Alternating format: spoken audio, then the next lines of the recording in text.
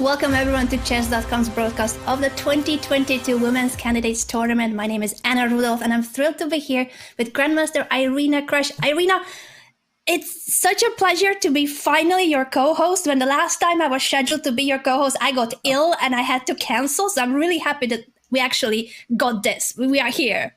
Yeah, I'm excited as well, Anna. And also, we have a really exciting day for you today, guys, because it doesn't get more high stakes than this. This is game 4 of the women's candidates matches, and 2 players need to win today to stay in the match and take these matches to a tiebreak day tomorrow. So it's a must win for the Muzychuk sisters. They were, I would say, somewhat close yesterday. I mean, certainly Maria had big chances. Anna was a little bit better, maybe not getting as close as her sister, of course. But both games wound up ending in a draw. And today they have the white pieces. I mean, that's what you want when you're at a must win. And they're facing off against Humpy and Lei Ting-ji. So very strong opponents. But I expect them to go all out today. There's really nothing to lose. And that means that we're in store for some exciting games, right, Anna? Definitely a very exciting day. And as you mentioned, a must win for the sisters, for the Muzychuk sisters. We also see Maria's name on the list of previous World Chess Champions because she was the Women's World Champion earlier. And we also see other names that are participants of the current candidates tournament. Yeah. I mean, what strikes me in this recent list is how many world champions we have from China. Yeah. Of course, China is a very strong country. And actually, this is only from 2008, but even if you go back like a decade or more before that, with starting with Si Jun, I mean, China has such a history of women's world champions. So we got Alexandra Kostyniuk, we got 2 Ukrainians, Anna Ushenina and Maria Muzychuk, and her sister Anna is a women's rapid and blitz world champion, but has never won the classical title. So I know, it would mean a lot to her, obviously, to get a chance to do that. Yeah, and in order to get a chance to do that, first, Irina, they need to win today, as we mentioned, must-win situation, because this is the final game. This is a best of 4, the quarterfinals, and both Koneru Humpy and Lei Ting-ji are leading with a point, meaning that they only need to make a draw today, but they have the black pieces. So at least the Muzychuk sisters, even if they are in this very tough spot with a must-win situation, they have the advantage at least of having the white pieces. Now, how much of an advantage that is, and what kind of a strategy do you think we can expect from the sisters? What would be your thinking about how to handle this must-win situation? Yeah, well, it's really interesting. I do think that if they start the game with e4, we're very likely to see Lei and Humpy actually repeat what they've already done in this tournament, which is the Petrov, which happens to be their normal repertoire anyway. And of course, it's a very solid opening for Black. So it is a pretty big question. Do you target them in the Petrov, where you're pretty sure they're going to go, or do you just play something completely different and try to get a game? And I really think both approaches are possible. I honestly don't know what I would pick. I guess it depends on how many ideas they've got against the Petrov. That's already a big question, right? Yeah, it certainly is a question for the move 1 if we're gonna have the Petrov and if they have any different approach. Or I was also thinking about Anna's game actually from the second game of the match. That was she happy with the opening because she did have a promising position, but then with this bishop g5 move, it ended up being actually worse for her. So will she try to go for that? But in that case, Koneru will have something else prepared. It's just such a psychological battle, the preparation side of the match too, that I'm just really curious to see which one will they go for. Do you have a prediction, Irina, if it's going to be Petrov? I do predict that they will go for e4. Mm-hmm. They're going to stick to their main repertoire and try to look for an improvement. That's my guess. I wouldn't say that the other strategy doesn't exist, but I feel like, let's say again, someone like Koneru, they know that the way to beat, let's say Humpy in particular, is to try to make the game crazy, like she did in the second game when she was white. The problem there was that her attack overall just wasn't really working. And so even though she tried quite hard and I think made it interesting, and you see Hump even like missed a win because it's less of her style of a position, Anna wasn't able to win that game, right? But Yeah. overall, that is what she needs to do. I do think she needs to play in that style, and that's where she has chances over Humpy. But if you take Humpy into a D4 opening, take her into positional play, well, I don't think that's the best strategy. Lei is kind of different. I think Lei is maybe a little bit harder to determine, like, what is the style. Even though I spoke about this, I think, with Jennifer a couple of days ago. Was it yesterday? A couple of days ago? I don't know anymore. I've been doing commentary every day this week. So, the Chinese players, whether they're E4 players or D4 players, they're always very good tactically. And I think Lei is no exception. Now, she is a D4 player, but I don't know if I would really, categorize her as someone who is like more, more hesitant in tactical sharp positions. Like I think for Humpy, it's quite clear that that's less to her liking. Yeah. But Lei, so she's probably a bit more balanced like that. So against her, maybe going for something different than E4. I mean, could be a viable strategy. And I think Maria Muzychuk does play D4 and does play various Catalans and things like that. But my still, despite all of that, I have a pretty strong feeling they're going to stick to E4 today. A double Petrov possibly in that case. Yeah. We shall see in a few minutes, but before we have the first moves on the board, let's also recap how much money is at stake, because the prize fund is actually really high. If we bring on our slide about the numbers, it's a 250,000 euro prize fund. And even if you don't make it to the next stage, even if you don't qualify to the semifinals, it's already 20,000 euros, which I think is really fair. Because to make it to the candidates tournament, that's also a qualification system. It's not easy to become a participant. So I think I would like to see more events like this, where just by making it to the event, that's already a guaranteed prize. And obviously the main prize here is for the champion, not just in terms of the money, but the champion will challenge the current women's world champion, Wenjun. Yeah. Well, definitely something to play for them. I mean, they have to do a lot of work to become the challenger to Wenjun. A person has to win actually 3 matches. I mean, besides just qualifying here, they got to win match 1, the quarterfinals. They got to win their semis, and then they're going to have to beat whoever wins Group B, which is going to take place next month in Uzbekistan, where we got Alexandra Kostyuk, Katerina Lagno, Alexandra Goryachkina, etc. And then after they win those 3 matches, they get the right to challenge Wenjun. Exactly. That's the long path to make it to become a challenger to the world champion. And the match format itself is also complex.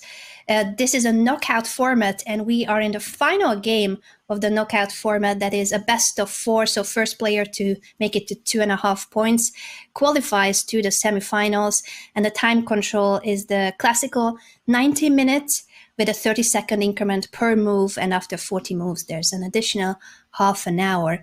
So this is it. This is the final day for the quarterfinals taking place in Monte Carlo. And as you mentioned, the second group, Group B, bless you, will take place a little bit later in the year in Uzbekistan. It's one of those strange situations when, because of travel reasons mainly, it had to be split, the event. And we will not know yet from Group B who will be the qualifiers. But today might be the day when Group A will be confirmed.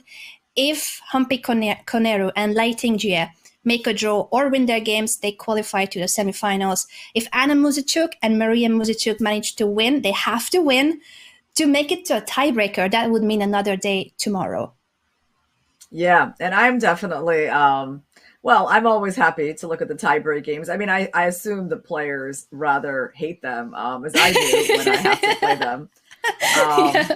It's very stressful, of course, to have to play a day of tie breaks, have it come down to that. But for the audience, it's really exciting. So we're going to be hoping that we're going to see at least somebody make it into a tie break tomorrow to make the match as the most exciting possible.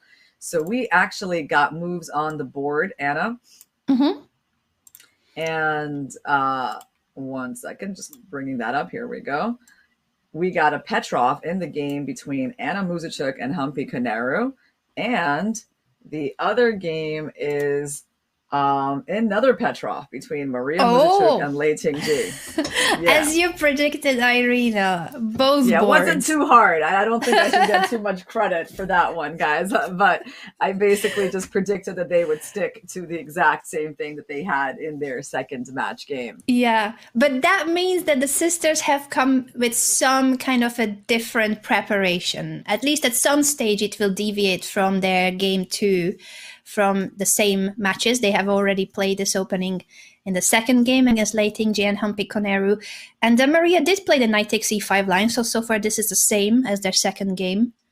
Oh, good. I'm glad you remember that, because, I always feel like all these looks the same. But are you sure she didn't show someone played d4? I think Anna played d4, but now that you mentioned, I'm like, do I remember well? What if I don't remember well? Yeah. I think it was this line, yes. Right. So let's see. So in Anna's game, where is this? Right here. Anna's game is they're repeating again. Yes, this is actually, that was their game. And this is, because I definitely remember Anna's game had this imbalanced pawn structure where later on this knight came back to e6. I mean, we should probably like pull up those games just to have them in case I will. Yeah, I can do that to help you out, because I know you're already handling the board. So let me help out a little bit with something. Yeah. And make sure that we have the second game between Anna and Humpy, and who will deviate. This is already a thinking moment, because queen d7 was the choice of Humpy. Exactly. Right. That's what I just remembered. She had that weird queen move, and I remember analyzing it, guys. And it's kind of clever, because, I mean, really the idea is to prepare for that trade, right? So you're going queen d7. So when they take, your queen is in a better square, and you're not going to like have to lose the right to get castled after king takes d8. And in this position, actually, black is completely fine. Also, their queen is kind of nicely positioned to maybe go to f5 at some point. So that's why, of course, white doesn't make that trade. And I mean, it's not the most, I would say this is not the most usual kind of move, that we see in the opening when you block your bishop with the queen. But anyway, that is the idea. And so far, we're still following along. So I guess we're quickly going to get to some sort of key point here, Anna. Yeah. I'm so curious to see who will deviate, because it's Anna's big game. It's a must-win situation for her. And Humpy entering this exact same line is also brave, because Anna had her chances in that middle game. So she must have something prepared too, where she will deviate. Yeah, well, I'm guessing that, I mean, really Humpy is the one who needs to deviate first, Anna, because, Anna did get a promising middle game. So far we're still going in this way. I remember being like a little surprised. I was like, oh, she goes to attack the knight, and then like she moves the bishop back. And will she play that again? Yeah, I guess she will. Yeah, she's repeating game 2, exactly. And you're right, Irina, that it's Humpy who got into a slight trouble in the middle game, so she definitely will want to play something different. The question is, how early in the game will she want to deviate, and does Anna have something else prepared to surprise her? Yeah, so remind us, Anna, what is the move that black played here? Like, because I want to try to make a guess as to where like Humpy's going to deviate. I did analyze this a little bit when it was played, but like not enough to have like, oh, clearly this is the improvement, the novelty, I see. So the game went with the knight to e6, another one of those a little bit strange moves that once the queen is on d7 and now this knight has already hopped around the board, it's moving again instead of the other pieces that are not developed. But this is one of these strange lines. Castle king side for white, bishop e7, rook to e1, and castle king side. Knight f1, c5. So we are reviewing their game 2. This is how it went a few days ago between the same players, same colors, knight to g3 after c5, and rook to d8. Do you think this will all happen again, or there will be a deviation already? So you said knight Knight g3 and rook to d8. Rook to d8. Yeah, it's interesting because these are very natural moves. Like once they sort of get into this type of position, I don't see like, you know, what here is unnatural about what they're doing. And yet I remember, I think she played c3 somewhere soon, right? Yes, exactly. After rook to d8, knight f5, very logical again. Bishop f8, another logical move. And c3 was played by Anna. Right. And then that basically allows like the bishop to come back and be able to go to c2. Yeah. So, yeah, at first glance, it's not obvious to me where they can deviate. Now, perhaps the move rook d8. So like, let's try to read into this position, Anna. Yeah. Castles, bishop e7. I mean, that's what they have on the board. Like they're so completely following this. Castles by black. Well, I mean, it seems possible. Actually, you maybe don't necessarily have to castle. I can see, you know, a move like c5 being played. I don't know what the improvement is. I mean, are you gonna try to go b6, bishop b7, and castles queenside? That would be, of course, a big difference. Yeah. But I don't know how viable that plan is. It's actually kind of, I mean, it's kind of interesting, and you can delay castling, but black did castle in the game. So anyway, that's not the moment. Knight f1. C5 is the most natural move ever. I mean, not playing this move, well, I mean, it seems to be the point because you've got the pawn majority in the center. I mean, why would you want to like not use it? So to me, c5 seems like it cannot be a mistake. Exactly. Are there other moves? I mean, well, I suppose there's plans with f6. If you what? No, she goes c5. All right, so great. So this is all the same. They are repeating the exact same. And taking a quick look at the database too, and I'm surprised to see, I don't know if I did the search wrong, but if it's true what I see, there are barely any games for this position. And the one game I have found for this exact same after move 10 position with c5 is a game between Jan-Krzysztof Duda and Jan Nepomniachtchi from the candidates tournament this year. So another candidates tournament being repeated here at the women's candidates. Yeah. And in that game, I believe instead of move 11, knight to g3, Duda played bishop to d3. Really? Okay, but I mean, it's very similar. It could even transpose, right? True. I mean, yeah, without c3 he played it, but I guess it transposed 2 moves later. You're right. You're not taunting your opponent forever to push c4. Yeah, I mean, I guess if they play c4, you can just go bishop f5, and that would weaken that square. So, I mean, okay, so right now we're still following the game, right? Like I said, guys, it's not obvious where black should improve because these moves are very natural. So far she's just following all of that. I mean, and now, I mean, again, I see knight f5 and c3 as being natural. It's very interesting to see what Humpy's got prepared. I mean, I can't imagine that she wouldn't study this line quite in depth because it's always a real possibility that your opponent will just, you know, do exactly what they did before. So you gotta, I mean, in one hand, Anna, it feels like you should study other things because why would your opponent go into the exact same thing and lose the value of surprise? But on the other hand, since you've already had this, you know, you want to have some new ideas coming in. And now here we see the first new move, right? Anna, after knight f5, she does not go bishop f8. She goes knight c6. Interesting. So this could have been the case where even though there are no other games for this, because knight g3 seems to have been a novelty, and then they repeated this from game 2, but bishop f8, logical move, might have been the case that Humpy and her team analyzed and decided that it's not important to keep that bishop. So that knight takes c7 is not really a threat of white because that knight is really strong on f5. Yeah, I mean that's of course okay. I would say things are going as expected. Hmm. That Humpy is the first one to deviate. That should Yes. happen when you get a position that's not that great. And obviously Anna is also ready for that because she played this move very quickly. Interesting. And by the way, the Jan Christoph Duda game, so I mean probably already we're not following that one either, right? No, a knight g3, I believe, was the moment. After Hmm. c5, bishop d3 was Duda's move and not knight to g3. It was still a similar middle game, so it of course matters, but it's not the exact same.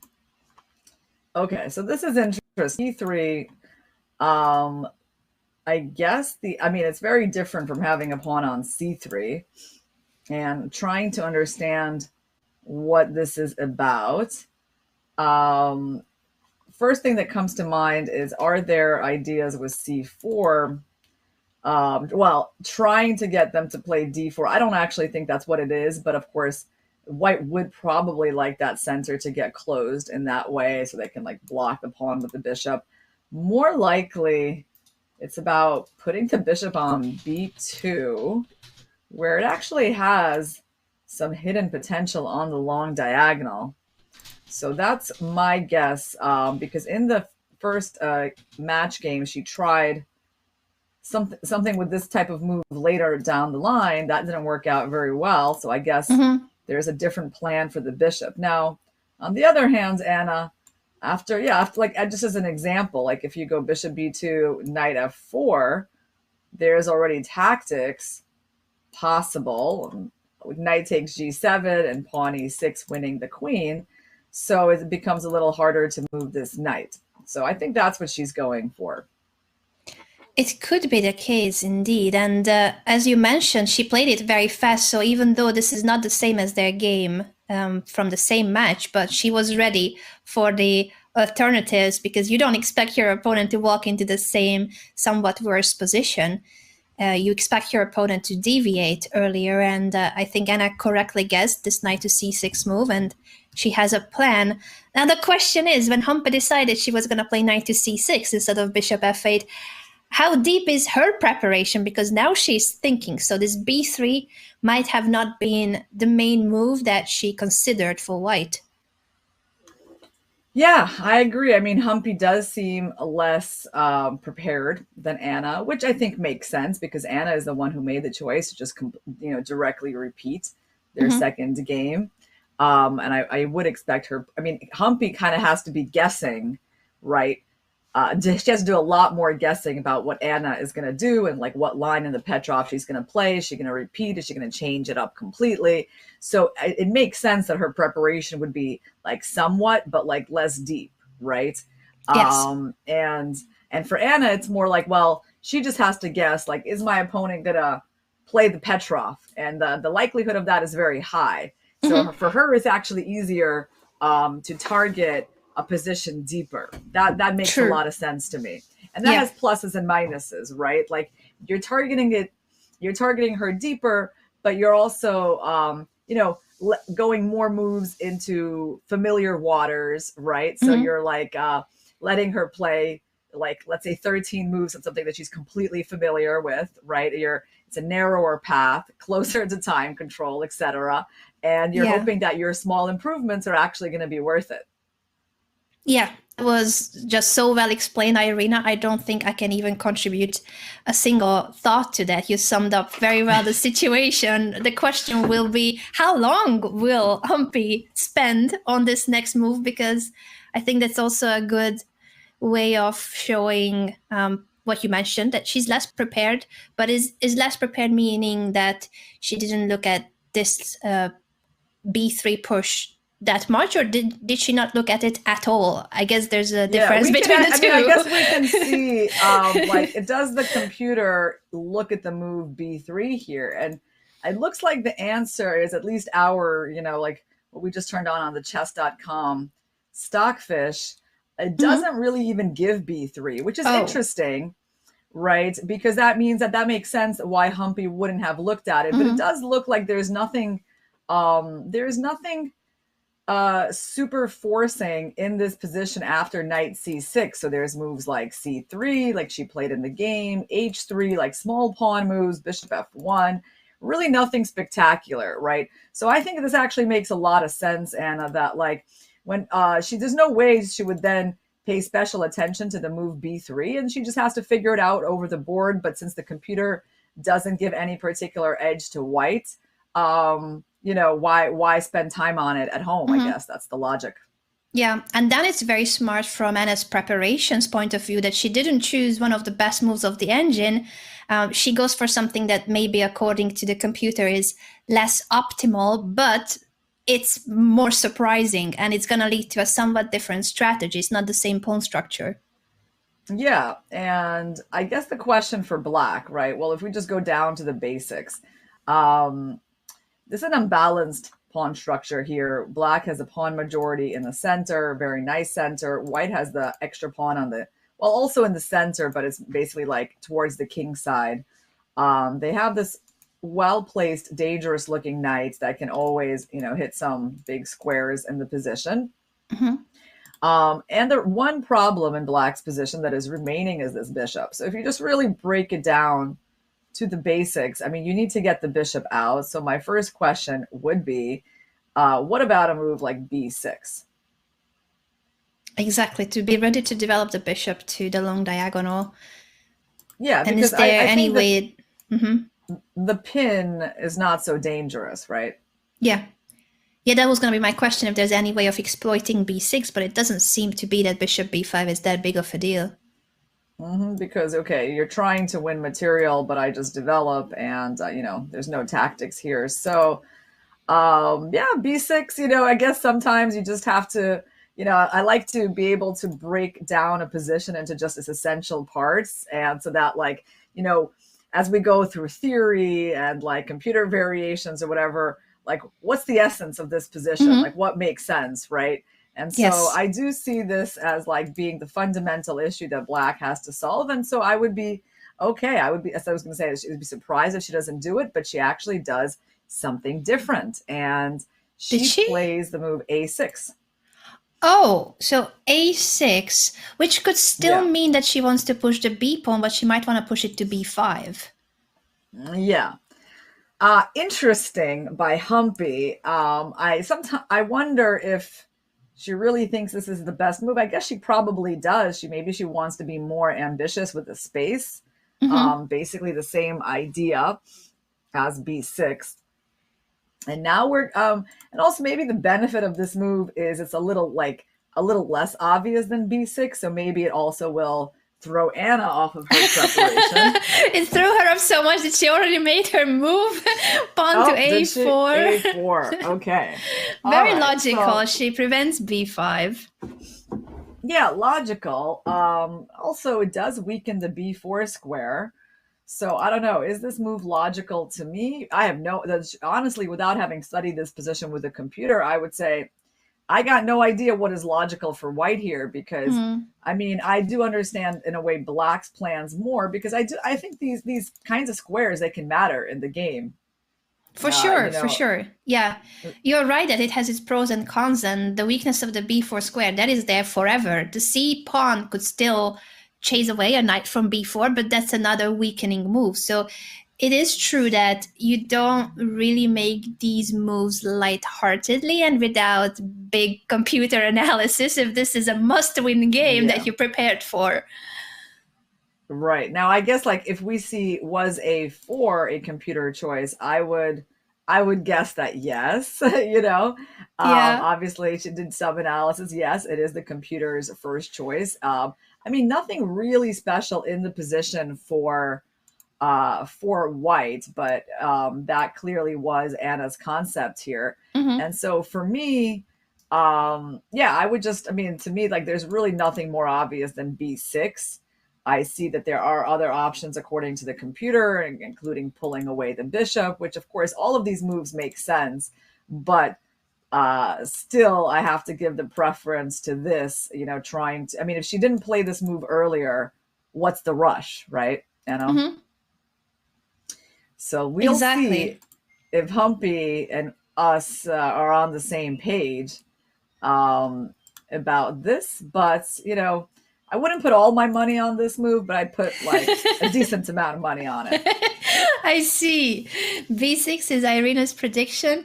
I think before we head to the other game, because I was gonna ask whether we should switch to check-in, but I'm Yeah. curious if Humpy will make a quick Oh, move. That was just my last yeah. thought. That if we stay for a few seconds and see if she was, but actually, like, why would she make a quick move? Even if she's gonna play B6 and has it quite decided in her head, I think it would still take a few minutes of thinking, probably. Yeah, I mean, I'm curious here. Like, I think White still hasn't quite revealed the point of the setup. Like, Mm-hmm. I'm still like not quite understanding exactly, what is the pawn doing here? Like, what is the plan of how you're going to develop the initiative against the king? Um, so, well, we'll see. Yeah, we'll see. I guess Anna, well, she's still in her preparation, so she will have a chance to show all of that to us. And now we can take a look at her sister, and are they also in the exact same line?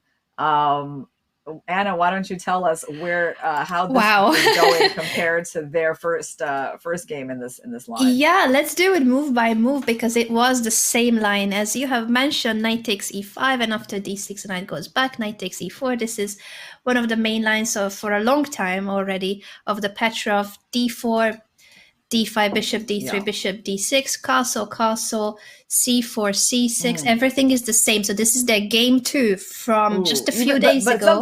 something changes because some reason I remember there's an early knight c3. Is there? But She am I played knight wrong? c3 in game two. Didn't she play it today? Knight to No, c3 right now here. she played Maria played rook e1. Oh, okay, so slight difference, and it might not transpose anymore because actually in that game the rook didn't appear on On e1 e1. Yeah, these are ever. different lines completely. So she played some kind of knight Yeah, c3 move right here true. Yes, so this is the without taking the deviation. pawn. Yeah. Exactly.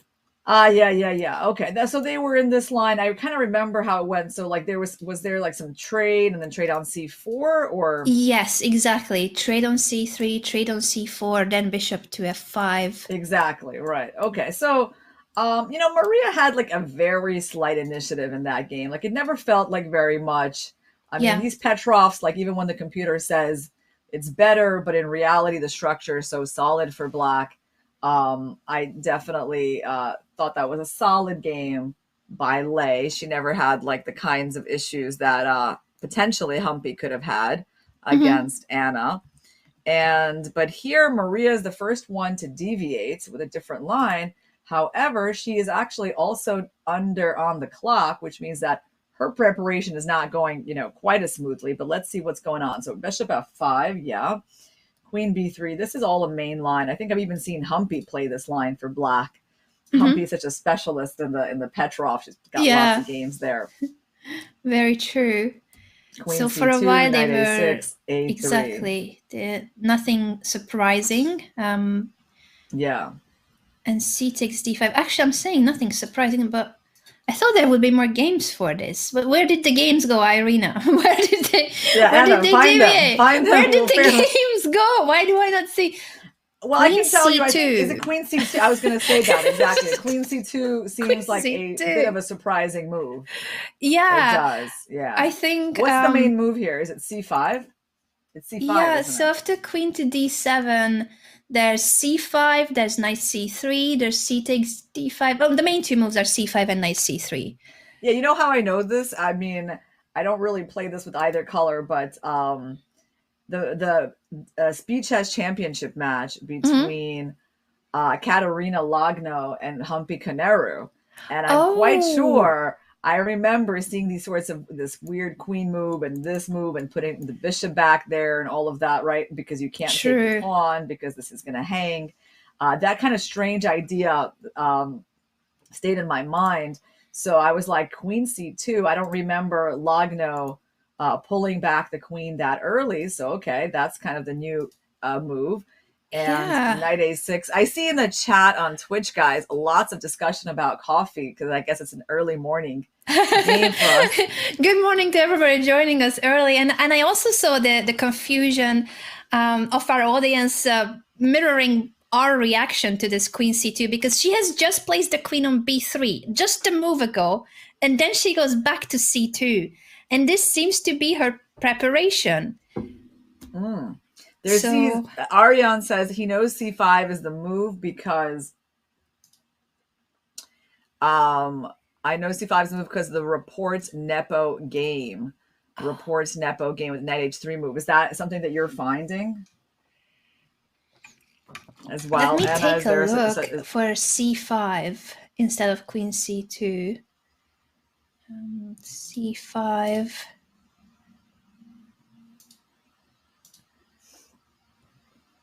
So you said Nepomniachtchi and there's Nepo report versus report.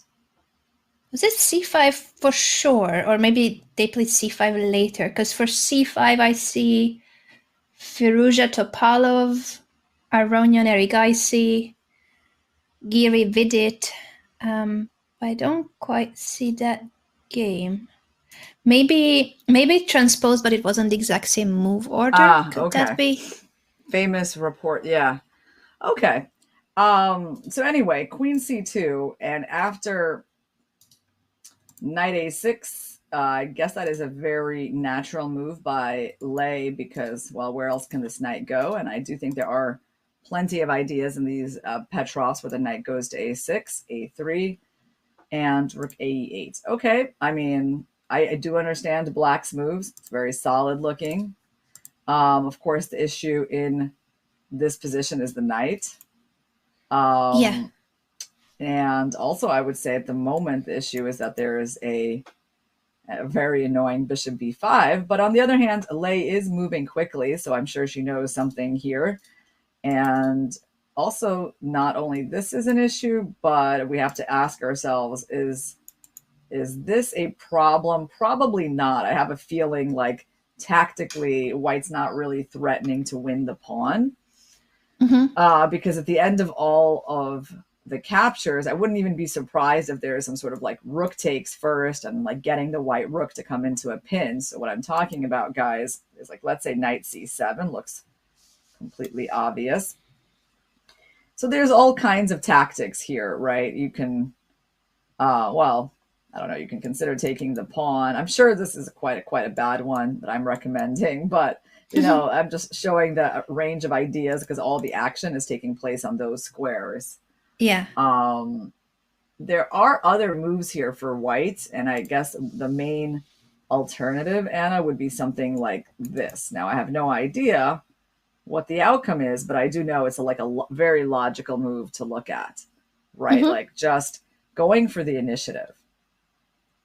Yes, and your idea is that after the trade on e5, well, first you're forcing black to give up the dark squared bishop, and if rook takes e5, then the pin on the e5 would mean that I get the bishop pair and I possibly just get a tempo, and it does feel like it's a bit awkward maybe on this diagonal. Like, I mean, even f3 at some point after bishop f4. I mean, certainly I think the problems here are only for black. This looks very dangerous for black. So that's one move to look at. And we can ask ourselves also, what's going on if we try to take? We try to take and pawn takes and bishop takes. So just straight up winning a pawn. Now, it does feel like tactically slightly suspicious, but like I was thinking about this move. Now, you're not even forced to take the rook, but you don't have a good way to attack her, because if you go there, white captures out with a check. You can't attack her with the queen or the knight. So are we heading, for example, Anna, to some position like that where white just has this pawn, which is actually notoriously difficult to win with? Because it will be an extra pawn, but an isolated pawn that's very well blocked, and it's hard to push, as you have mentioned. It could be the case. It could be the case that we are heading toward an almost endgame scenario like that. And it's very forcing, isn't it? It's quite forcing. I mean, it's like, now it is possible that she might just know like how to defend this kind of position, and despite the computer's edge to white, like maybe it's not, maybe it's defensible, but I don't know, like if you go knight d5, still, I feel that there are some issues. I mean, there's knight e5 ideas, or maybe just bishop d2, knight g5 you can look at if you want. Yeah, looks promising. It looks To threaten interesting. checkmate in one is always interesting. Yeah, you can be more aggressive like that. So I don't know yet if that's really what the point is by Lei, but I do know that she's got to do something about this move. So if it's not knight c7, what can it be? Okay, well, maybe we should be taking a look at this. I don't know how that works tactically, but maybe maybe it does. But of course, the problem Oh, the bar is is, jumping like crazy. Is it for yeah, bishop takes or f5? even rook, yeah, or I don't even know, or is it rook e8? What do you think? Because we can also throw that in.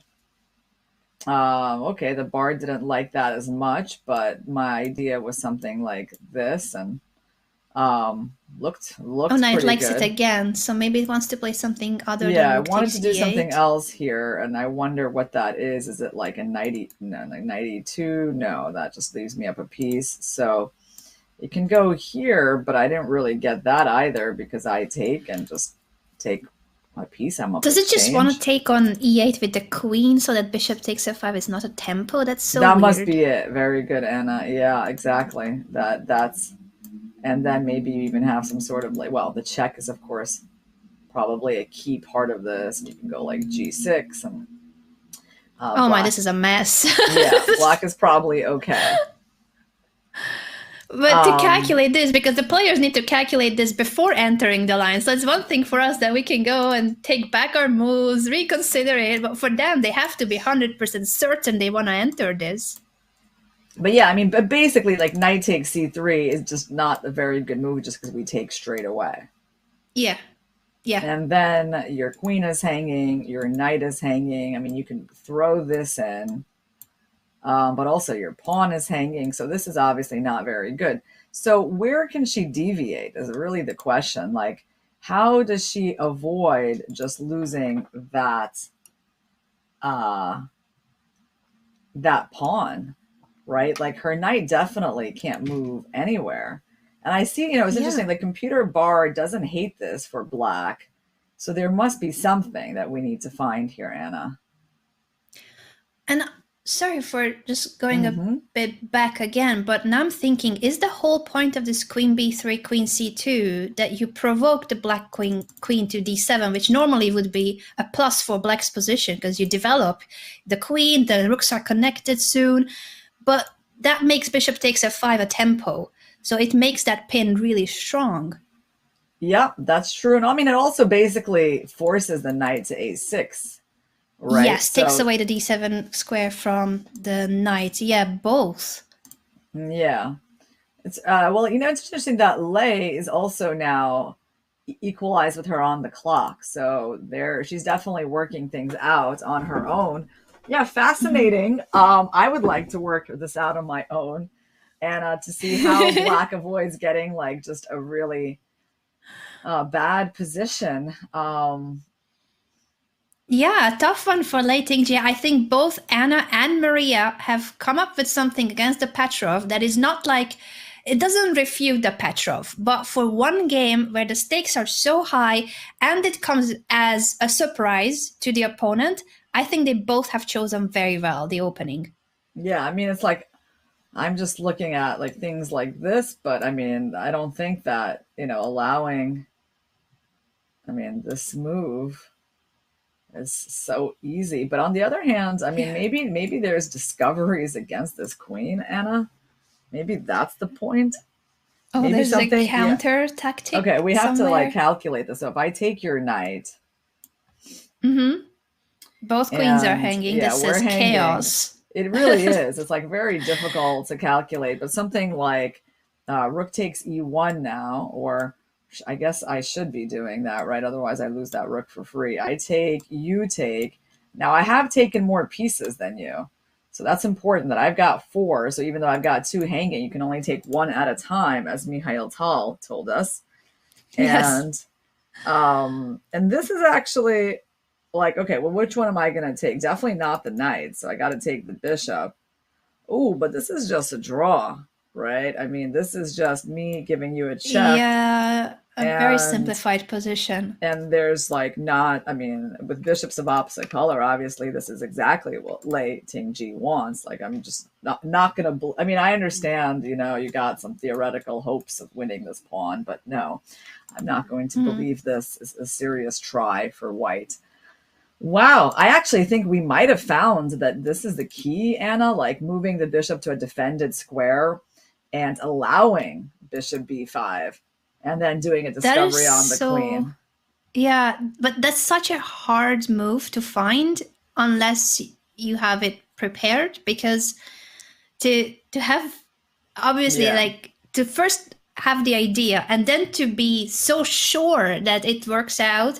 Yeah. I mean, maybe it is possible to find, but considering how much pressure is on the players, I think that multiplies how this is such a tough spot to be in right now for Lei Tingjie. And the position is around equal, so it's nothing like there's a major thing going on, but it's certainly unpleasant, the situation for her. Yeah, and I mean, well, who would think to play bishop g6?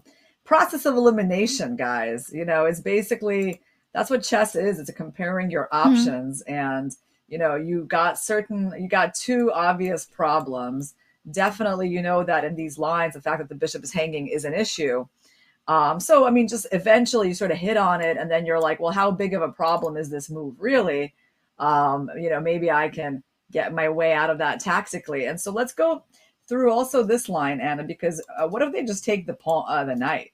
What if they go back and like just go for that old pawn? Now our bishop is protected. What's the difference here? Is there a difference? It's a good question whether there's any difference, because you are right that white can always go for the pawn instead of bishop b5. Now I do see one difference.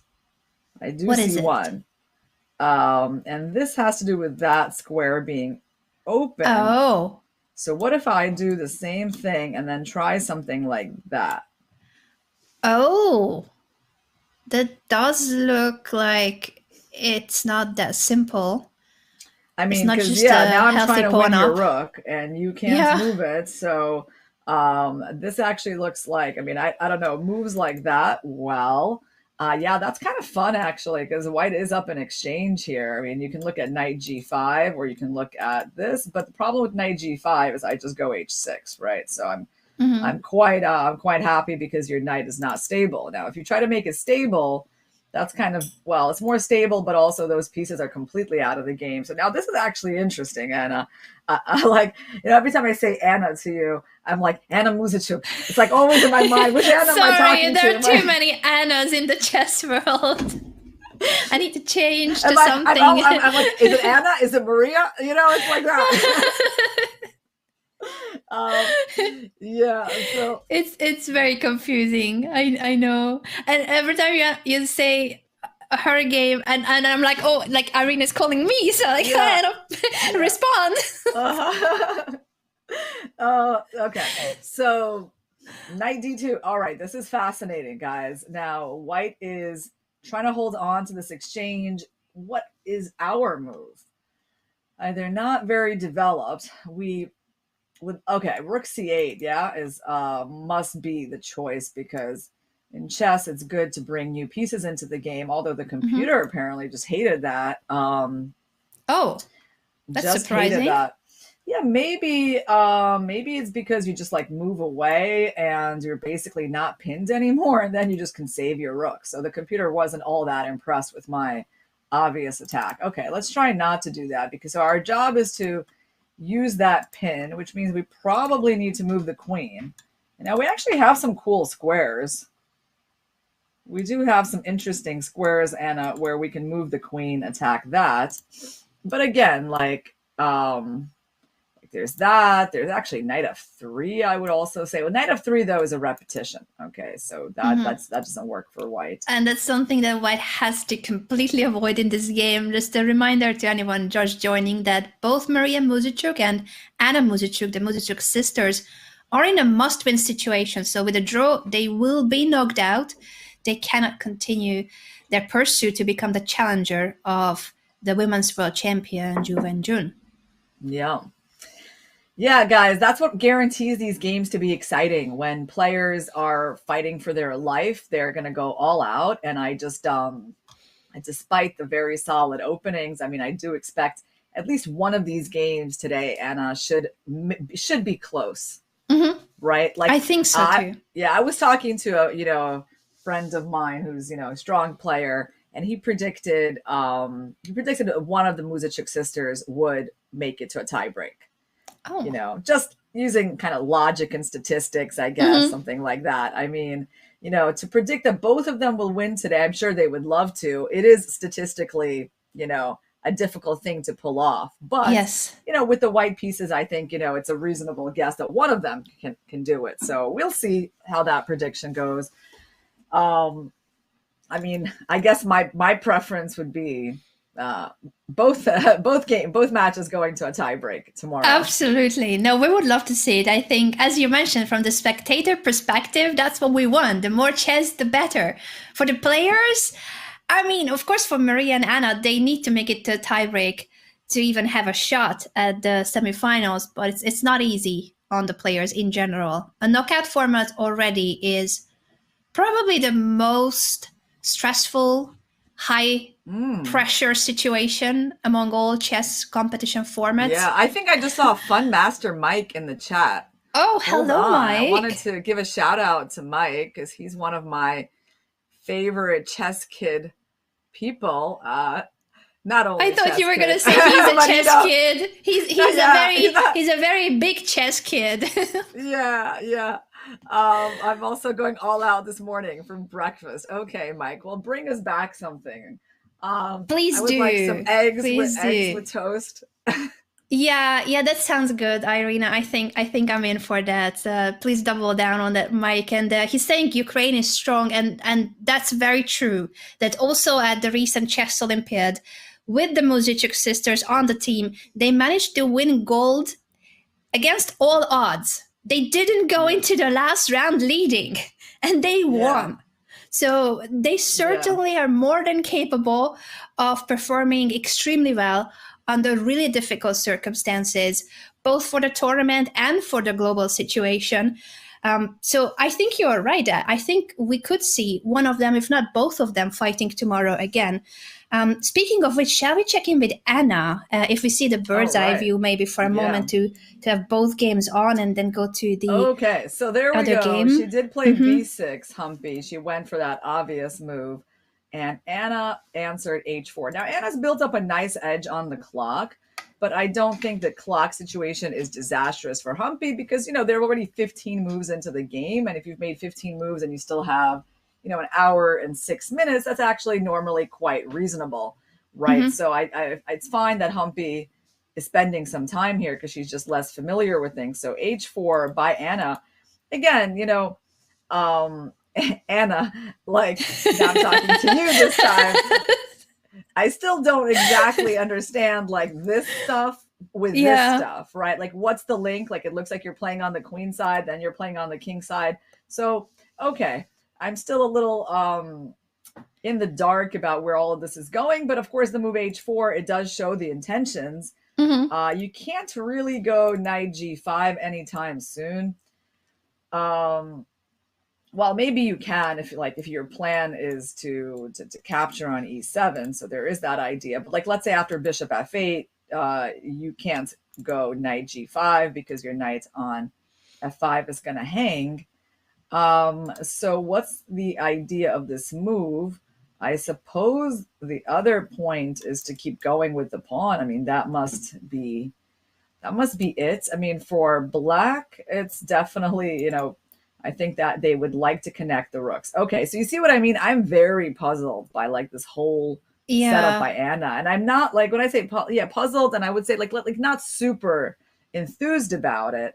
Yeah. Because at some point, I guess, when you're preparing with computers, the computer shows you an edge.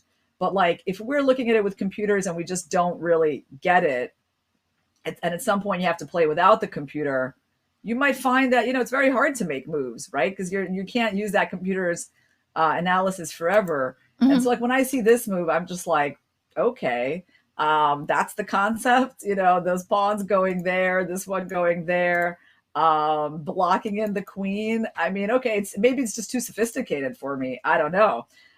She's still playing very quickly, but obviously I do understand like a move like bishop b7 like a lot more as to the needs of the position than this. What do you think, Anna?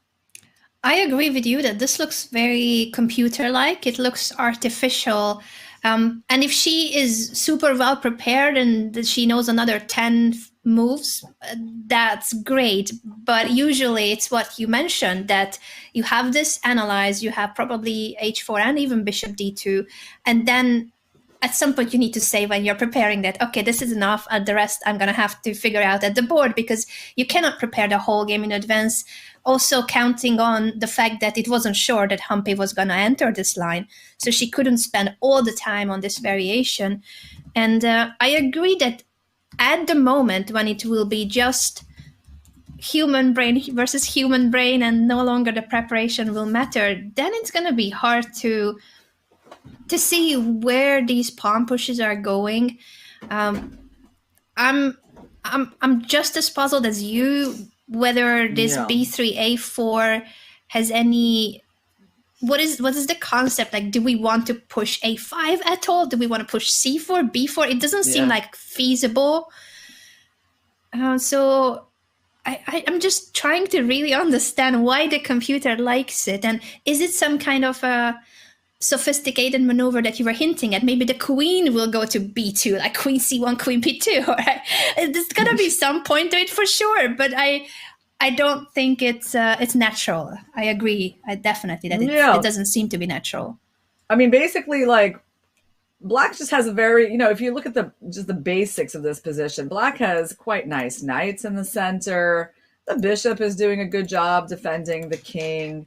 There's the control over the center with the pawns that is always very important in chess. We're about to fianchetto. It's so hard for white to play this move, but I'm guessing, Anna, I'm guessing like, well, that's the other thing is like, if you wanted to play there, so why is the bishop going there? It's like so confusing, right? Yeah. Like, what is the link between the h4 and the bishop d2 moves? I think that's what got me. Like, I actually kind of, it's not that it's not that h4 was that confusing, but it's more like the link of that with bishop d2 Yeah. it is pretty confusing. But let's try to make some moves, right? So we play bishop b7, and she goes h5. Let's say, Mm-hmm. okay. Now, is this even a threat, Anna? Good question whether it's a threat, because maybe black would be happy to at some point push the pawn to g6 and chase the knight away from f5. Yeah, there's that. What other kinds of moves do we have? I would also say at some point we can just take a look and can we see if we ever have a discovery over here? Probably not. Like we can't do things like that. That just completely ruins our pawn structure. I suppose actually, Anna, you see what I'm like I was thinking like something like this is kind of close to working, but not Oh, quite because I think you have this. oh, and knight h6 is a very pretty Yeah. move to make the pawn structure very ugly for black. Yeah, you go there and then you take the knight and then black's pawn structure is ruined. But I mean, this is the kind of idea, of course, you have to look at when you play chess, guys, because it's an unprotected piece in the line of a Mm-hmm. discovery, so you always want to check that. And if actually you didn't have knight h6, like the idea is you don't have other kinds of moves because I'm actually taking your bishop with a check. And if you take my knight, like this would have been quite a good trade for black, I think, at least a possible one. Mm-hmm. But okay, that's not going to happen. So what can black do? Um, Black can also consider h6, just blocking the pawn.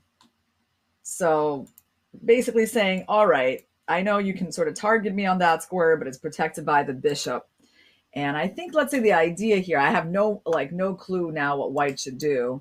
Like, let's say that this is not really, shouldn't really be a threat of a sacrifice. But as an example, what I'm curious about here, Anna, is this move. Very curious.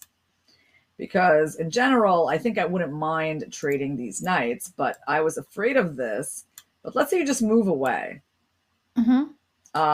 Is this a problem for black, like letting the knight in here? I guess the issue is it's a little difficult to get rid of him because knight c8 is an awkward move, and then you might move there, and we can kind of go back and forth. But yeah, it is a little awkward probably to let your knight into d6. So that's one thing black apparently doesn't have. So what does black have in this position, Anna? Like, what's the, like, I even see the computer eval bar liking black. Yeah, and why is but that? why? Is it just ignoring that knight on f5, which seems like such an unpleasant piece to have for a long time on the board? But maybe the engine is just like, my king is safe, I've got the bishop on f8, the knight on e6, my pawn structure is healthy. And it might just want to maybe go for something in the center or on the queen side, just ignore completely the king side. Do you think it's... What do you think about king h8? Like, oh, I don't with know the about plan it. of... I was planning of like knight f4. Oh, so you want to Yeah. make that work. I see. Yeah. Well, I honestly, I don't even know. Like, the thing is, like, this knight is such a good piece on e6. Like, I'm not even sure it's a good idea. But yeah, that was the point of king h8. But okay, we can try looking for better moves. What are you thinking about, Anna, on the queen side? I'm just wondering, I don't see any progress I can make on the queen side yet. Like, ideally, if at some point you can prepare b5, great, to expand further. But do you think that at some point black should push d4? I know it's a very committal move, but do you think that at some point that long diagonal will be more significant, especially if you can probably maneuver the knight away and build up something, a queen bishop battery? I know this is all very much idealistic. Yeah, actually, that's very interesting, Anna, because here's what I was thinking. At first, I was thinking no, because the bishop can come here, and in general, that's what white wants. Might not be ideal as of now. I'm just wondering. Move. You have knight b4, and then it becomes like, well, normally for the pawn structure, not so good, but I was thinking we can have this move, and we can also shatter white's kingside pawn structure. Now, maybe white's okay with this, Anna. Maybe white's just like, okay, bishops of opposite color, crazy position. My bishop's kind of anchored nicely. My knight is strong. I mean, this is an example, guys, of a position where, for example, the computer slightly favors white, or maybe even a little more than that, but it looks completely crazy, and it's not obvious at all. Like, you can even look at this position and be like, oh, black is better. Absolutely. Like, I can totally see that. I mean, with a king like that, with pawn structure like that, like, this knight is amazing. Why you would evaluate that as like advantage for white? I mean, I did go for this position as white, so I mean, I guess there are some points, but I'm not convinced it's actually like that strong for white, and I would definitely have trouble deciding on that in a game. Yeah, I 100% agree with you. This is so messy, so chaotic. We have the luxury of having the engine's evaluation and the bar, but without that, imagine playing this position without that information, and you have no clue if you are actually all right or not. Yeah. So there you go. So Humpy made it out of the opening. Now with all of her pieces developed, that's her final move. I obviously, I guess I have to give my preference to Humpy in the way this game is going. Yeah, this is just my feeling that at some point everyone's preparation runs out, and no matter what the computer eval is, it's going to be about like the fundamentals of the position and how as a human being you can play it. I see this position as probably easier for Humpy to play, for her to understand like what she's playing for. And I think, Anna kind of is going to have her work cut out for her to really develop an initiative. Definitely. I thought that after the opening, Anna must have been happy about the game because it is the variation she predicted. She had a surprise line prepared.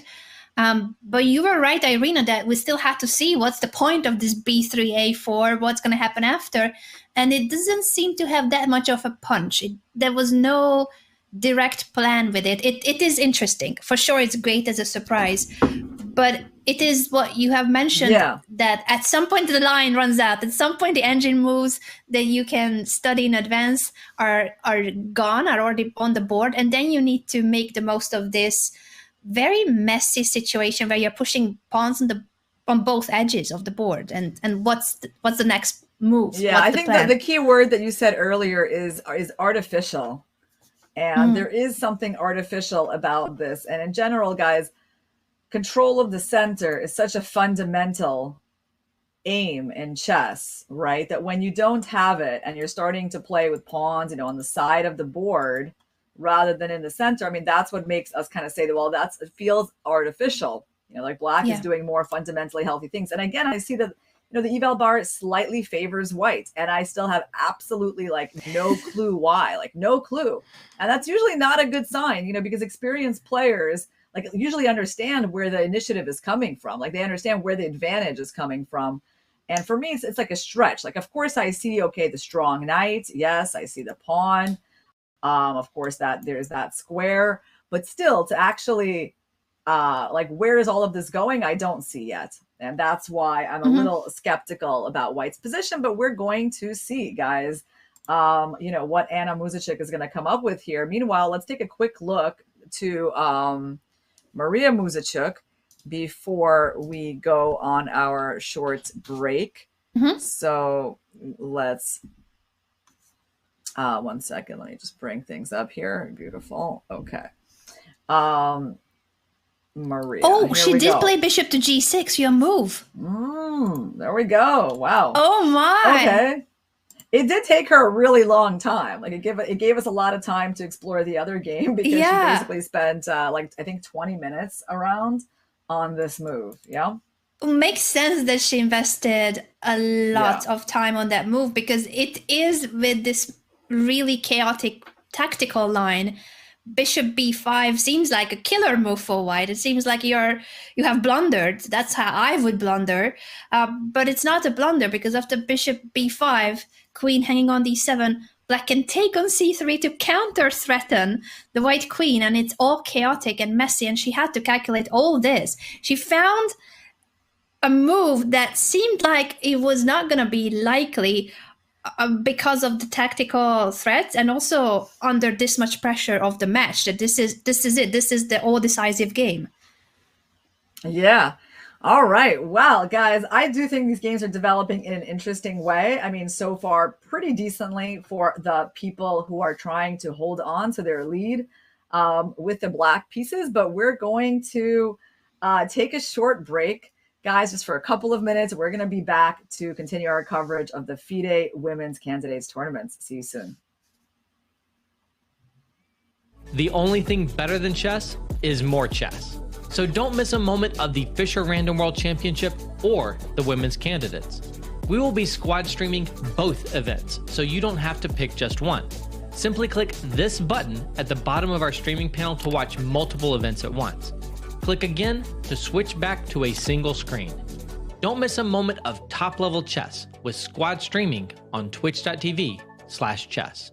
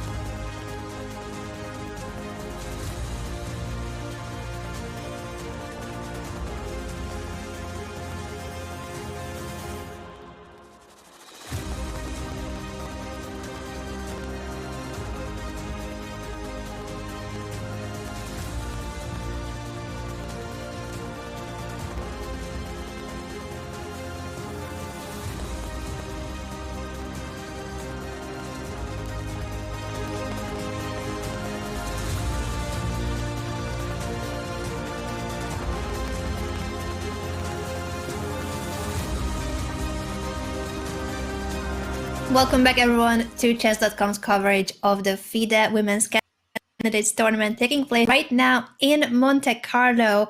And this today is the last day of the quarterfinals. We see Maria Muzychuk from Ukraine against Lei Tingjie from China.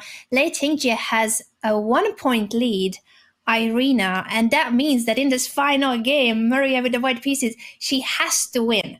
No draw or no other result are any useful to her. She will be knocked out of the event if she doesn't win this game to qualify at least to a tiebreaker. Yeah, so she qualified through rating to the candidates tournament. Right now, her world rank is number 8, and I think her rating has dropped a bit from that moment of qualification, but she's still rated 25-29. I think the highest rated player in the women's candidates, it is Alexandra Garyachkina, who is going to be playing in the next group. It's going to be taking place in Uzbekistan. I mean, she's rated over 2,600. So yeah, it's a very strong candidates tournament. You know, women's chess is getting stronger and stronger.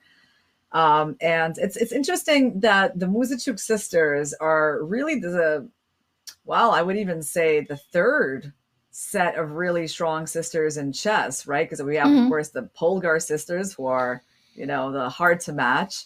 But after that, we have perhaps guys some of you remember, or some of you may not be familiar with because they haven't been playing chess for a while, but the Kosintseva sisters from Russia. You know, it's funny to me these days, you know, like, because they're out of chess completely, but these two sisters, they were like everywhere in chess. They represented the Russian Olympiad team. They helped Russia win gold medals. They were they were gold medal finishers themselves on their boards. They, you know, always performed just very well in the top tournaments. And they were close to 2,600 in rating. I think their top ratings were something like, you know, 25, 85, something like that. And at the time, like 10 or 12 years ago, I mean, that was, you know, extremely high. That was, you know, I guess behind Judith Polgar and Ho Yifan, that they were the top. And now, you know, they're not playing chess anymore. You just don't see them. And now we have as the strongest sisters. Then the Muzychuk sisters both, you know, became over 2,500 players. Actually, Anna was also one of the ladies who crossed 2,600 for the first time. And Maria became women's world champion. So right now they're the top sister duo in chess, but it seems like there is this sister thing in chess, right? Where like, there's something about it. It runs in the family. Seems, exactly.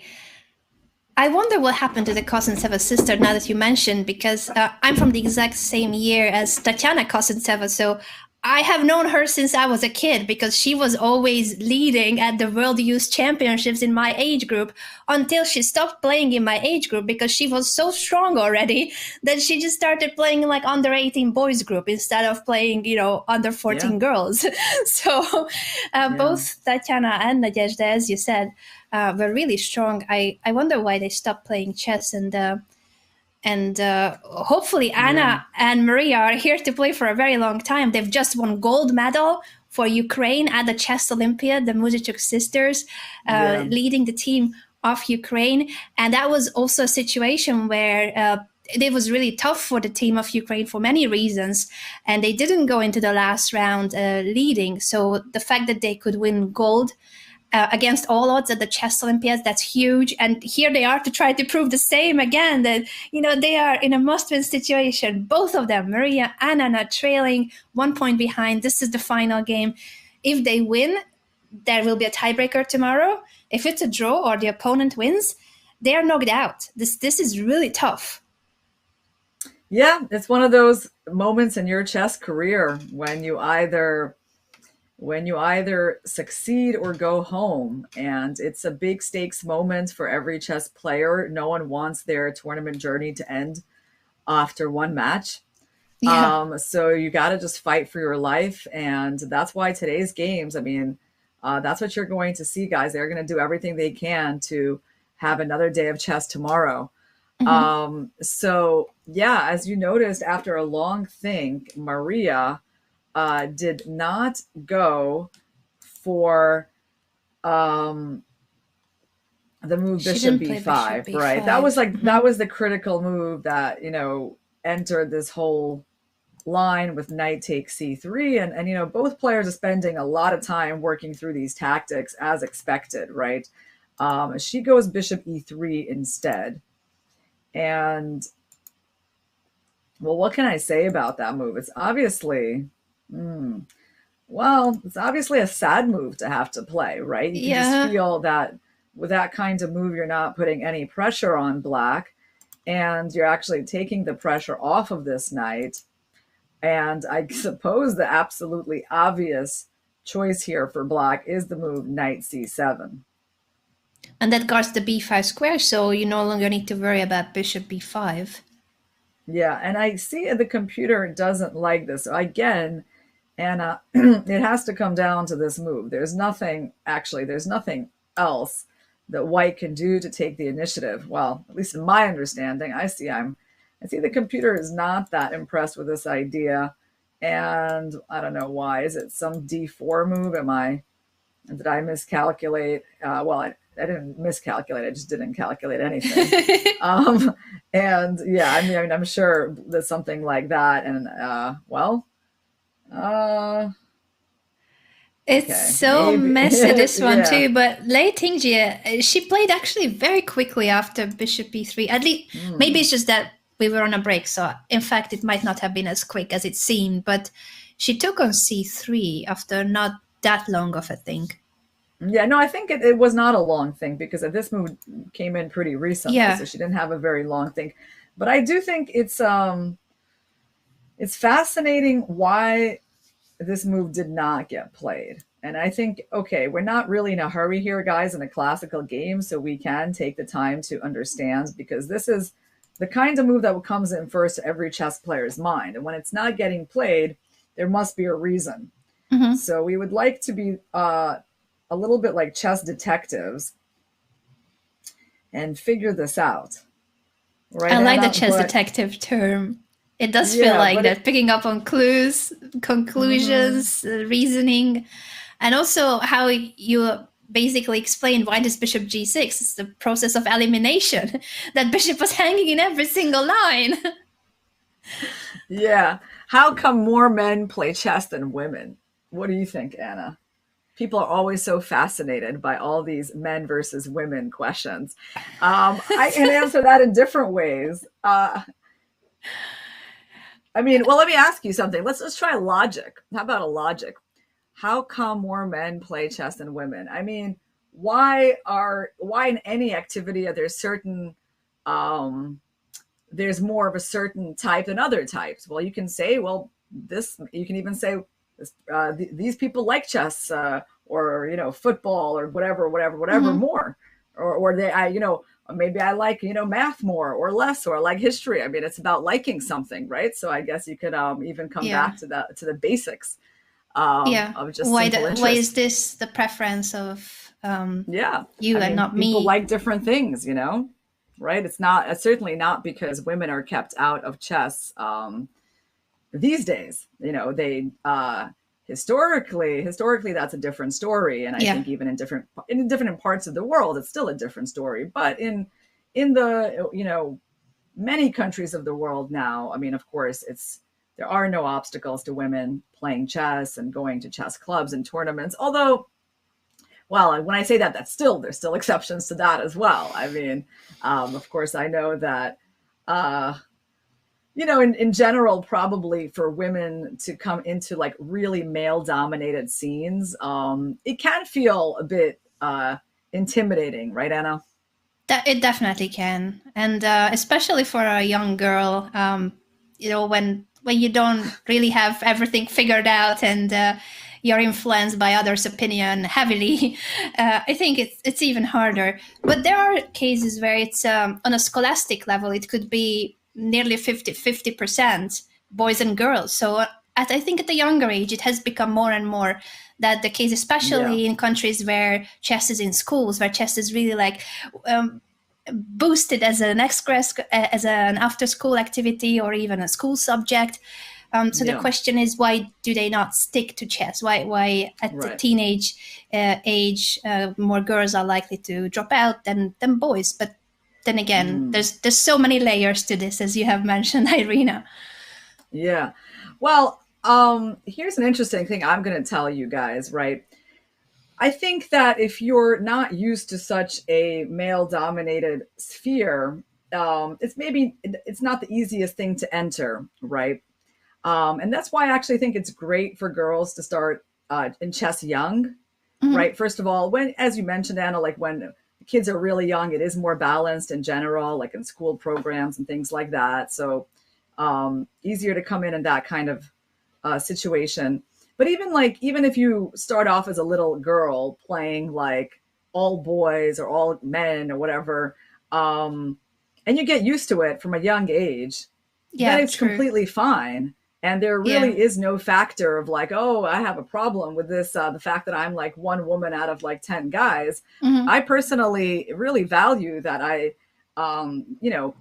grew up in chess like that I grew up as like a little girl playing, playing everybody, but mostly boys and men and men, because I didn't even play that many scholastic tournaments, some, but at some points pretty early on, I started playing just like open tournaments that were filled with older guys.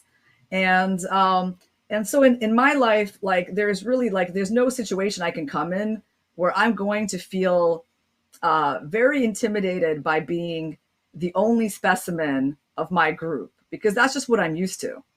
Right. So whatever room I come into, like, I'm okay with that because it doesn't really get worse than chess. If you're used to that. You mean chess was a good training field for a male-dominated sphere? Absolutely, and I think it's great because I mean, you're basically you're acquiring this quite useful, I would say like useful comfort level, to being in this situation. And I would also say, and not only that, I mean, you can extend that. Like, I think from a young age, I was always very comfortable with being on my own. Like whenever I would see, whenever I think of a group, I always want to go the other way. It's an instinct for me. Like, I'm not really that interested.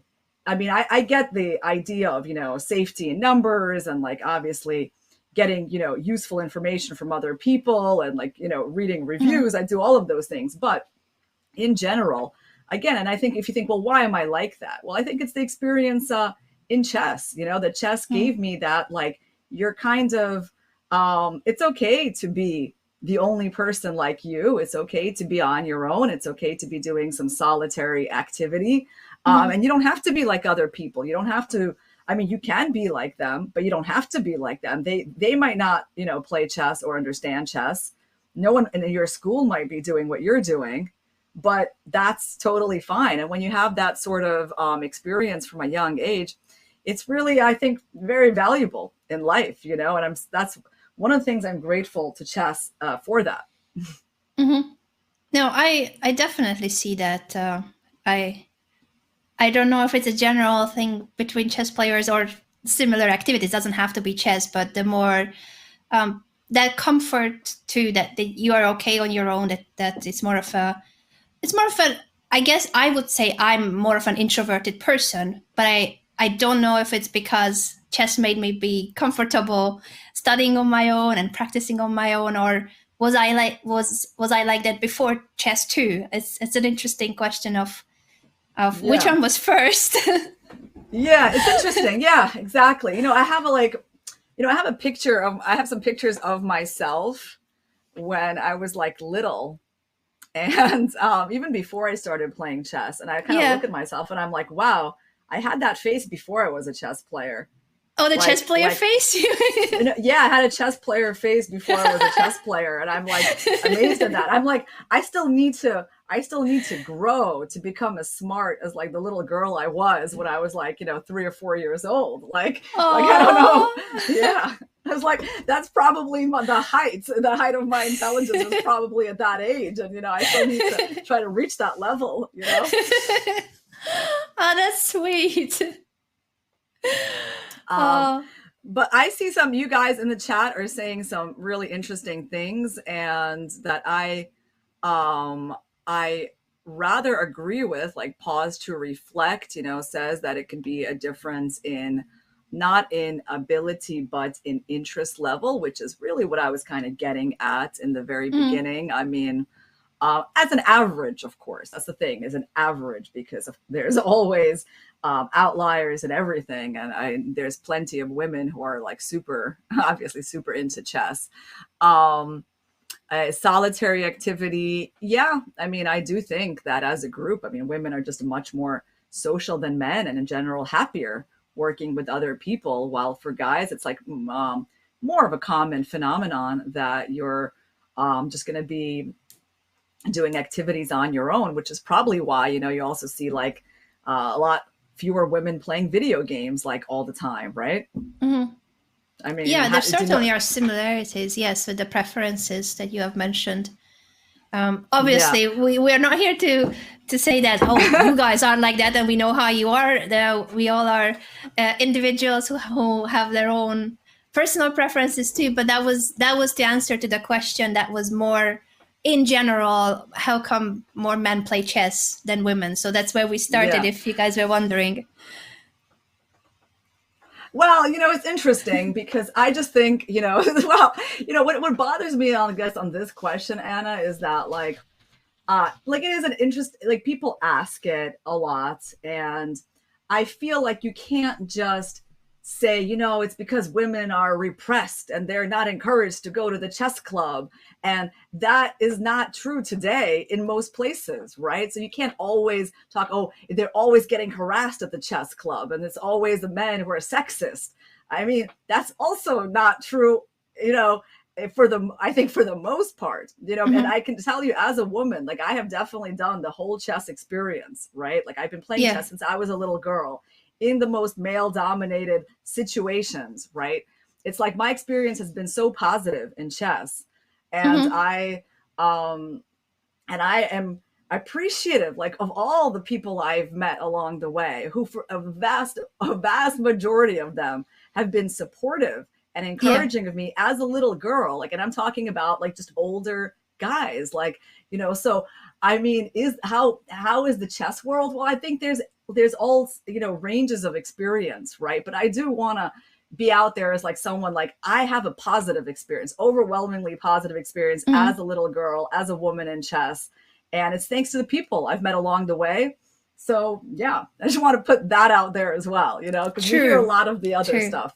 Yeah.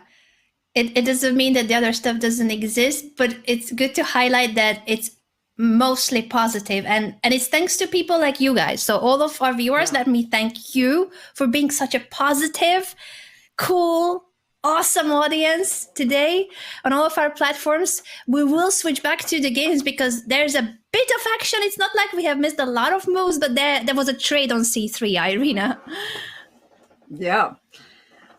Yeah. Well, in general, I like to, guys, focus on the positive, and that's generally my approach to life, if you if you know what I mean. It's a very good approach. It's a very good approach, Irina. And also the ability to skim through comments, because not every comment is worth highlighting when it comes to the internet. And I just mean perhaps the few people that got banned. I don't know why they got banned or timed out. I wonder. Yeah.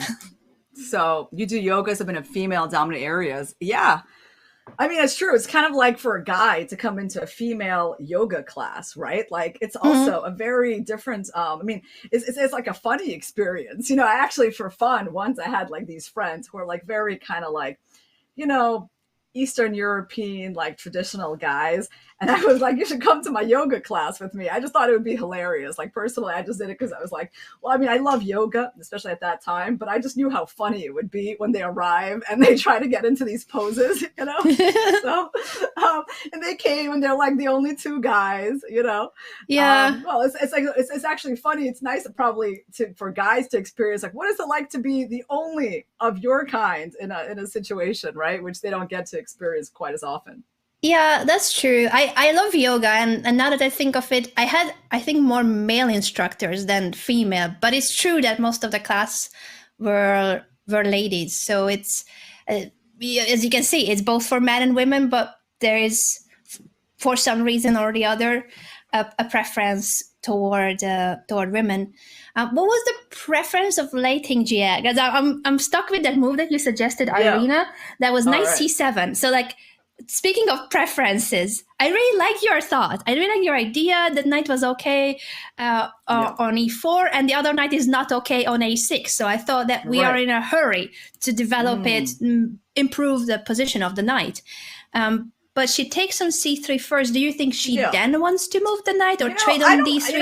I'll be honest with you. I don't have any problem with this move Yeah. visually, Oh, right? I'm not Like, saying it's it's a bad yeah. move. I just wonder why she prefers this move. Right. Why she preferred it. I mean, well, I also think it narrows the options. It actually leads to piece trades immediately, Anna, which is uh quite tempting for someone in her situation in general, right? Because she's actually getting two pieces off the board in a very forcing way. So actually, the move itself, in a way, it's even more logical. Like, as in, like, you can say, "Oh, the knight is strong. Why hurry to move him?" But at the same time, yeah, if you have a chance to get those two pieces off the board, leave white with that bishop, and they're in the must-win situation. Actually, it's a pretty great decision by Lei, because white's definitely not going to be taking with this pawn. Well, when I say definitely, you never know anything for sure, but I would be surprised if she would take on that weakness, that backwards pawn. So she took with the queen, and so it's likely that we're getting this. And I imagine that Maria Muzychuk must just be so disappointed in this position. Yeah, and again, it felt like after the opening, Maria was very well prepared. We highlighted how the line she has chosen, it was a good surprise choice. It was good for the situation that she's in, that she has to win. It's a must-win situation. We're emphasizing it because that is the biggest factor in this game, that it's a must-win situation, and it's the last game. The Petrov is a very solid opening. Not easy to find anything even interesting against it. It's not about refuting it, just to find something playable, find something with life in it. And that's what she was trying to do. And it felt like she was getting it. I wonder if we go back a little bit, if that's okay, Irina, because I thought that after her opening choice, it felt like Lei Tingjie did have to solve a few issues, but maybe this bishop g6, that was the key moment, that once she found it, black was okay. Yeah. So after, like, I mean, what happens after the trade, which I think is, well, to me, it's an obvious move. Like, is there really anything in this position for white? I mean, it really doesn't feel like much, Anna. I mean, with Yeah. this bishop passively staring into the pawn, the symmetric pawn structure in the center, yeah, this is not the kind of position. Um, this is not the kind of position you want to get in a must-win situation. It's really the opposite. I mean, that's why I thought there, of course, there was a theoretical point to just not playing into the Petrov, not giving your opponent the comfort of, the theory and the preparation. Yeah. And the solidness of black's position. But of course, it's also, like, it's always very difficult to switch mid-match. And she played rook c8, which I think is just a nice tempo, right? So she frees up this rook, which there's really no longer any need to keep this rook in the corner. So she goes back, gets a tempo. Yeah, that's a very solid move. So she's just going to trade and eventually improve her knight and move the knight here. I mean, I don't see Lei losing this game. I mean, at least with the way that this opening is going, it's the best possible outcome for her. It doesn't really get better than this. True, it's such a solid position with symmetrical pawn structure, but almost fully symmetrical pawn structure. Simplified position too. There's further trades coming soon with the bishops, the light square bishops being traded. Rooks can be traded once the white rook will come to the c5 too. So it does feel like it is going to be really, really tough for Maria Muzychuk to find a way to keep more material on the board so that she could try to complicate things at least a little bit. This is definitely not what she was hoping for. Yeah, this is Lay's dream so far. But let's take a look. Let's get a bird's eye view, guys, at the two games that we have, and let's see the players as well. Okay, we got to be playing in a beautiful hall in Monaco, a place I definitely wouldn't mind coming back to. Anna, I did visit it once, and it's just a beautiful Mediterranean climate, beautiful architecture. I think when the sky is always absolutely blue, like any place will look pretty nice. True. And I don't know about Maria if they play for the same club, but I think Anna has been playing for the chess club of Monte Carlo in the European Club Cup, if I recall that correctly. Already for years, I think she has been playing for the club. So basically, she is the local player, even if she's not from Monaco, but her chess club hosting the event, I think that must feel good that they are supported there as the local players. Yeah, that's an important point. Yeah, they have played for the Monaco club for a long time, and I guess in the European Club Cup Championship, they played for it recently, right? At least Anna does, right? I'm not sure if Maria plays for Monaco. I don't know if Maria too, but probably our viewers can confirm whether Maria too has played for Monaco. I know Anna has for a long time. So what can we say about the posture of the two players? I mean, it seems like from what I see, even without knowing, it looks like Anna Muzychuk is the one who is thinking it should be her move, because she seems like, really leaning into the board. Humpy is in her usual pose. You can never really know with Humpy. She just always kind of sits like that, very calm and not super expressive at the board. Yeah. It is Humpy's turn, but as you said, from the posture, it would feel like it's the other way around, because Anna does seem to be more tense and oh wow, yeah, and somewhat worried, probably for the situation that is the same as for her sister. It must win situation. This is the last game of the quarterfinals, so she has to win. And if we go to that board to zoom in on what were the last few moves, we left it here, right, after bishop to b7. Mm-hmm. And actually, h5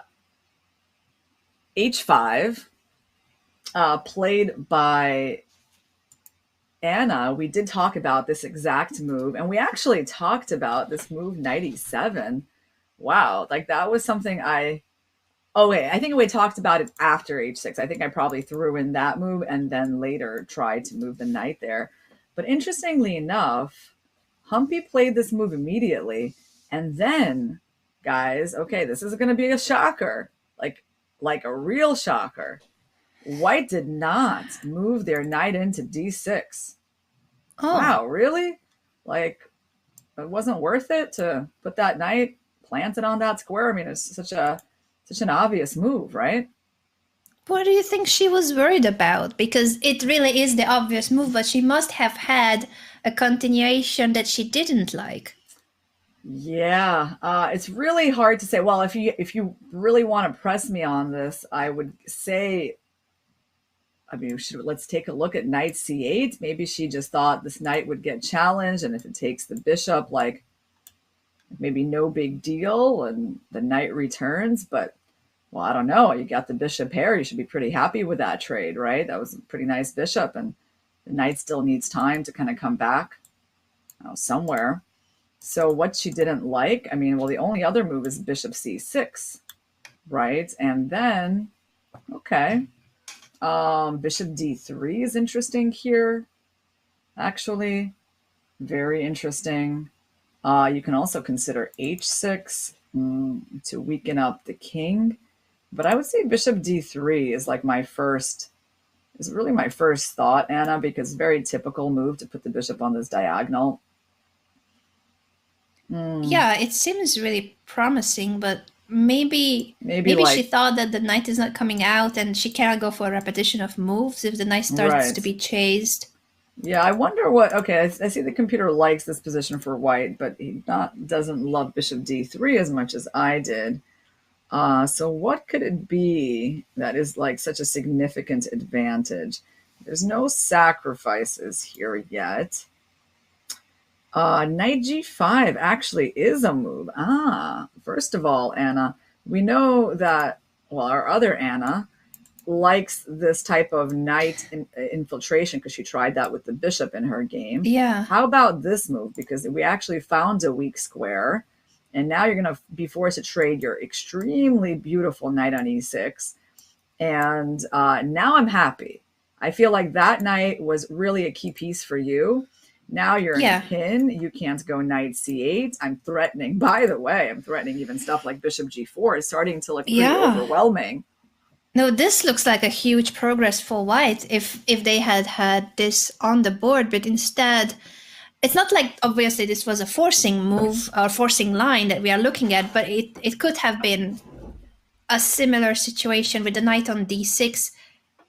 Interestingly enough, Anna didn't want to go for knight d6 for one reason or the other. She went to h4 and then there was a trade on f5 later. I think we are a few moves behind. Yeah. So guys, I mean, this was a pretty important moment. I mean, in this game, I can tell you that this might have been a key moment because you don't get chances at every single turn. And when your opponent lets your knights come into this fantastic square, you really got to take a close look at that.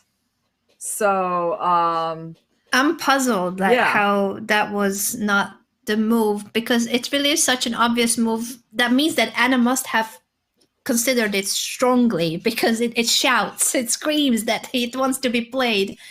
And then she saw something that she didn't quite like.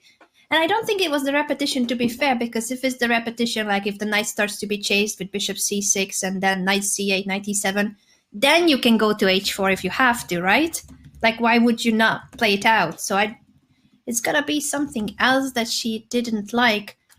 Sometimes it's ghosts, sometimes it's not something factual that's on the board, but a worry that is not quite objective. I really wonder what is it that she missed. Yeah, well, she went for this move, and the thing is with that move is that in general, like, well, black doesn't mind a trade of knights, Anna, as long as it's not this knight. Like, so we got to just remember what are the key pieces on the board. For black, it is the knight on e6. So black has no trouble about this move, trade, and king h8. Well, okay. I mean, nothing tragic has happened for white. It's more just like, there was an opportunity to use that square, and she didn't. But game goes on. So Humpy played king h8, a move that the computer is actually not a fan of.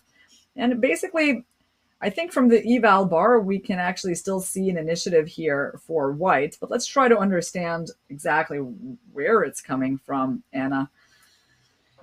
Still puzzling, right? Like, it's not obvious. I know.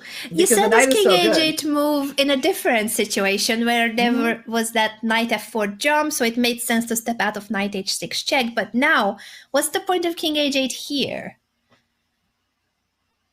What is it, Irina? Yeah, what do you think? What's the point of king h8? Good question, Anna. A point of it.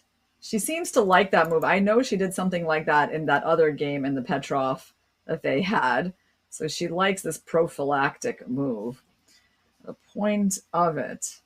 Yeah, and while we try to figure it out, Irina, sorry for interrupting you, but I think we are going over to the Chesscom live channel. So if you guys want to stay with us, come with us, please, because the Fischer Random World Chess Championship is about to start, and we shall move over to Chesscom Live. I guess you guys will come with us, because who would want to see chess where the players don't even know how to set up the starting position, right? Like, what is that mess, Irina? Come on. Yeah. No, I love Fischer Random, to be fair, just to make it clear. So you guys can go and watch 4 games of Magnus versus Nepo, or Hikaru versus Noterbeck. or you can stay and watch the final game of the candidates quarterfinals between the Muzychuk sisters and Humpy, Koneru, and Lei Tingji. So I think those are both really good choices. And our games are going to get exciting soon, guys. And we will be, seeing you on the other channel. Yes, and in case you stay with the Fisher Random, or if you want to have both of them open, thank you so much for tuning in. Really, thank you so much for watching the broadcast until here. And now that we have gone over to the Chesscom Live channel officially, let's continue with our analysis of this King H8 move. Irina, what is going on here? Okay, so King H8. Humpy is down around 20 minutes on the clock. It's, again, not a terrible time situation for her, but that's basically the difference that they've had since the beginning of the game. King H8, I really am puzzled by, it's not that I think the move is bad. It's more like I'm trying to understand what is the necessity of it, right? I mean, she's not trying to move any pawns here. I mean, she's not trying to really go f6 and, concerned about this diagonal. So it's some kind of a prophylactic move. That's what it is. Some kind of prophylaxis, but against what exactly? Well, it's a mystery. Maybe, by the way, Anna, I have an idea, at least one idea. Yeah? Maybe she wants now. Maybe now she is thinking about this move. Maybe after one of the knights has been traded, because, we did say earlier, I kept wanting to play this move because to avoid that counter attack. But at this point, maybe we can just, let's say if you do, I don't know, absolutely nothing, like rook b1, maybe I have a move like that. And, you take, I bring out my queen, we trade more pieces. Well, again, the computer is never really in love with me trading off that knight. He just doesn't approve. But that's one idea of this move, that there's no knight h6 check. True. That is very true. And I wonder if that's her main idea, or is there another reason why she prefers the king on h8? But I struggle to find another reason. I think it's true that all these tactical patterns that you have showed with the attack on the f5 knight, and to not allow the knight to jump to h6 with a check. We could just show that one more time in case our viewers weren't here when we analyzed a similar situation before. Maybe if we bring the king back to g8 and make a different move. Well, actually, without king h8, if we play knight f4, just to show it again. Would it be fine if we go back just back to move? Just with the king on g8, because we looked at that an hour ago in a different situation. If you try this move here, and knight h6, then you're basically going to get a knight trade, but with black's kingside pawn structure messed up like that. And as you know, guys, in general, this appearance of pawns in front of your king is not a good sign in chess. It's one of the first things we learn. We don't want our kingside pawn structure to look like there was a car wreck in front of it, and the flames going on still. So this is definitely not what we want. And that's why Irina suggested king h8 in a similar situation earlier in the game, so that if your king is on h8 and we make a waiting move for white, then knight f4, in that same situation, you don't have knight h6 as a check. So that is a key difference. I really wonder, though, if that's what Humpy wants to play, if she wants to trade the knights that way, or is there another reason? Let's try to find white's ideas here. So on h6, in h6, there's always g6, right? So that seems to not really be a great push by whites, because the knight has nowhere good to go, and retreating somewhere can't be the point. So the pawn is there in a way to even discourage moves like that, right? It's just a nice pawn, and two pawn. There's a rule in chess, guys. 2 pawns on the 5th rank, give you a nice space advantage.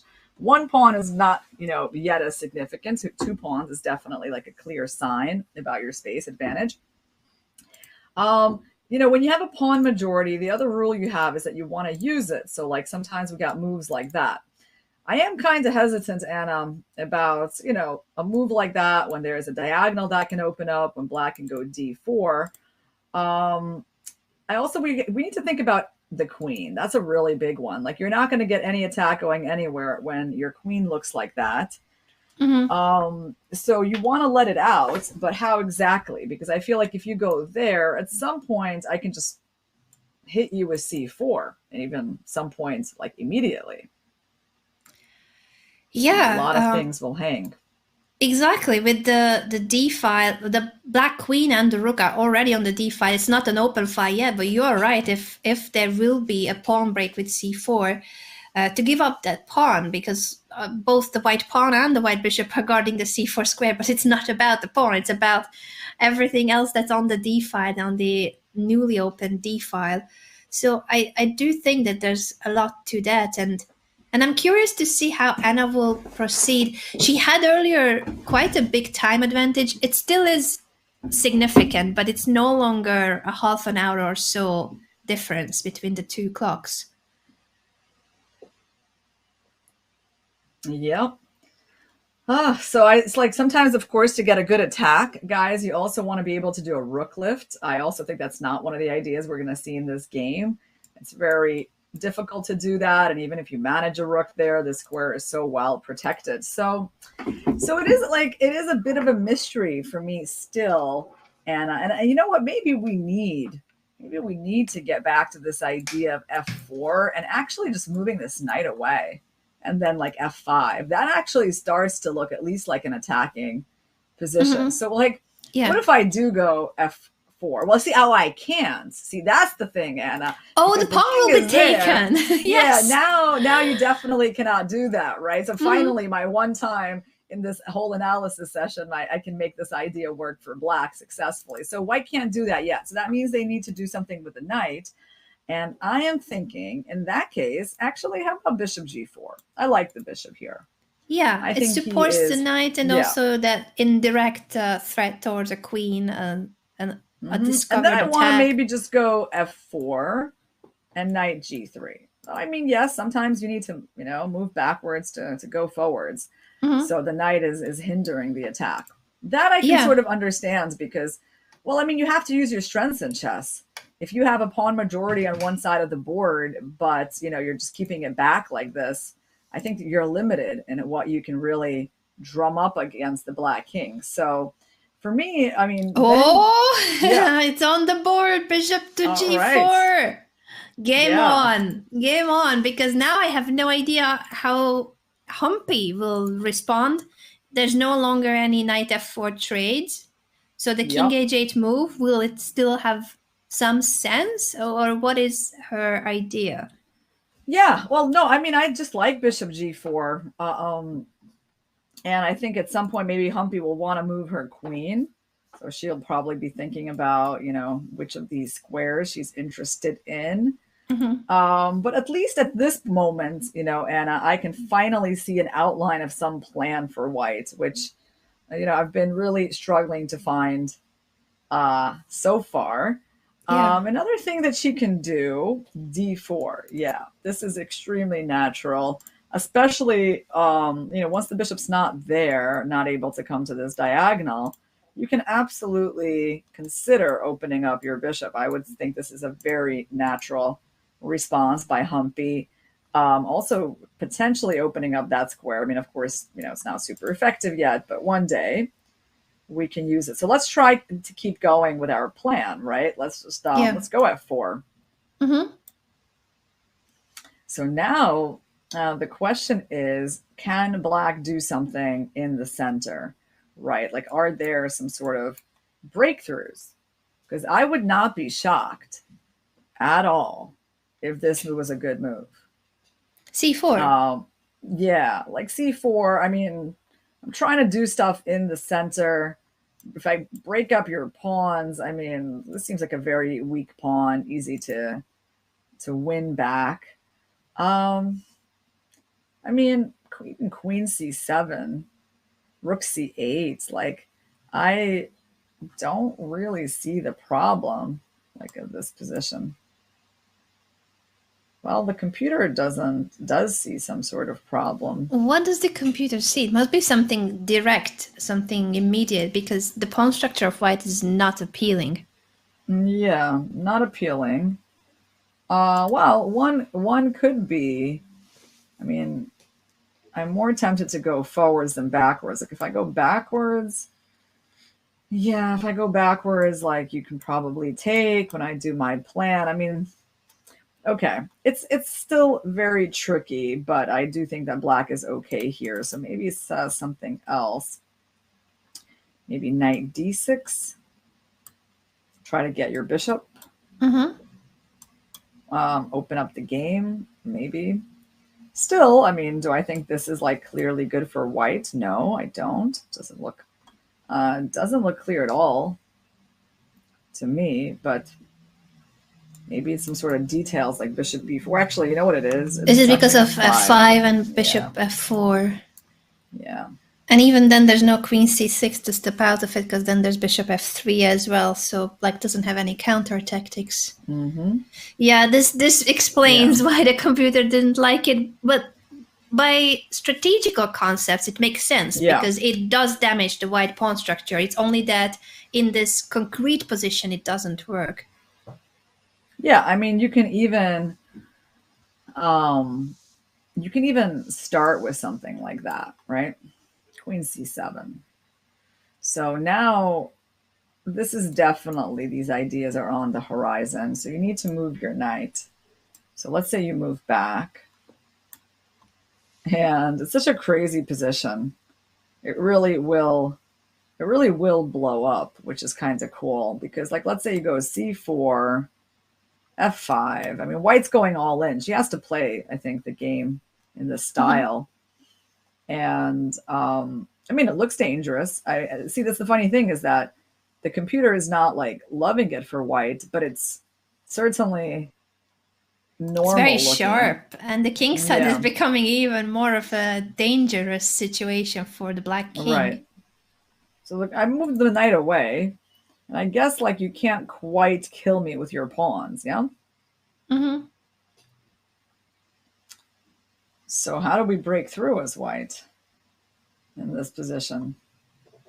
Let's say I go f6. Well, I mean, here's the thing. At some point, you know, guys, black can even do things like takes, and like queen c6, right? So, well, double attack, because now the knight's protecting this pawn. Oh, yeah, I also hung the knight. I'm sorry. It's really great commentary there. No, it has been. This is just one mistake after many hours, Irina. Yeah. But the idea, guys, is that black has counterplay with these pawns. And so what really this position is about both sides developing play where they're stronger. And where they're stronger is where their respective pawn majorities are. So white's trying to play on the king side, black trying to play in the center. And that's why I think that this move for me makes a lot of sense for black. And we'll see if Humpy chooses that as well. Yeah. What I do notice too, that Humpy seems to be somewhat more worried, if maybe worried is not the right way to describe, but she's moving a little bit for how usually she's like in a super balanced Zen mode. It feels like that chair is rocking a little bit. I think she's probably like moving her foot or legs, just that kind of bit of a nervous body movement. And I think it only started after this bishop g4 move. I'm not any expert in body language, but I do think that she doesn't seem to be as calm anymore. Yeah, I see what you're saying, Anna. Right, indeed, I could see her foot kind of vibrating there. Yeah. You know, she's getting lower on time. She is. And again, the time difference is becoming larger because she is now spending quite some time again. So certainly the time pressure is on her, and the position of the bishop g4 is nothing, is anything but clear. So to make sure that she can simplify, that she can solidify the situation, she has to come up with some really precise moves. Or go for d4, as you mentioned, and then let's see, maybe black also has a good counter attack, but there's always bishop f3 after queen d5. So it makes sense she's spending a lot of time, but this is still only move 20. So she has to make the next 20 moves in half an hour. Mm-hmm. Yeah. I think Anna has decent chances to win this game. It's obviously nothing is actually happened yet on the board, but in terms of like the complexity of the situation, the imbalance, the time difference as well, I think that that at least bodes pretty well for Anna Muzychuk. But her sister, on the other hand, let's check out. She was definitely struggling. Let's do a bird's eye view, actually, of both of these games, and let's see what it looks like. Okay, so we got Lei. Yeah, Lei sitting back very confidently, right? Like that's the expression of someone who's very calm about her position. Yeah. And that's because, well, let's go there. I mean, because I think just there have been some changes on the board. So after rook c8, queen b3, and bishop takes d3, queen takes d3, rook f8. I mean, just the most natural moves in the world for black to play. I mean, it's just such a disaster that white in such a dry position. Yes. From and in a also must-win situation like this, yeah, it really Exactly. is very surprising. And that is the biggest problem, I think, and that's why we need to emphasize it so often, that Maria Muzychuk as well as Anna Muzychuk are in a must-win situation. This is a knockout format. This is the last game of the quarterfinals. They are 1 point behind, so the only way they can make it to the tiebreaker to even have a chance to stay in the field is by having to win this game. And this is such a dry, such a dull position. Unfortunately, it's too boring to find any life in it. It would be a great position for when you're playing a round robin tournament, where you're playing even an open tournament, and the opening didn't turn out as well as you were hoping for, so you make a quick draw and you come back the next day. But here there is no next day unless Maria can somehow create something in this really, really dry position. Knight e5 is perhaps a good shot for trying to create something. Yeah, well, she tries to create something for sure with this move. She's created like an imbalance. I mean, and the idea is that, if black takes on e5, she takes on a7, and at least there's an imbalance in the pawns and she gets a queenside pawn majority. And you can make the case that white is a little better, like in this kind of position. It's still not much. And that's like the sad thing, that even if I'm playing like what I consider to be the worst moves, it's still not much. Like I can literally go into the idea you have and I am still fine in this position, right? Like black is that solid. So, but of course, Lei doesn't need any of that. Why go for that when you can just play knight c5 and improve the knight? The pawn is still hanging. By the way, Lei might be trying to get the same kind of powerful knight that Humpy has. Yeah, inspired by the other game, which is literally a meter or two away from them. But that truly is a great spot for the knight. And that was the problem piece in black's position, that knight on a6 was the only misplaced piece of Lei Tingjie. And this would be a great moment. Actually, it's not just it would be. She already has played knight to c5. So it's official. She's not grabbing the pawn on e5, but she instead improves her knight, offers it to be traded for the bishop. I don't think Maria is interested in that trade unless she has to. It would simplify the position even further.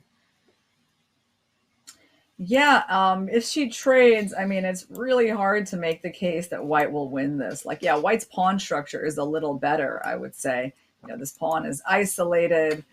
I mean, I would take white if I had to pick a side here, but still, like, we know how drawn these heavy piece positions are. So it's quite sad to do that. And it might be like objectively the best move. I mean, she might even wind up doing that because she she needs to not lose her pawn. She can't go there because of knight b3. I mean, this looks ridiculous as well. So, I mean, most likely we are going to see that move just because of, the forced nature. And, Lei is confident because she's like, look, all I got to do is draw a heavy piece position. Like, there's no more minor pieces left. My king is safe. It can't be that hard. My rooks are not terrible, right? Just because my pawn is, slightly weaker doesn't mean I should lose. So I can see that Lei, should just be, very satisfied. I would also be extremely calm in her shoes. And, okay, right now she looks a little bit more focused, right? She's got her thinking pose on with her head in her hands.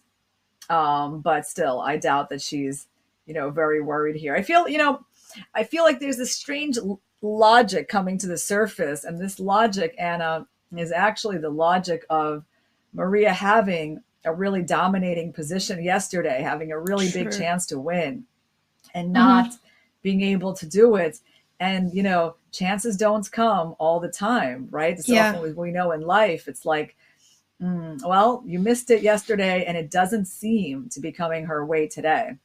Yeah, and yesterday it was Maria with the black pieces in an opening where she seemed not as well prepared as her opponent. So the game didn't start that well for her. She managed to outplay her opponent from a not that good of an opening preparation. And then she really had a good chance to win. You are right. Yesterday, that endgame was very promising for Maria. So it must have been extremely disappointing that she couldn't win that game with the black pieces. That would have changed everything. If they come into today's game with 1.5 each, a tie, and this result is not that significant because if it's a draw, they go to the tie breaks.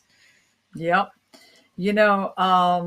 I see a comment here from the one Lord God about the 2020 World Championship match between Alexandra Garyachkina and Wenjun. And Nigel Short was commentating in the last game of the match and said, you have to be extremely incompetent to lose this. A few moves later, Ju bungled it and lost. Well, it reminds me, I think, of my Armageddon game where, if maybe just women's just now, where I think one of the commentators said, at least from what I could read in the comments, I think one of the commentators said, like, well, if you don't win a position like this, you can, commit suicide. Oh, my gosh. Well, and I didn't win that position. So... and that's really quite similar. Yeah, so it definitely is not good to be on the side that actually is, either incompetent or should be committing suicide to be losing a position like that. Yeah. And that's a very good reflection on how we need to be a lot more mindful with our words, us as commentators, the viewers with their comments, because you and us in this place that we are that as commentators right now, we have no clue what's going on in the minds and in the emotional feelings of the players. It's so much easier to see things from the outsider perspective. You can be a lot more objective. You can look at the engine evaluation, look at the bar.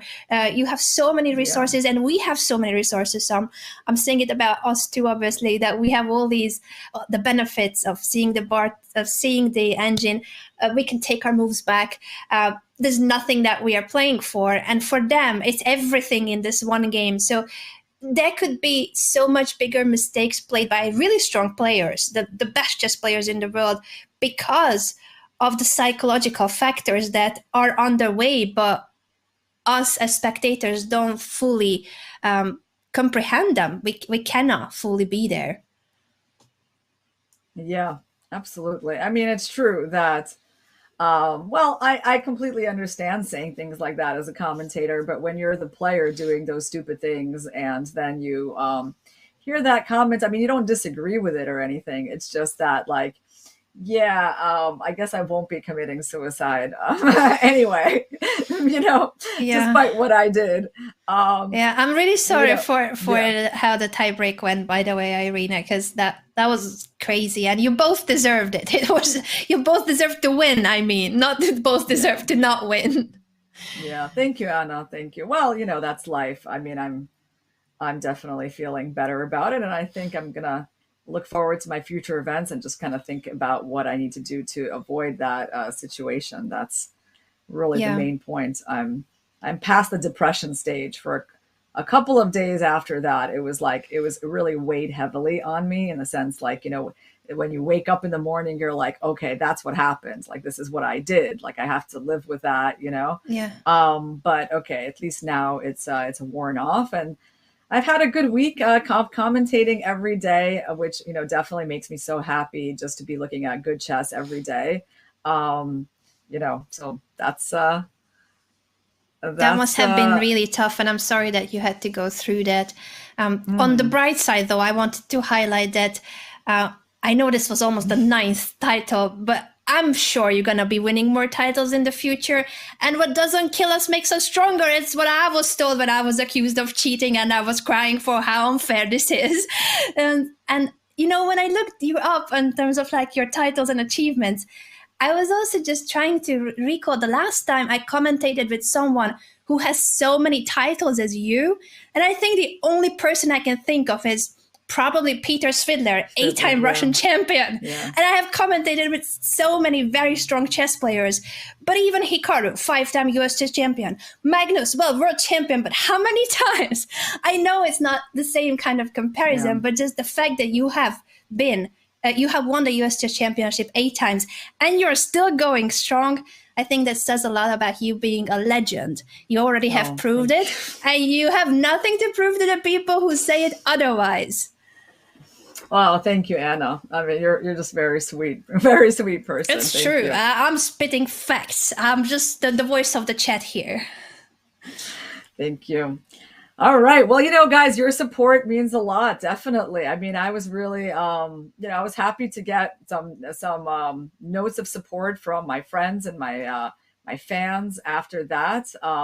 Sometimes to hear from people at a moment like that, it's like, I think it's just more important than hearing like the congratulatory notes, right? Because everyone will congratulate you when you win, but who will approach you when you're like the biggest loser in the world? That's a good question. So I do appreciate all of that support, and I can tell you guys, like, yeah, I'm pretty resilient as a person, and I could be out there, crying, in front of the St. Louis Chess Club, on the chess boards, when this happens, but it's not going to break me, So next tournament, I will just remember this. And every time, like this last week that I've been like, doing puzzles on chess.com or playing my training games with the computer, like I'm like, that game is in my memory. Like, that's why I'm doing this. So this doesn't happen again. Right. So yeah, that's how it goes. I mean, I've always said that one of the things I like about chess is that it gives you these moments that, shape your character. It gives you these tough lessons that you got to swallow and try to learn from and become better. And I think, I've had my share of those bitter pills, but that's okay. That's what I'm there for. I'm sure you will continue proving everyone else wrong, Irina, because that's what you always do. You learn from any mistake or any game that could have gone differently, and you become even stronger. So in fact, it's great. It's really, as you said already, I don't want to be repeating your words, but it really is oftentimes a bitter pill to swallow, but it will on the long run make you even better as a player, even stronger. So I think with that mentality, and most importantly, stronger as a person overall, because I've always seen chess as just like, as my best teacher in life. That's what it's been, No, 100%, yes. Definitely not just a game I play. Definitely not just like some titles or money that I've won, or even like my job. None of those things. It's been like my teacher. It's made me who I am as a person. And yeah, you got to take those lessons along the way, guys. It's very unpleasant when it happens to you, but if you want, the celebrations on your streets, then you also have to be able to take these tragedies as well. Yeah, exactly. Exactly. And as much as I would like to continue with the thought, I wanted to ask you about what happened in the games, because I've just realized that there's a bit of an update in both cases. And I don't even know which one to start with. Well, maybe we can sum up what happened in Maria's game with the trade, because that was predictable that they were Yeah. gonna go for this heavy piece endgame. So Maria did wind up taking the knight for lack of better options. And of course, the game is getting simplified. She goes b4, looks, like a reasonable move. Now, Lei's been thinking for a while about where to put this rook. An obvious square is this one. Another obvious one is that one. And I suppose Maria is just really getting ready to attack that pawn. So Lei is thinking, okay, where should my rook go if she's going to be attacking my pawn? Right. So she does need some precision, guys, because like in this kinds of position, okay, what are you doing? Are you planning to kind of go passive with this rook, or are there some sort of tactical possibilities? Like maybe you should move your queen somewhere, even give up a pawn for some activity. So it's a question, right? Like if you go there and you lose the pawn, like, is that enough compensation? Well, not necessarily. Maybe you're just down a pawn. So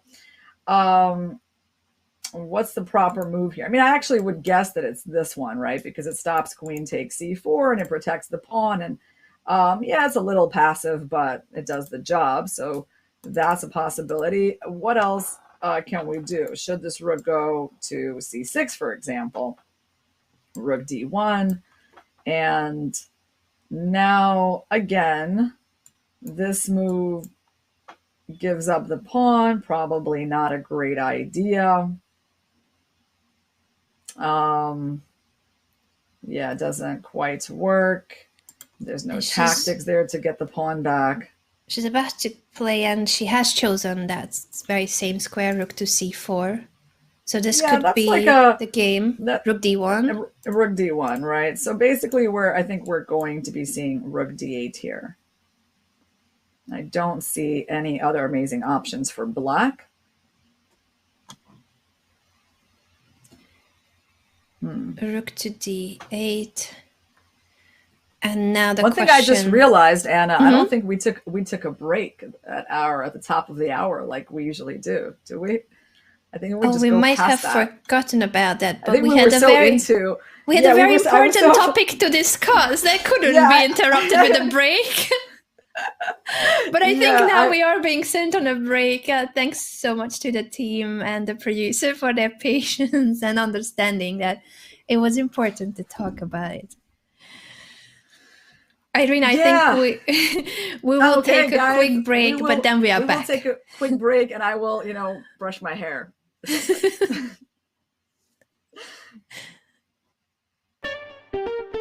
What is this? This is duck chess, you guys. This is a new variant. It's called duck chess. Chess, but with a duck. Quack, quack. How to play duck chess. The duck is a brick. Pieces cannot move through the square occupied by the duck. Click on a square to place the duck. Oh, you put the duck to prevent moves of opponent, not yourself. Yeah, so basically you do this, and this cannot move. I'm gonna go knight f6, and I'm gonna put the duck in the most inconvenient place for my opponent to move. No bishop, no queen, so no Londons can permanently stop the London. Capture the opponent's king to win. Oh, wow. Oh, there's no stalemate. Wait, there is stalemate. But the stalemated player wins. Ooh, if only that was real chess. I think I'm getting the hang of this game now. I think I actually am getting the hang of it. I think this works. Oh, that's a horrible blunder. Oh my god, I just blundered. I have to move something else first, then dock, and knight will take my king. This is the best way to lose the duck chess.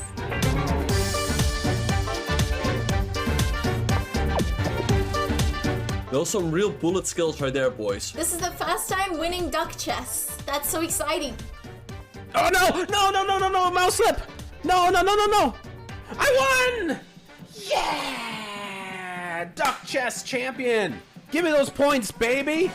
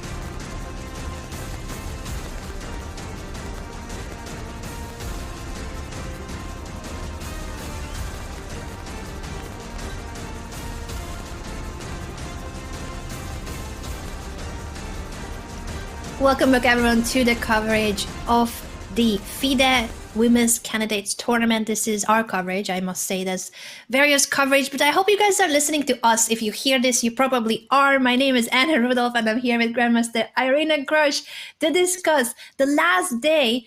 Actually, is it the last day? The last classical day of the quarterfinals, because we have two matches where the situation is a must win for the players with the white pieces, happening to be the Muzychuk sisters. So they have to win today in order to earn the right to a tiebreaker. Irina, how do you see the chances of the sisters to make it? Well, like I said earlier, Anna, one of my friends said that he thought one of these matches would go to a tie break so that one of the Muzychuk sisters would be successful. And it actually, at least so far, it seems like he's not wrong, because the game between Lei and Maria is not going in a great direction for the side that's trying to win the game. Meanwhile, Anna Muzychuk has at least a very complicated position against Humpy. I don't know if she's going to win either, to be honest, but at least her position is unclear. And, you know, we're going to go to that, guys, right now. Last time we saw this position, the white bishop went to g4, and we were discussing the plans for each side. I was really advocating this move d4 as being very logical. It's actually what Humpy decided to go with. And now we got h6 by Anna. We discussed this move as not being very dangerous because it's just met with g6, but okay, let's see what happens. And now Humpy goes for c4 immediately. c4, also a move that featured like a lot in our conversations, like trying to get the play going on the queen side. If white captures, the pawn is weak and black can attack it on the c file and win it back. But Anna just goes, actually, yeah, she just goes and takes the pawn. Yeah, and interestingly, Irina, this is not the exact same position where we were discussing c4, but it is a similar jump for the evaluation board. It is strategically c4, this pawn sacrifice makes a lot of sense because it makes the white pawn structure vulnerable, and you get access to certain diagonals, certain files on the queen side, and that's where black wants to play. But for some reason, the computer keeps pointing out, well, I guess for some reason it's because it's a very smart AI, but it's pointing out that there's a flaw to this pawn push. There's a flaw here, and that's because of always something concrete. It's not the strategical concept that's wrong, but there's something concrete again. Shall we see why the engine is saying that white is so much better now?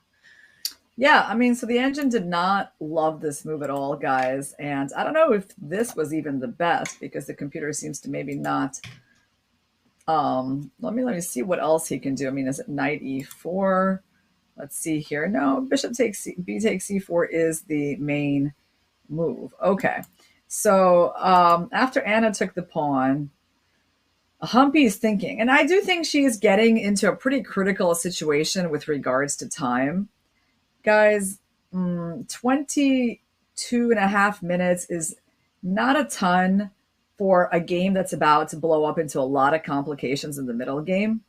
Yeah. So I feel like, okay, that's a little bit dicey for her. And she's not, you know, she's not like the fastest calculator and feeling the most comfortable in very unbalanced positions. So in general, I just think Anna has done a good job here to get to this point so far. Even if I didn't know the computer's evaluation, I would just say, okay, this is unbalanced and complicated, and we're getting lower on the clock. So that's all the things that Anna wants.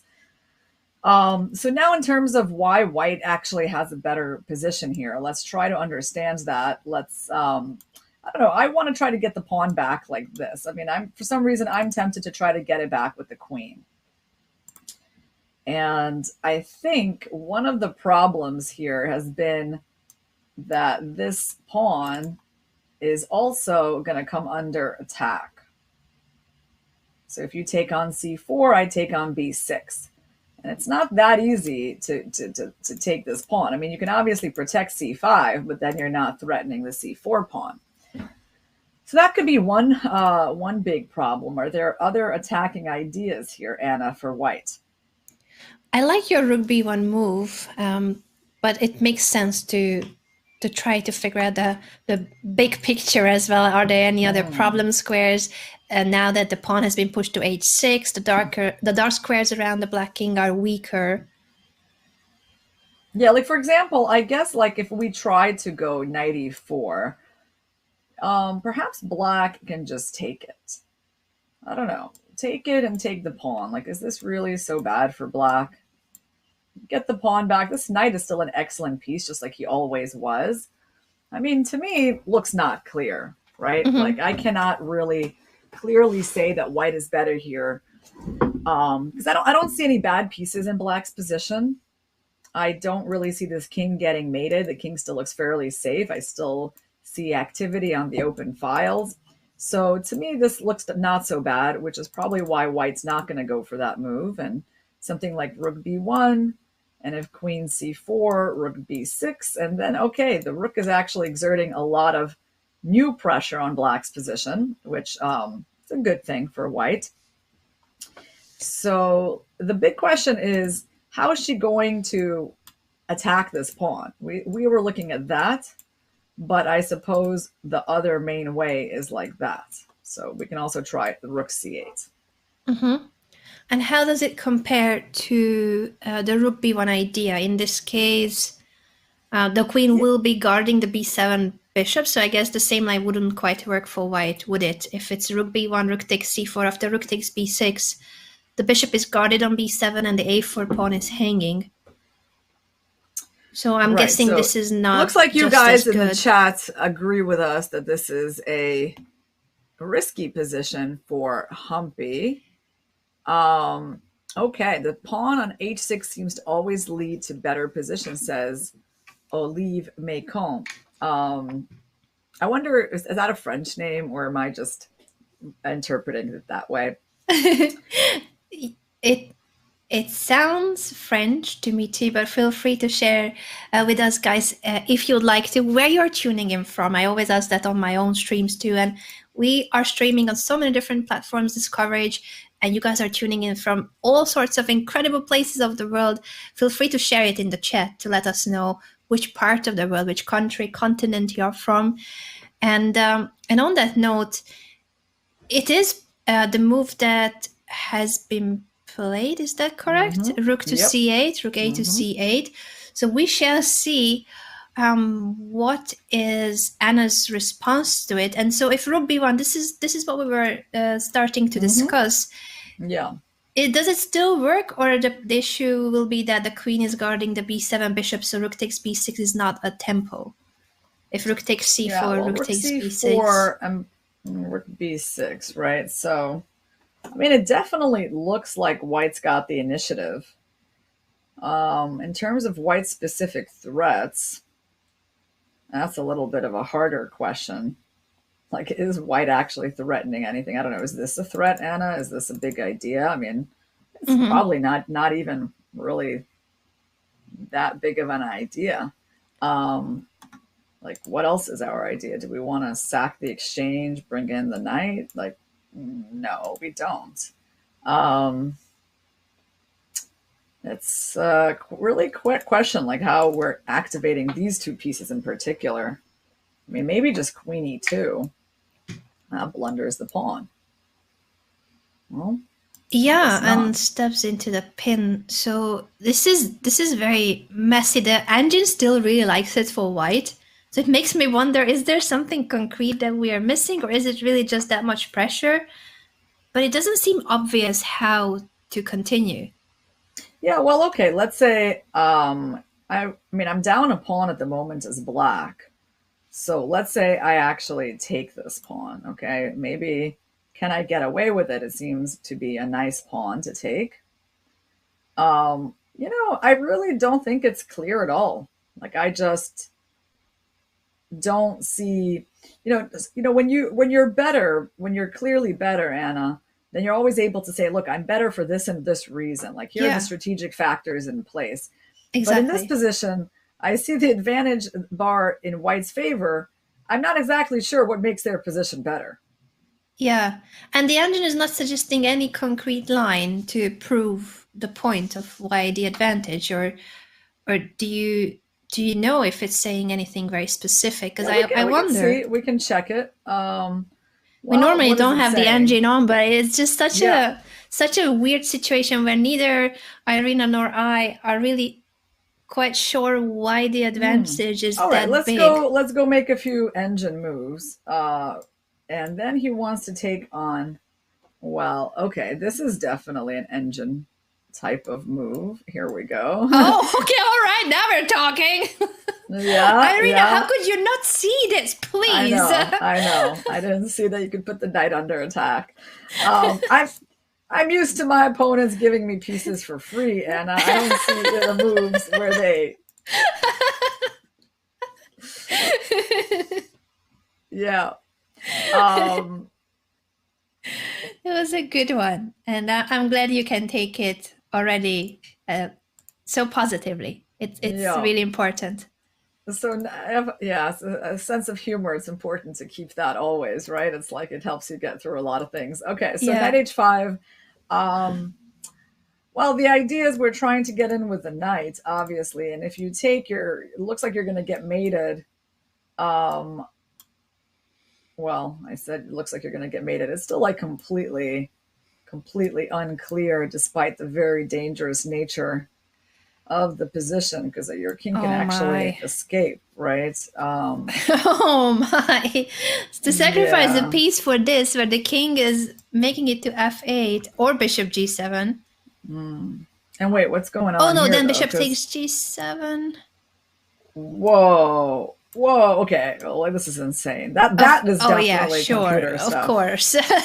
Yeah, everyone sees this, right? Yeah, guys, that's everyone tuning in. I mean, look, the moment we turn on the computer, it's like we're looking at completely like implausible things that will literally never happen. And then he says, "Okay, white's a bit better." Right. Oh, that was fun. We have just seen the variation that will probably never appear on the board.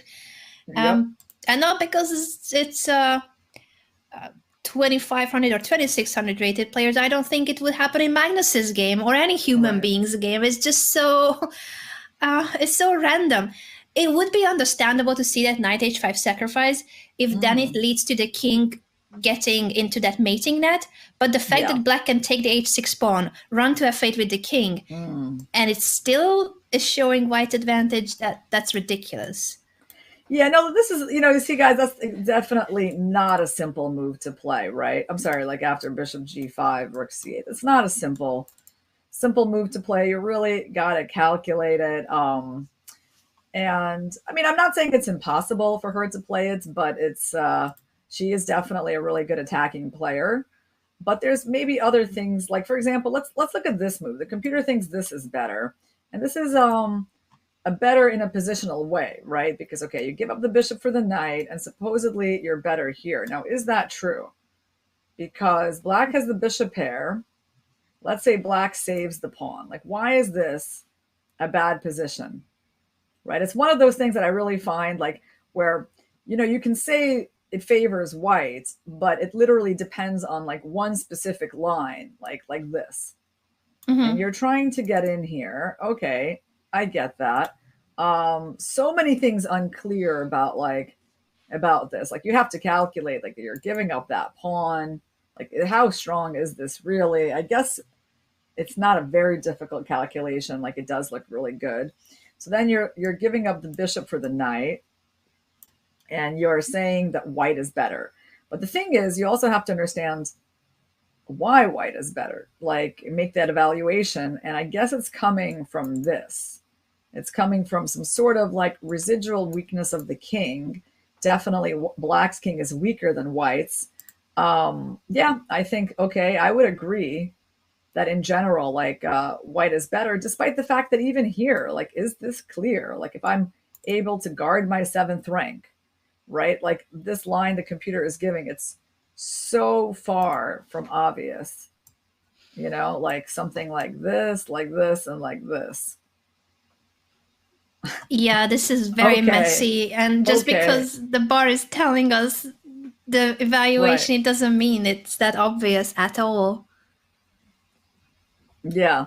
No, I mean, we're going really, really far Yeah. and still kind of barely understanding.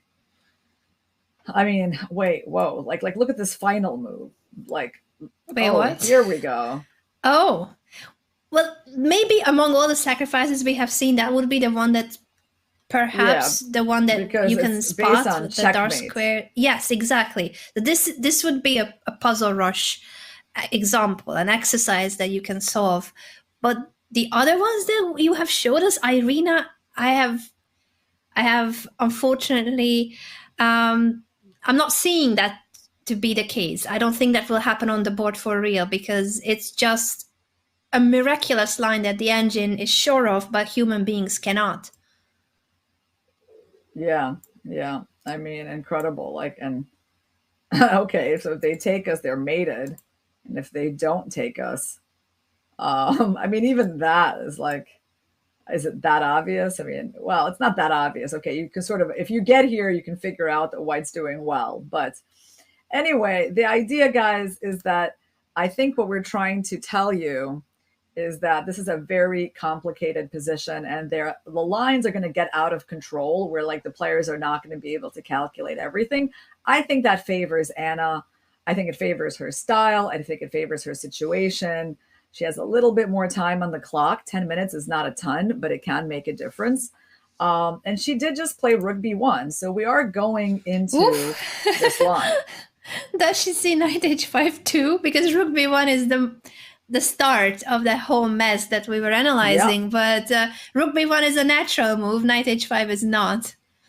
Yeah, I mean, I do think that Rook takes. I mean, I do think the next couple of moves are definitely quite possible. Like Rook c4, Rook b6, and Rook a4. I think are very human moves. And now there are other things they can do. Like Humpy doesn't have to take the pawn, but she can even consider a move like that, challenging the rook. She will be down a pawn, but white's pawn structure is, is a little bit weak with that. I definitely can see something like that happening.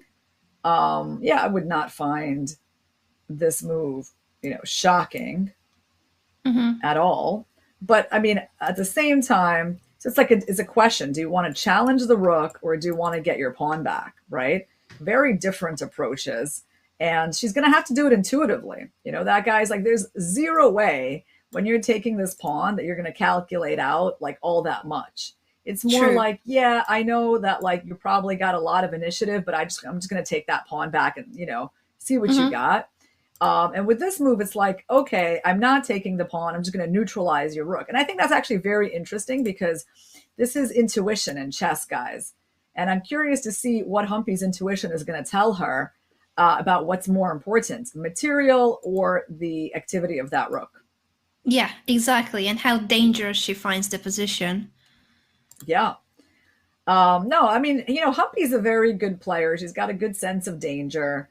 But I think one area where she's like relatively less comfortable is when things get crazy, Yes. And I mean, I'm exactly like that in my style as well. So I really can relate to that. So I know that this position is out of her comfort zone, and the more crazy it gets, and just based on pure calculation, like the more that's going to favor Anna. Yeah, exactly. And it is so true that this is the type of position that, as strong as she is, she's an extremely strong player, but this is somewhat out of her comfort zone. It's move 24, so that it means there's 16 more moves she needs to play to make it to the time control to get an extra half an hour. 16 more moves in 16 minutes is time pressure. That is not the kind of time pressure when you have 1 minute on the clock, but 16 minutes, so 1 minute per move in a really complex middle game. She is under huge pressure here, both on the clock and on the board. Yeah. Avizy says that I think the time sprint is going to be tough for her. Yeah. Well, this is definitely, one of the games where she's been under the most pressure. Yes. Probably the most pressure. Her second round game, where, basically her first black game was also not easy. I think, that game had a lot of complications, but here it's like, besides the complications, it's also that the computer evaluation objectively favors white, which was actually not the case in that other game where they had the Petrov. True. Yeah, because in game 2, she was somewhat worse out of the opening, but Anna didn't choose the right move. I don't remember what move it was, but then she went bishop g5 and it was knight g5 instead. It was still so early in the game that you can't quite say, oh, she had to defend a really tough position or so. And then she eventually ended up in a better position when she was under time pressure. She was already better. So this is the opposite side of the coin, to be under time pressure in a worse position where it's chaotic and it's not your style and you only need a draw. So we have been emphasizing how both Maria and Anna are in a must-win situation, but I don't think it's that much easier to be on the other side because, she only needs a draw. But you still have to make that draw happen. You cannot just offer it.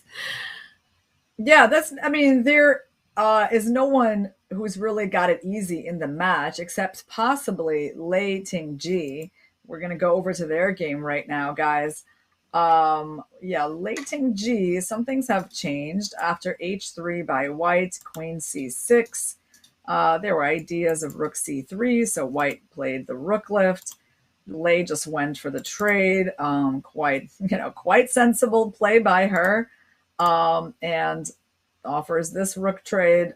As queen trade. I wonder if maybe d4 was also not possible, but queen c4 is very solid. And then basically the pawn's not blocked anymore, so it just moves forward. And what can I say? Yeah, Lei should be feeling really comfortable here. She's got only 12 moves until time control.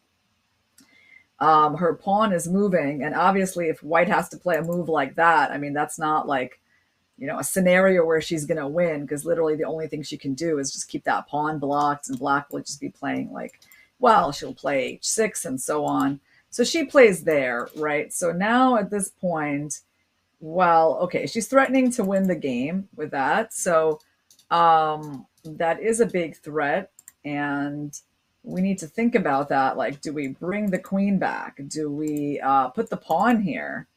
Actually looks quite fine, I think, to just play pawn g6 in advance, in anticipation of all of that. And if queen f6, even queen d5 or queens, I like controlling this square. So something like that, right? So this is protected. This is under control. Although you can always play there. I can never take with my queen, but I'll take with my pawn. I can also probably find something else here. There's also a really interesting move, rook e8, actually, where I try to get rid of your queen from that square. That can be an option. And finally, what else do we have as an option here? I guess just queen c7 as well. Also quite reasonable. Unfortunately is a very bad sign for Maria's chances when there's various good moves for black. It doesn't mean that she can play whatever. She still has to be somewhat careful, because especially with the white queen on f6, there's still ideas that you showed with e6, Irina, or h4, h5, h6, or the h file opening up. So there's still some life in this position, but with the accurate play, I don't think that Lei can get into any trouble here. Yeah, it's interesting. I just want to say one thing, guys, that the two sisters, they're both e4 players. They've both had to play against the Petrov in this match now, but they've played different lines against the Petrov. So Maria has been going for knight takes e5, and Anna has been going for d4. Very interesting like that. Why did they prepare different lines instead of the same line? Of course, it would be very funny if they're going to have identical positions on both boards, that would be kind of becoming like a kind of sort of an epic thing right away if that happened. But still, like they're playing different lines, and it does feel like, okay, Anna's line was leading to more complicated positions, right? And Maria's actually has been much more technical, both in her first game, lots of pieces coming traded off, and also in this game.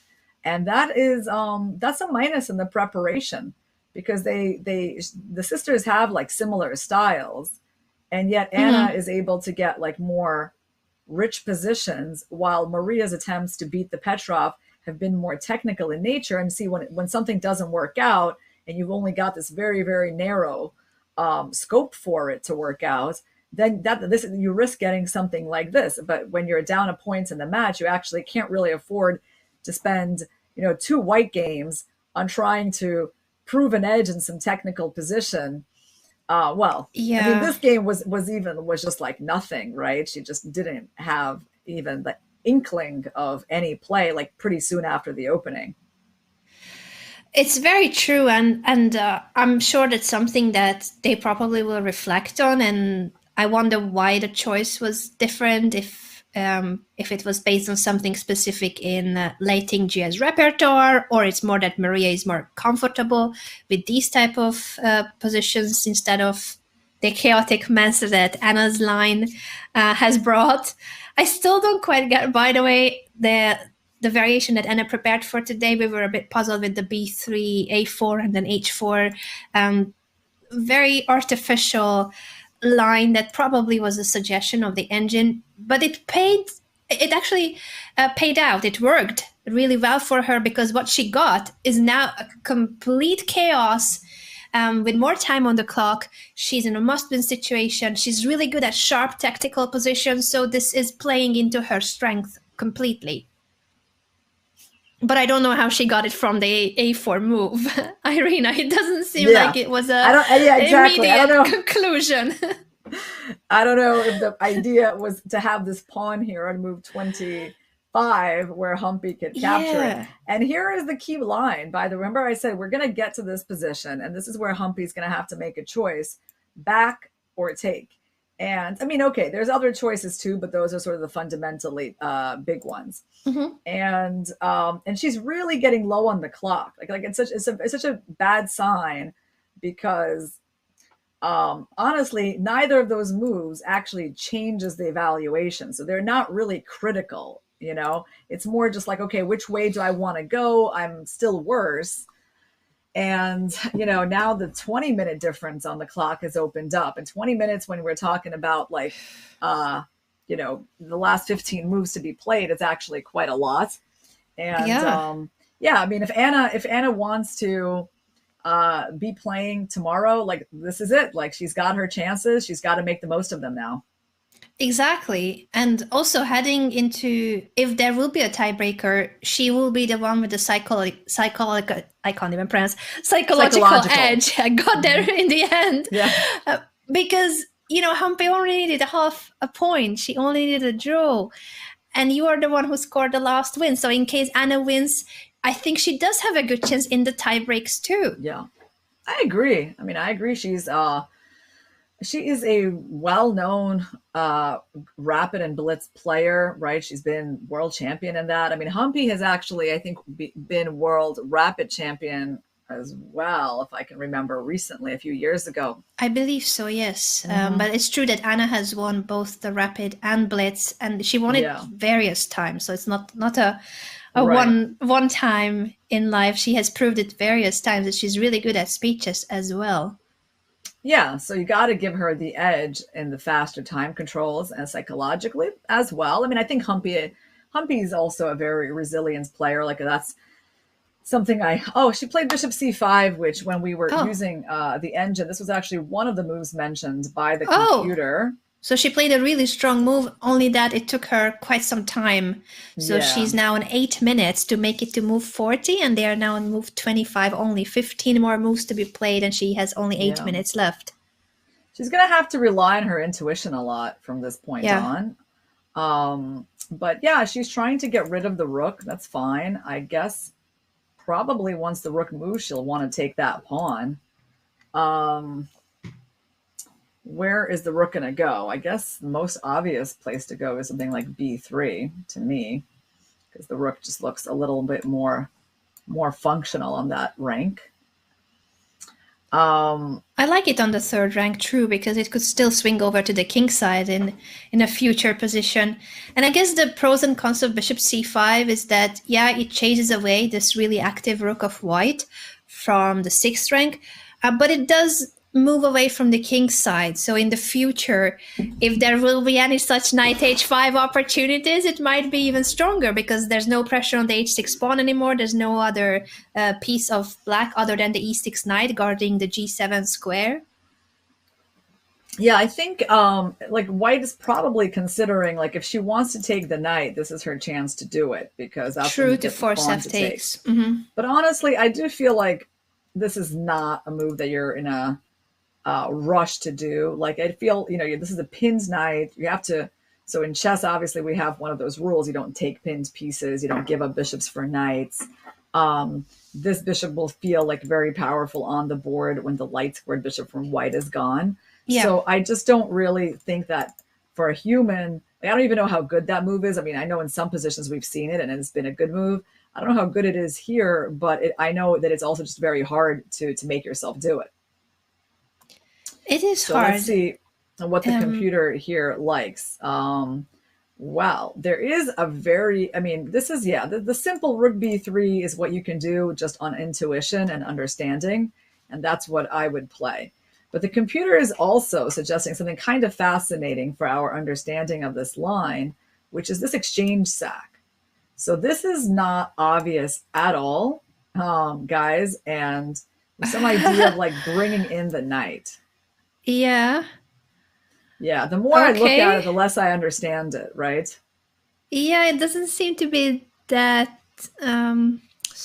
I'm not even sure how to describe it. I don't want to be hurting the feelings of the engine, but I'm not that convinced. Right. I mean, it's not really obvious, like, what's the big deal here? I mean, why you want to give up the exchange? I mean, sure, like, you definitely have some play, but like, okay, this is just not going to happen, like 100%, guys. I promise you it's not going to happen, so don't worry. She's going to play rook b3. Now, after rook b3, then the ball is in Humpy's court, and we really have to ask ourselves, like, why not rook a4? Like, what is so bad about this move that black should refrain from capturing a pawn? The bar is staying roughly in the same spot, so maybe the engine just claims that overall white is ahead. It's showing quite a lot of advantage, whether the pawn is taken or not on a4. It doesn't care about it. I mean, yeah, this thing, I still feel like it's really hard to understand white's advantage here. Like, the computer is giving some line like this. Mm-hmm. Okay. And again, on king h8, some sort of knight h5 business. King g8, I mean. And if they take, all right. I mean, yeah, the pawns here are definitely really impressive, really unusual to have two pawns like that. And your rook has opened up. I mean, I'm sure there's going to be a lot of tactics here. I can understand this, I suppose. But then she has to also figure this one out, that like here there's lines that start like even like that. You got to take with the pawn and then like that. Oh, now again knight h5, but here it makes a lot more sense with the rook already on the third rank. Yeah, then it's actually pretty easy. Yeah, because this is a move she would play for sure, 100%. Yeah. Well, you know what? I think she just surprised us. I'm actually just... Oh, no, she hasn't surprised us. I thought I saw rook b1 on the board and I was shocked. The rook b1 was in our analysis. Like, I mean, you know, this move, by the way, guys, according to the computer, is perfectly fine. But according to a human being, makes zero sense at all. Zero. Exactly. You know? Like, if you're going to move the rook back, it's only to that square. Yeah. I think she has chosen something. Yeah, she's played rook she b3. Has?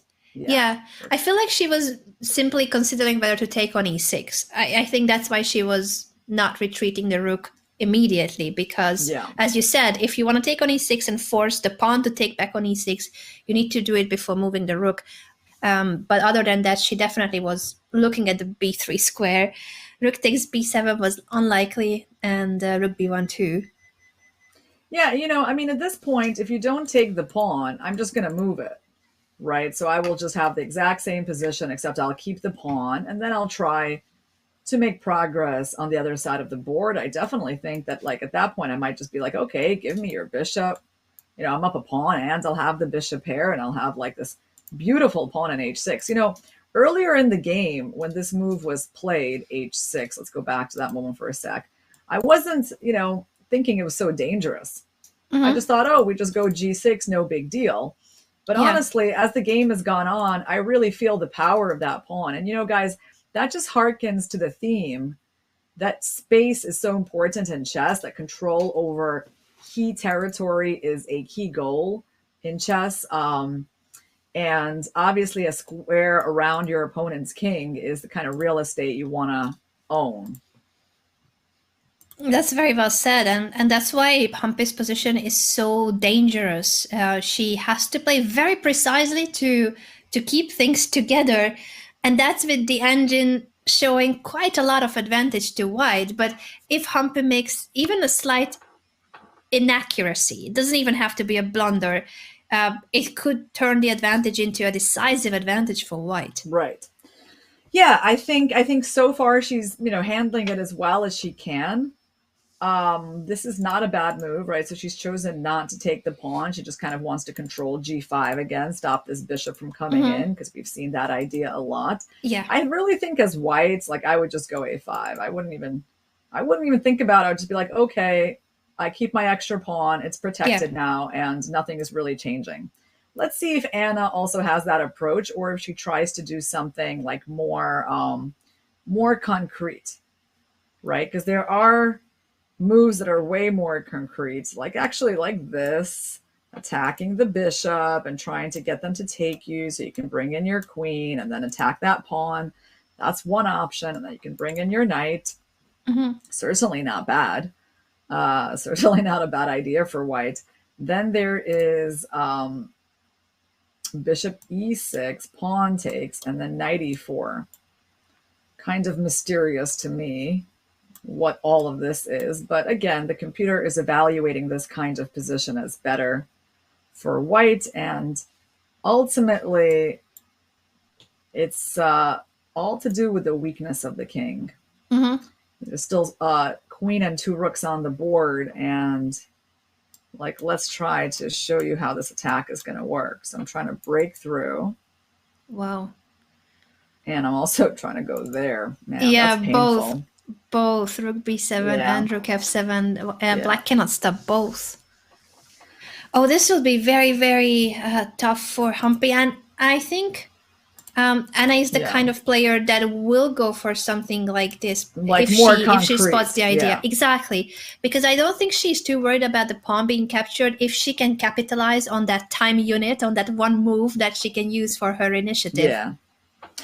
I have to say, this is like, I think this is not the most obvious move, just because it goes against so many principles in chess, which is like, don't take pinned pieces and don't trade bishops for knights, right? So the reason you're doing it is basically that you want to get them to take with the pawn because they cannot take with their queen. So they take with the pawn, and then your case that you're making is that this king is weakened. And now you start bringing in the knight. Now, what does that really threaten? I mean, perhaps we don't even have to take the knight. Maybe we should keep our bishop on the board. Yeah, probably that would be my choice. Keep the bishop on the board. Like, let's say we just play some move like that.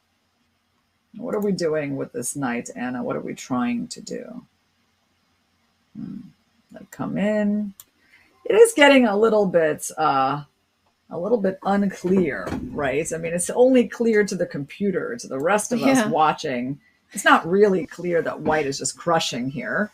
No, and one could also think that black's bishop, especially the light square bishop, is a strong piece. Yeah. I mean, well, it's an interesting moment for Anna. I agree that she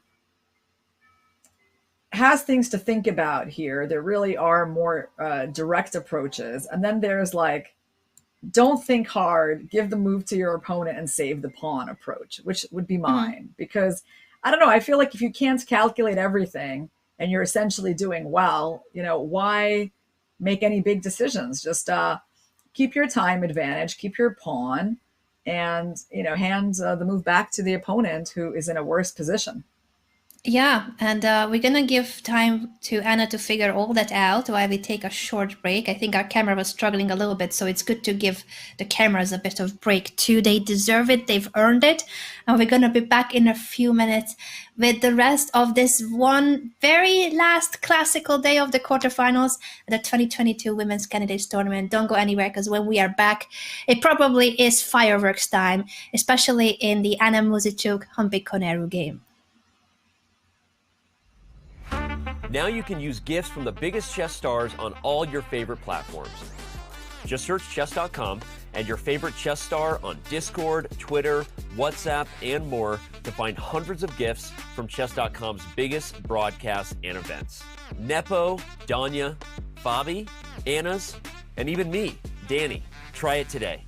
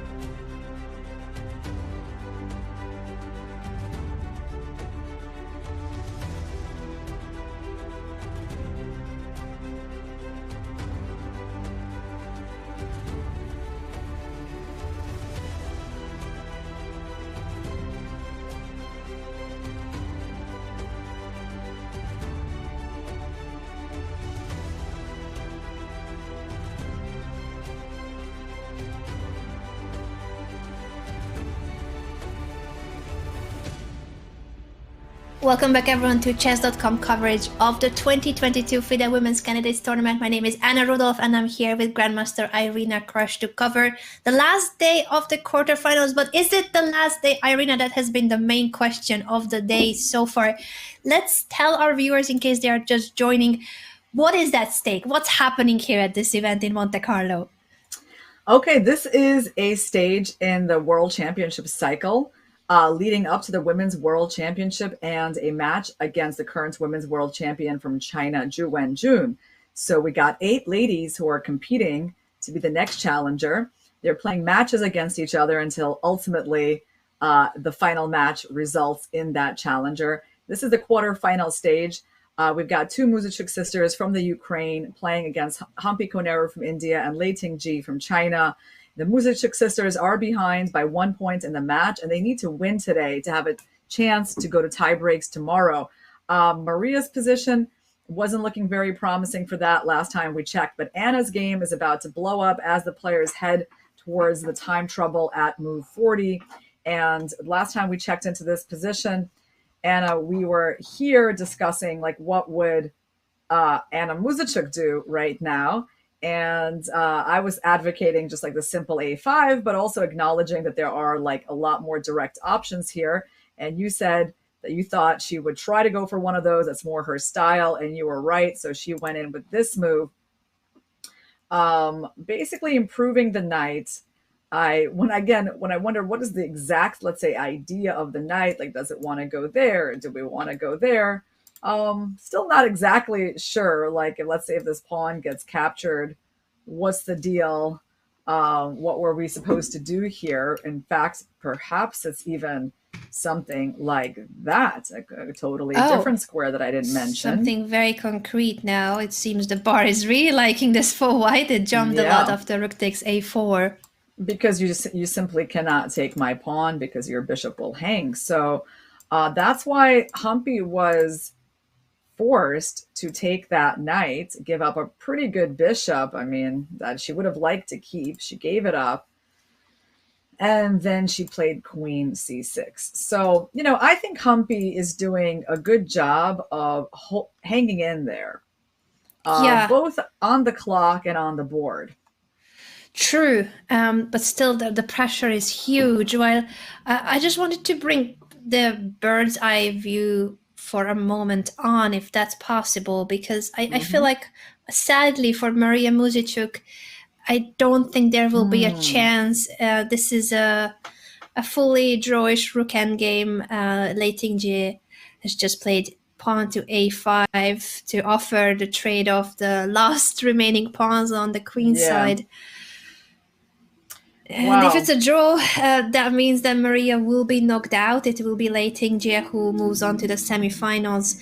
It would need to be a mouse slip, maybe, but it's over the board chess, so it's even harder to picture what kind of position would be the one where Maria would still have a winning chance. It's just such, unfortunately for her, it's such a drawish rook endgame. Even keeping the b pawn on the board, it's closer to the promotion square, but black will place the rook on b3 and not allow that pawn to be promoted. Yeah, I mean, at this point, there's not much that Maria can do. So, like, if she tries to go somewhere with her rook, black just plays a4, b6. And the point is that even though it looks like white's about to promote, there's king g7 just in time. And black is pushing that pawn until finally white has to take it. And then there's just a trade of pawns. So yes, this is a dead draw.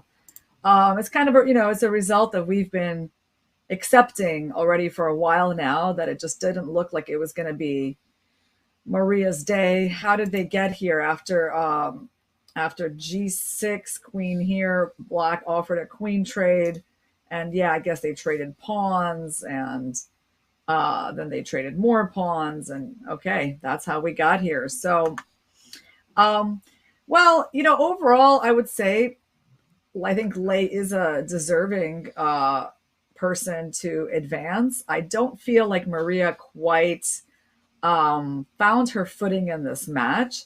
She got outplayed pretty convincingly in the first game with black. Her 2 games with white, she just wasn't able to make things happen. And really, her best chances came out of a pretty boring end game as black, where she was actually just worse out of the opening. But like, amazingly, from that end game was where the best chances came. So, I mean, it's, yes, she definitely could have won yesterday. It would have been a different match today. But if out of 4 games, that's your best position, like from that opening, from that end game, I just cannot say that I feel that she found herself in this match, right? That she was able to get the kinds of positions. Certainly, where she certainly could do better. I'm sure that she'll be disappointed that she couldn't show her best chess here in Monte Carlo. And as for Lei Tingjie, she has showed an incredible good understanding also under tough positions, because yesterday when she got into that worse endgame eventually from a better position, she really had to save it, and she went for a line that would give up a pawn just for being able to activate her pieces, and it was the right choice, and it gave her the drawing chances. So I think she has shown that she's very well prepared for this women's world championship cycle. Maria hopefully will have a shot next time, because she is a former women's world champion herself. Yeah, I mean, sometimes that's how it goes, guys. Like when you don't get to show your best chess is often because it's partly because of you, partly also because of how your opponent has prepared and how they play. And I think, like when we think about the famous Kasparov-Kramnik match in London, 2000, I mean, Kasparov seemed invincible at that point in his career. He'd won everything, all his world championships. He was the #1 rated player in the world, and he won all the tournaments. Like, it was always a sensational thing if he didn't win a tournament. And there he went and he played like, the worst match of his life against Vladimir Kramnik, losing that match without winning a single game. And how did that happen? Well, he didn't play his best, but it was also a result of his opponent's strategy to the match and like the kinds of positions that his opponent made him play with, obviously the Berlin defense that was, was introduced to top level chess in that match. And also it's a little bit like this. Kasparov kept going to that well. He kept trying to beat the Berlin, even though it wasn't working out for him. And it wasn't, in his style as much to play those end games straight from the opening. It's a little bit like that here. Like, is it Maria's style to get these technical positions right out of the opening? And she kept going back to it anyway. Same kind of line, right? So it's a combination of things. It's your preparation, it's your opponent's preparation. But like the fact that you didn't show your best is not even always that you're in such bad form. It's not that necessarily you're in such bad form. Maybe you just didn't prepare the right way or you didn't make the right adjustment. And your opponent did that better than you and could shut down your strengths as a player. Yeah, that's very well said. All those factors play a part. And in Maria's case, what we see is that if this match was played next week, maybe she could show a much better presentation of what she is capable of, because she is a great player herself, and she is more than deserving to be a challenger again or the world champion herself, as she already held the title before. Honestly, all the participants in this field of the women's candidates, all 8 players, they are there for a reason. This event, just like the candidates tournament that was played in Madrid for the right to challenge Magnus. Well, we thought back then it was Magnus, but now it's no longer Magnus who will be challenged.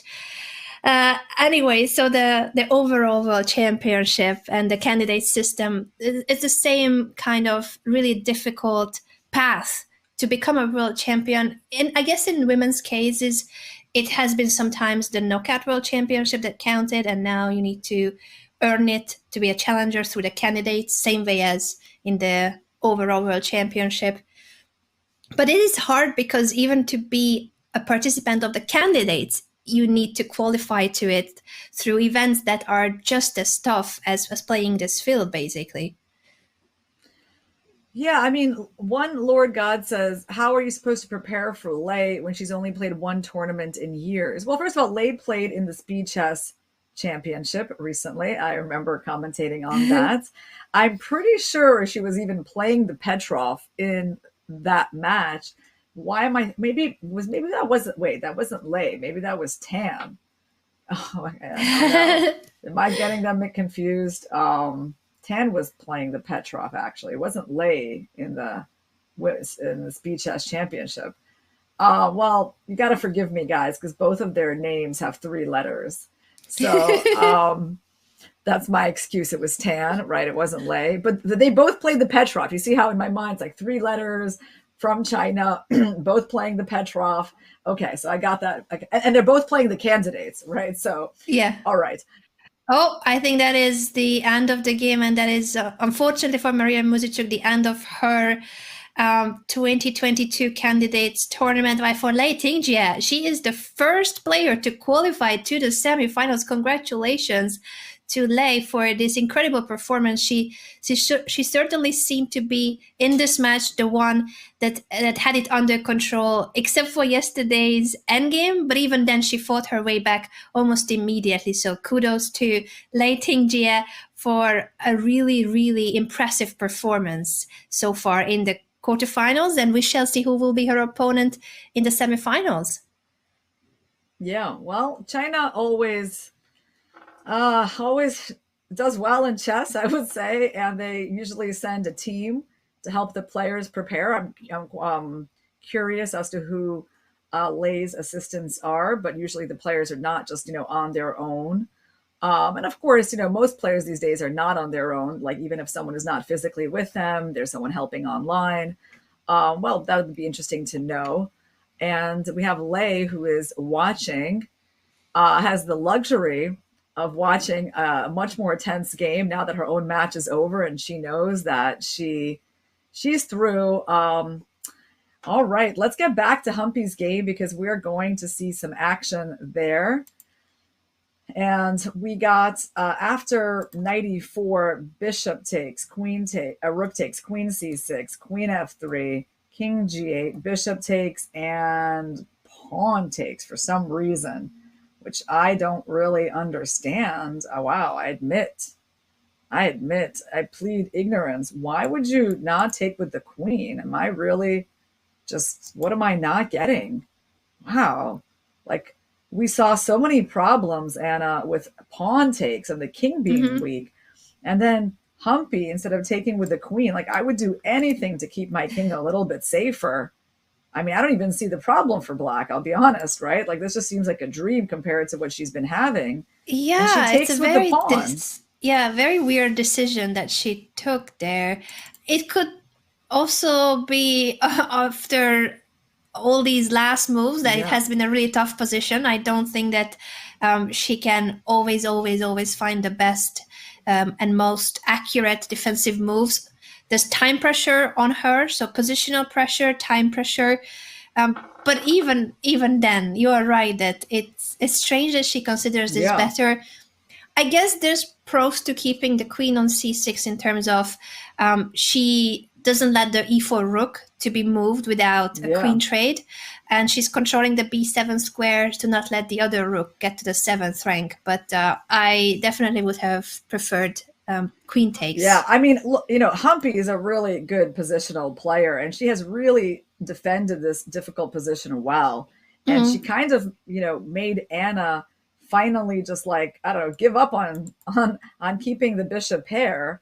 And then she just has this like simple move where her king is safe and she's, threatening the pawn, and there's really just no threats. Like I don't see any what white wants at all. Like the most white can try to do is maybe, try to attack this pawn, but then she loses that one.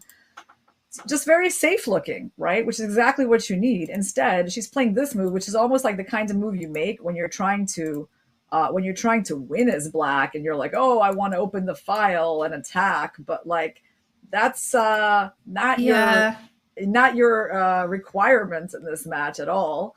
And Anna plays the best move, Queen G4. I mean, this pawn just looks so weak. Sorry, that's not, it's a knight move. It looks very weak. And I really do see her ultimately winning this game today. All right, but she's low on time now. Actually, wow, Anna is under 4 minutes. No, that's shocking. I've only just looked at the clock too, and I had to look twice if I'm seeing her time or did something get mixed up in the system, because she was ahead. She was at least 20 minutes ahead a few moves ago. Right. I mean, she must have spent a lot of time over her last couple of decisions, especially probably, was it 94 or Queen F3, or I don't know which one. But at this point, okay, how does White try to win this? If she plays Rook F3, her bishop is hanging, right? So she doesn't really want to go all in on this move because she just loses the bishop. And okay, the play on the F file is not that strong. There's Rook F8. So that is why we're going to go Rook D3. Okay, so basically wanting to win the pawn. Okay, it's still not so bad for black. I mean, I wouldn't want to be black here, but it's not terrible. Here's an example of what happens if you try to defend the pawn. We're probably not going to take it because that means we're trading too much, although we will be up a pawn at the end, so that's possible too. But the computer's favorite is this bishop G5. That's a cool move. That move makes perfect sense, to try to get the queen in through the dark square. So you trade the dark squared bishop, the only defender of the dark squares around the king. And okay, we're seeing this on the board. So Rook takes C2, played by Humpy. And we are expecting Rook D3. Is apparently a very important move for White to play because there's just no other move that's as good. Now we can ask ourselves why, let's say, Bishop G5 immediately is not as good. But okay, we don't have to ask ourselves that because Anna did play Rook D3. Okay, great. It's a good sign, guys, for all of our fans who are either rooting for for Ukraine. Okay, you could absolutely root for Ukraine, rooting for Anna personally, or just rooting for more chess to be played tomorrow, for more exciting games, or for rooting for us to come and commentate for you tomorrow. So yeah, I guess I'm rooting for that because I have that on my schedule in case there needs to be a tiebreak match. That is bound to happen, Irina. It's bound to happen, and it is better for the spectators. With all respect to Humpy, she's an incredibly strong player. I have played against both of them because of the age groups. Humpy, I think, is from the exact same year as me, and Anna is younger, but we often play the same events. And I was crushed by both. No, actually, I have a draw against Anna that I don't know how I got. Like, I guess I got lucky. But they're very strong players. We just want to see more chess. We are rooting for more chess to be played. Yeah. More chess. But, well, in the worst case, guys, there will be more chess played in the women's candidates. Because even if these matches finish today, which is unlikely at this point, but there's going to be another match between the winners, Lei Ting-ji, and whoever wins this match. I think it would be kind of cool if Anna winds up being the winner and can kind of try to avenge her sister, and her sister will stay behind, obviously, to help her prepare and to support her. Yeah, that would be really quite cool, wouldn't it? I mean, the sisters are very supportive of each other, and they've done that before in tournaments when one of them is knocked out. Exactly. I think actually when they were playing Maria in won, Iran, wasn't it? Yeah, also? when Maria became the women's world champion, Anna had lost earlier in that tournament, a little bit earlier, and she stayed around for the final match to support her sister. Yeah, and that's huge that they are there as a team. I know it was discussed that when Maria finished, she walked out immediately and Lei Ting-ji stayed to look at the board, but in that kind of state, Maria just being knocked out, I think it's more than understandable that she wanted to leave the playing hall and the cameras in general, so that she could be on her own. I'm sure as soon as she got back to her hotel room, she checked on Anna's game, so she's definitely watching it, but she didn't want to stay in the playing hall, which is more than understandable. Yeah, and I think our live board is a little bit behind because I'm almost sure that I saw Anna on the video feed like move a bishop to g5. Yeah, I do see that on the board. There is a bishop on g5, and that means that Humpy did something, and Anna replied with bishop g5. And now it is Humpy's move again. So what move did she play? She took the pawn on c2, rook d3, and oh wait, there was a bishop that moved away. I think the bishop moved to b4. Yeah, I think the bishop moved to b4. Oh wait. I hope our board will catch it went to up. c5. It went to c5. Yeah, let's get that. Bishop c5. Ooh, and apparently the best move here was bishop c5, bishop rook g5. f4 coming into that. They're playing really fast, guys, because they are, there's no time for perfection when you're in time trouble. But she went in like that. Okay, this is apparently not that great for her. What she should have done is gotten the rook in, because when you have a rook there, you can you're sack threatening for rook mate takes g6 and attack the pawn on e6. So that's a little weird that she brought in the bishop like that. I don't really like that. I'm a little sad because I can actually see that Humpy might not lose this now, because I don't get what this bishop is doing here. It's not like your queen is going to magically appear on these squares. And meanwhile, you've blocked in the entryways for your rooks. So I really don't like what Anna has just done. Yeah, this is surprising when she had the easier path with the rook going to f6. I wonder if she wants to move then the d3 rook over and try to create a sacrifice, but it's all tangled up. It cannot be. I mean, I guess she didn't like this move, Anna, because of this. Like, I can only imagine that this move is what made her not do it. But the thing is, like, now you can't even take with the bishop because you lose the pawn. So then you have to take with the king, right? And this definitely looks very suspicious. This is very dangerous. Yeah, it looks like it's gonna be lost. Mm-hmm. Yeah, I mean, there's also like the invasion of the queen. And look at Black's pieces, guys, like kind of lined up on the C file, definitely not looking very connected or harmonious with each other. So she had a big chance. Yeah. Wow. But now after queen d5, okay, wait, she's getting another chance. There's an exchange sack on d4 that she needs to find. All right. Wow. She has to give up the rook like that. And after bishop takes, rook takes, the queen is tied down. She's bringing the rook and tries to win that pawn. And that's apparently the very best she's got. And I feel like she needs to find that. Like, it's not that hard. It's a very obvious move to look at because it's a capture and it does open up your rook. And, that is a sort of checkmating idea.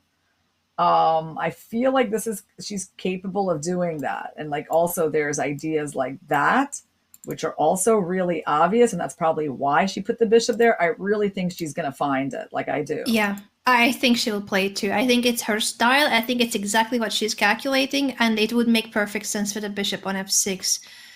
So let's see if her calculation will justify the exchange sacrifice. Of course, it's a big decision to take.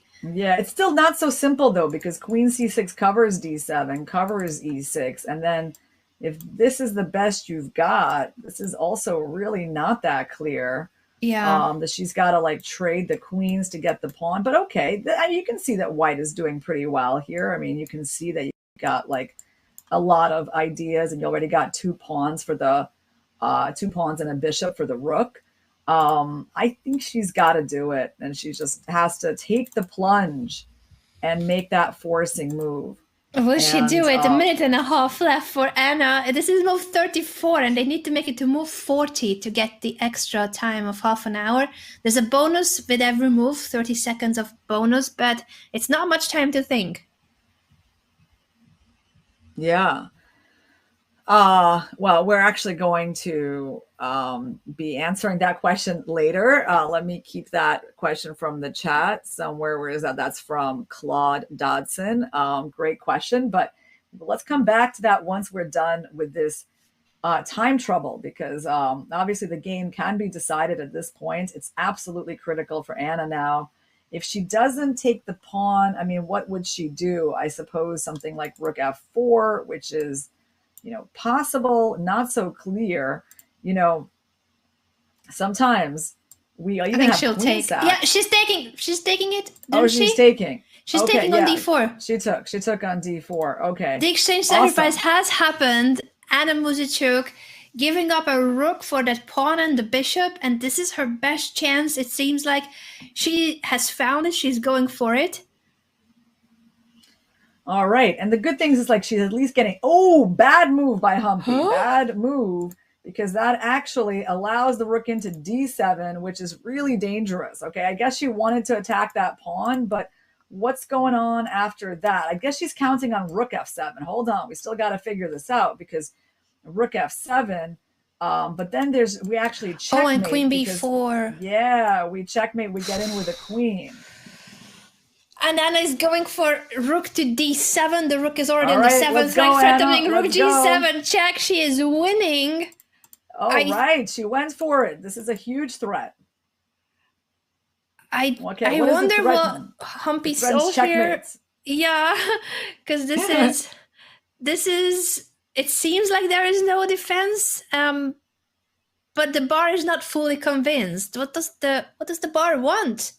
It looks like it's game over. Oh, it wants to give up. It wants to give up the rook for the bishop. On f6. Which is definitely, wow, it's like a desperate try. Oh, it's obvious like you're really close to losing. Like you're so close to losing this. But hold on. I mean, there's f4, which is actually the only really good way to get out of check. And now we get here. Now, okay, hold on. Still not over. Check here and there. Now we're threatening back rank mate, which is definitely annoying. And we can win a pawn. It's actually not quite over for Humpy, but obviously really good for Anna. I mean, she's attacking this pawn. She's already up a pawn. There's like back rank ideas. So this is, definitely possible to win. And I would even say this end game, probably pretty decent chances to win because I don't think you've got the time to go and pick up that pawn. So actually, yeah, this is still, we might be seeing this rook end game, guys. I know I'm going kind of far, but like if Humpy finds it, this is where we're going. If you want the game to end a little faster, you got to hope that she doesn't find it, but she needs to do it because she really I think is she just will about find to lose. it. It seems like her only chance to not lose on the spot. So she has to give back the exchange. Yeah. Yeah, she's got to take that bishop. She's getting down to a minute and kind of realizing the desperation of her situation. That came out as she's about to take run. it. Yep, rook takes f6. Yeah, well, when you're got no options at all, you tend to find the best moves. Now, Anna can't really go wrong, like whether she gives the intermediate check or not, like it's all fine. She can figure this out. But she always really will have that check. So you can't really make a bad move here, guys. That's the good news for Anna, that her next move will not be a mistake no matter what. Yeah, and also that all these moves are getting them closer to move 40. So by the time that check is given and she moves out with the king, she will only have to play one more move to get an extra half an hour, which will help a lot in this endgame. Yeah. And I mean, right now, like her move, I guess she can also play rook d1. I mean, to be honest, rook d1, we didn't even mention that, but she could do that. True. She actually does have a real choice here because maybe she doesn't want queen e5 and f4. And actually, I rather like keeping the king safe. But wait. Yeah, but then they are attacking f2, and then our rook kind of went back. So you know what? No, Yeah. I think I prefer king h2. Yeah, I think you gotta. Oops, I just flipped the board by accident. I think you gotta go for this king h2 line and use the pawn's block. And it's looks very safe for the white king. So I think she will go for that. I think so too. I think she's just double checking that her king will be fine. Obviously, this is a huge game for who will make it to the semifinals. Anna Muzychuk in a must-win situation, while for Humpy, a draw will make her qualify to the semis against Lei Tingjie. Yeah. Different storylines. Yeah, you could have sort of India versus China in the semis. Two risen chess countries, really. Or you could have Ukraine versus China and have, one of the remaining Muzychuk sisters try to avenge her sister. That's also a good storyline. Definitely. And she has chosen king to h2. All right, there you go. Good choice, Anna. Good choice. If this was Hikaru's channel, we would be doing like spam this flower to give Anna power, right? Exactly. So maybe we should we should go for the coffee pasta of wholesome support. Yeah. You know it all, Irina. You know everything about Twitch. Well, I'm becoming a little more familiar with it, Anna, because I have been on Hikaru's channel like quite a bit recently. I just spent actually the 3 days this week. And I'll be doing more next week when he's playing in the Global Chess Championships. And so I really enjoy being on Twitch and with the Twitch community, all the interaction with chat. Oh, no. No. Wait, no, what? no. King h3? Oh, man. We're in some crazy stuff now.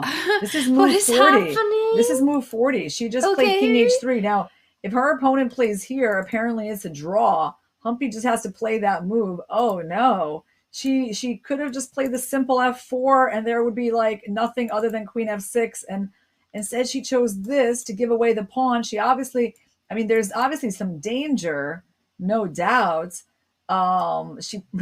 She's probably expecting, oh, wow. So Humpy took on f6 regardless. No matter what, she went for the same move. What? She went for the same move anyway. She didn't pick up on the difference. Hold on, guys. So, okay, I get it. The pawn looks dangerous, but you're also, you're also taking a really important pawn. This king is open. There's like checks to him from everywhere, queen trades, like all kinds of things. And this isn't mate, right? Wait, it's not mate. Maybe she was thinking like it was a mate. But it's not mate because you just take with the rook. Yeah. And you just block. There's no checkmate for white. So why did she not take this pawn? What did she see? So she must have not liked this. But just king h8, right? And then f7? Is that what she was worried about? f7 again, rook. Wait. Then she loses because of queen e3 and queen g7. Oh, my. She Queen might h6, have missed queen e3, queen h6 though, because under time pressure and having been on the defensive side of this game for so long now, I think it's understandable that she also has missed a thing or two in her calculation. And she was going for queen takes f7, queen takes f6. But she played that move, she played it fairly quickly, right? True, she still had a minute and 45 seconds. Yeah, she had time. She didn't have to play queen takes f6. Like she could have used that minute and a half to work out. I totally get it. Like I get that this looks dangerous because if you go that way, you get mated. So you got to go into the corner and it does look really scary. You got to calculate, oh, right, like white's trying to mate me. She's one move away. But amazingly, I have that. And then on this block with the queen, I have a check, and then, well, obviously everything is good. Then I have a checkmate on h5 or something if they go king g4. Or, if they go there, I trade queens and take the rook. So she had to use that time to calculate. It's amazing how in chess we see over and over again that all these fast moves that you play without thinking, when you think they're automatic, it's like that's where the mistakes happen. Like I've done that True. myself so many times.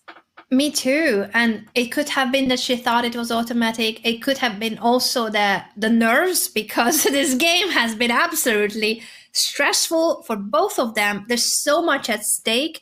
And she clearly missed something. I don't think this whole I give the exchange back on f6 was part of her plan. So she already made a mistake before that, Irina. This has been madness in the time scramble. Yeah. Well, let's try to understand why the advantage is even bigger. So the computer prefers this position to the similar one where like the white pawn was on f4. Oh, and I guess I know why, because in that line there was some sort of rook c4 and black was actually winning that pawn. So now Anna, of course, the smart thing from her is just to like totally calm down, like, you know, get out of that time trouble mode. They've just been through something really stressful. And now, did Humpy go away to punch a wall? That sounds more like something that I would do. I'm not sure that that's Humpy's character. It's definitely my character. She might not even know. The thing is, she might not even know that she had a better option, and that's probably for the best during the game in this moment. So she might think that this is a tough position, but this is the best defense she had, and that's for the best for her at the moment. Yeah, I mean, so now Anna's got to work out this check. Yeah, again, every time the king goes that way, guys, there's a check by that queen. So the king's got to go into the corner. And now we play on the back rank ideas, right? So, okay, we threaten that. How do they defend? They don't have time to take our pawn. Yeah, I think there's so much still to figure out in this endgame. Of course, it shows advantage for white, but it's not decisive advantage. It's nowhere near clear. So we're gonna take a quick break to let the players take. Well, I guess Anna can't take a break, but they can breathe at least. There's half an hour added to the clocks, and we'll be back in a moment, in a few minutes, to analyze further what's happening in this position where Anna Muzychuk has the advantage.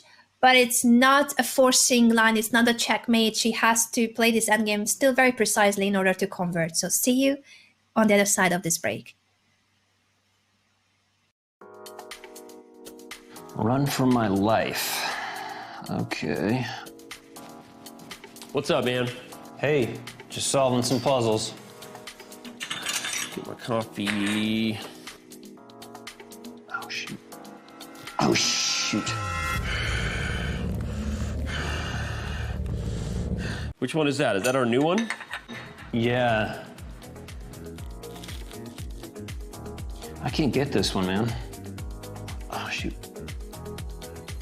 Oh.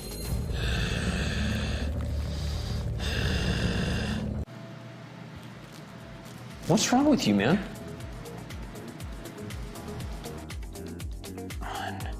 Oh, this is hard. You sure you're feeling okay? One.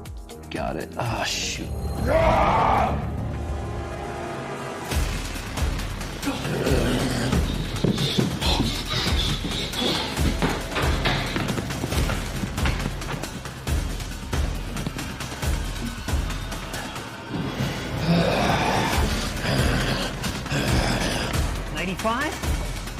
Bishop takes E1.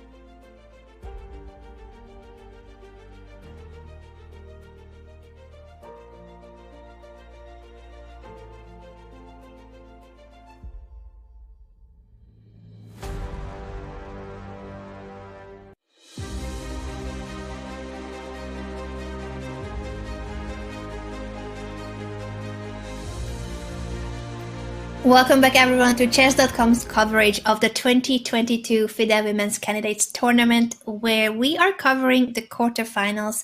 Myself and Grandmaster Irina Crush. Irina, this has been such a thrilling day, but we only have one game left. Yeah. What happened in the other game? Shall we let people know?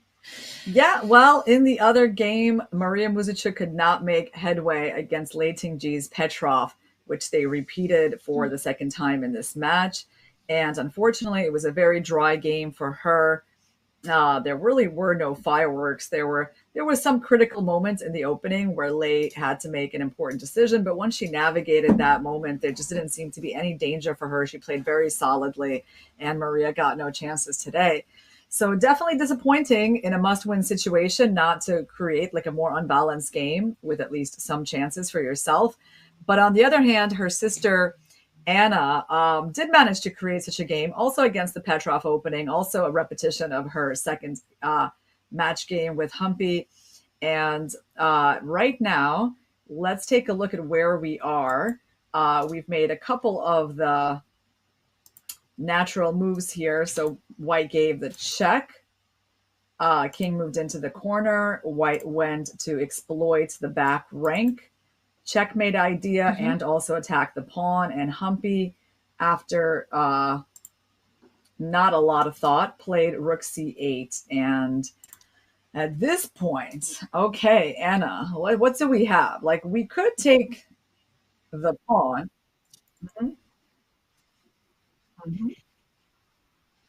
Yeah. Yeah, before we go there, just for a second, because this is a format that is not that common actually in the candidates tournament, a knockout format. It means that Maria has been knocked out, unfortunately. So all of you fans of Maria, unfortunately for her, that's the end of the tournament, this draw of today, while Lei Tingjie continues in the event. But as Irina said, I'm sure as well that Maria will stay in Monte Carlo to support Anna if she makes it through, because this is the big question. They were both in a must-win situation. And in order for Anna to have a shot at continuing, she needs to win this game to earn the right to a tiebreaker tomorrow. And we want more chess. We want to see that. And we're going to zoom in on what happened in the last few moves since they made the time control. Yeah, so right now, White has to make a decision. Do they take the pawn, which definitely looks possible and really quite tempting. But then there's some queen f2 move. I was thinking we have a checkmate here, but we don't, because obviously the black queen controls that square. And actually, this is a little bit like unclear because black has ideas of rook c3 coming, so we don't really have time to pick up this pawn the way we would like. So that is why Anna really needs to think right here and find the strong move queen e4. This is, I think, like the last, like really, she just put it on the board as I was saying. Yeah, exactly as you said it. All right. Amazing. She did not get tempted by the pawn. And do you guys know why this is such a strong move? Because it makes queen f2 impossible, because now you do get the checkmate from e5. So that's the whole key, centralize and centralization. The queen loves to be in the center, and that is a very powerful strategy in chess. So I do think that after this move, now we're really getting close to a victory for Anna. And might I also add that actually she's not just, putting the queen nicely. There's a real threat with rook a8. Yeah, rook a8, because of the back rank, this h6 pawn has been a thorn in black's position, and it still is one of the biggest factors that white has in this attack. Queen b7 to have both the queen and the rook on the 7th rank and threaten checkmate on h7 is the other idea, but white needs to be careful with perpetual checks. So white needs to make sure that there's not going to be any continuity in the checks that the white king will receive if the queen leaves the center. Yeah, I really love this move because there's just no hurry to take the pawn. Like, she can always take the pawn. It's not really capable of being protected because if e5 happens, I'm pretty sure we just go rook a8. And on queen e6, we can even go g4. And basically, well, we're quite okay with trading the rooks if it means that we're going to checkmate with the queen or even just win like, a couple of more pawns with the queen. So this is pretty much over for black. She's got to look for a different move. But yeah, I mean, this queen move, it just makes things so much easier. Now, what if she goes for the trade? I guess this is just a hopeless position. I don't know. Actually, the trade makes a lot of sense, doesn't it? Let's say something like that. At least not to get checkmated. And hold on, maybe we shouldn't take you yet. Yeah, well, this actually looks pretty good because we can also bring in our king somewhere. Again, we don't have to be in a hurry. But I kind of feel that we might be seeing the queen trade because I don't feel like black has a whole lot of options with the queens on the board. What do you think? Yeah, Anna? this is really rough for Humpy. And other than the queen trade, it's hard to see what else could black come up with when the black rook cannot leave the back rank. There's always the back rank checkmate with the h6 pawn taking away the g7 square. Queen g5 allows the white queen onto the diagonal, but you're saying there's e5 still. Yeah, well, this is a little unclear. I mean, she could go for a line like this. It's still like the queens are likely to come off the board soon. But she could actually try to keep the queens on the board like that. And white needs to secure the king a little bit, so they might want to give him just more squares. Not an amazing position for black, but I still feel like there's work to be done here. So, I mean, at some point we can just take the pawn. You can be up a pawn with the better position, but it's the kind of better position that will still keep us here for a while. So I do think things are going in the right direction for Anna. Humpy is now in thought because this moment is quite important for her. It is a key moment for sure. She has been defending this game for a very long time now. She was on the defensive side. How many moves ago? From the middle game on, I don't remember on what move it started to get a bit of a tough spot for her, but it has been a while. And now that they have reached the time control, they can finally spend a bit more time in general. Yeah. So I'm sure she is appreciating that at least there's the half an hour added to the clocks and she can consider her options. It's tough to have to hold this position, but if she manages, obviously, that's a qualification to the semifinals. So she has all the motivation to try to survive here.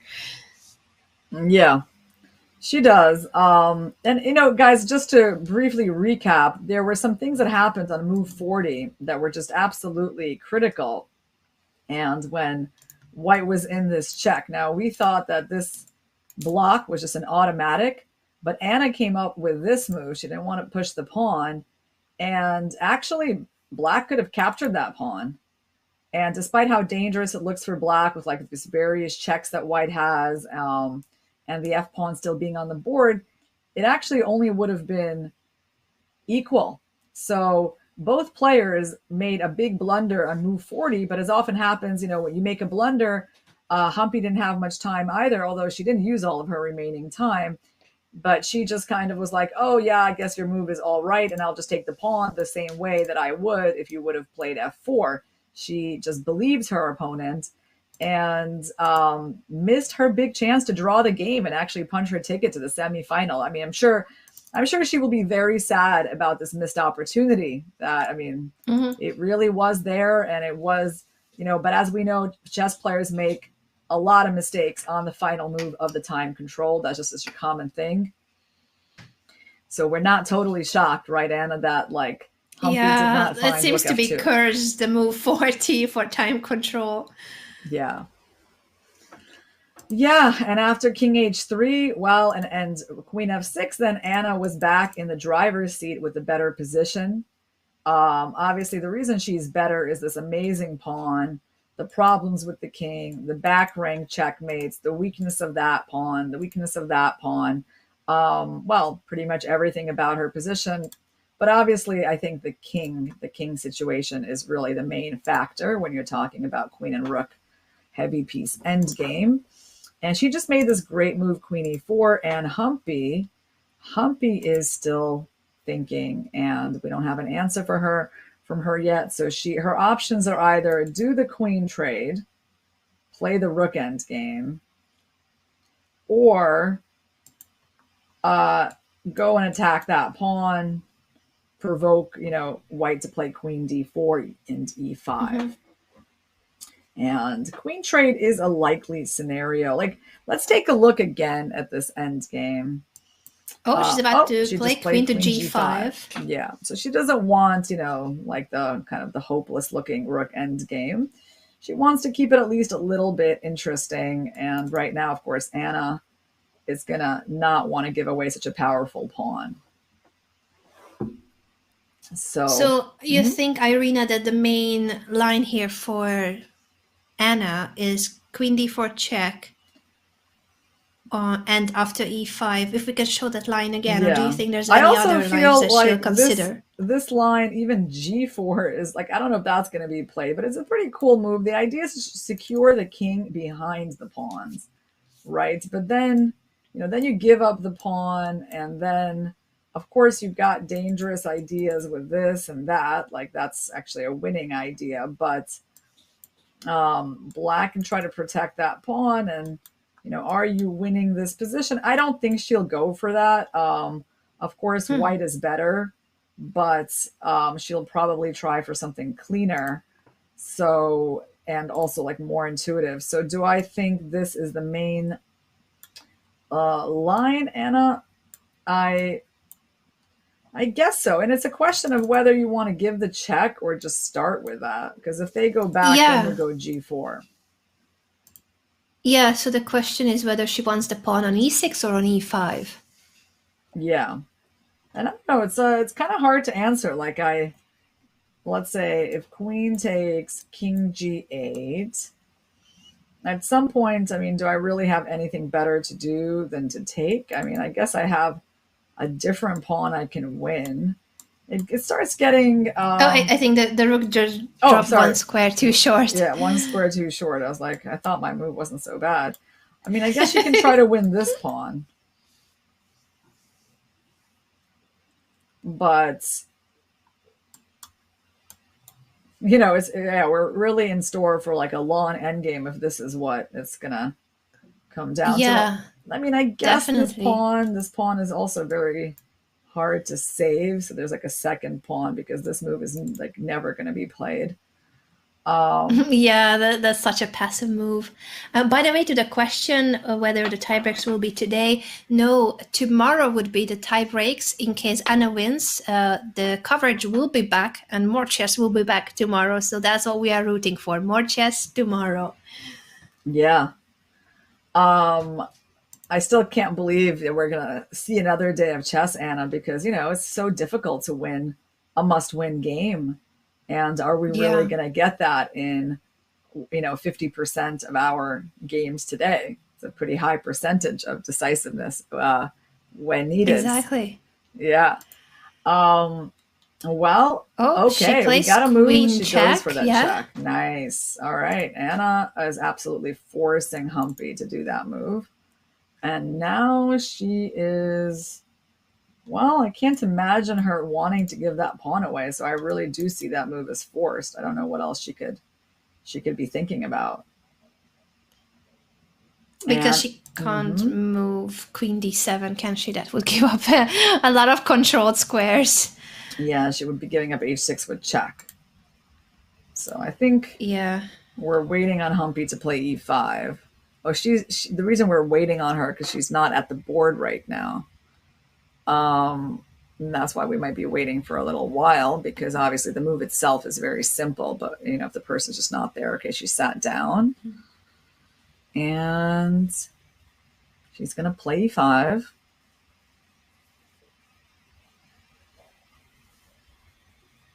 And Anna is going to have to pull the queen back.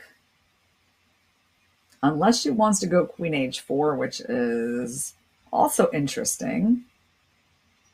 True, similar idea. Yeah, it's also possible.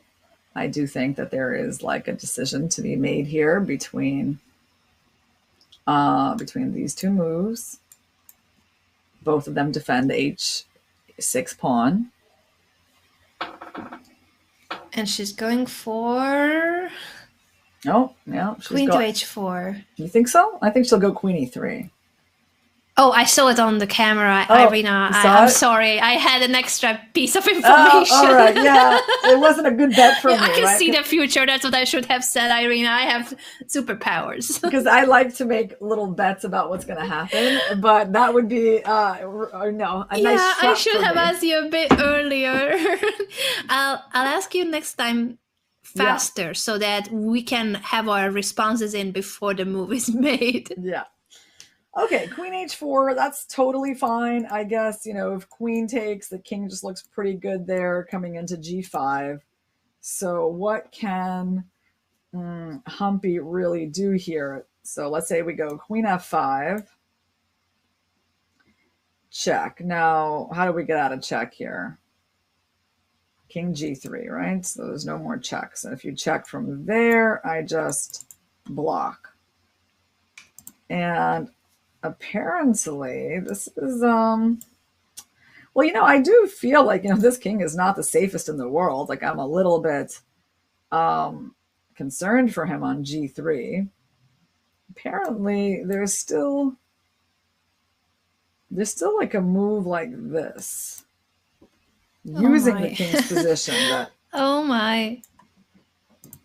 And I don't know. Well, yeah, actually I do know. The idea is to win the h6 pawn. Oh. Yeah, that's a very important pawn. That's why the black king is so weak. Yeah, or even, you can win the pawn, or you can give a check. Take it. And at the moment, well, there's no checkmate for white. And the best you're going to have is something like that. Now, okay, maybe, well, then there's like a check, which, there's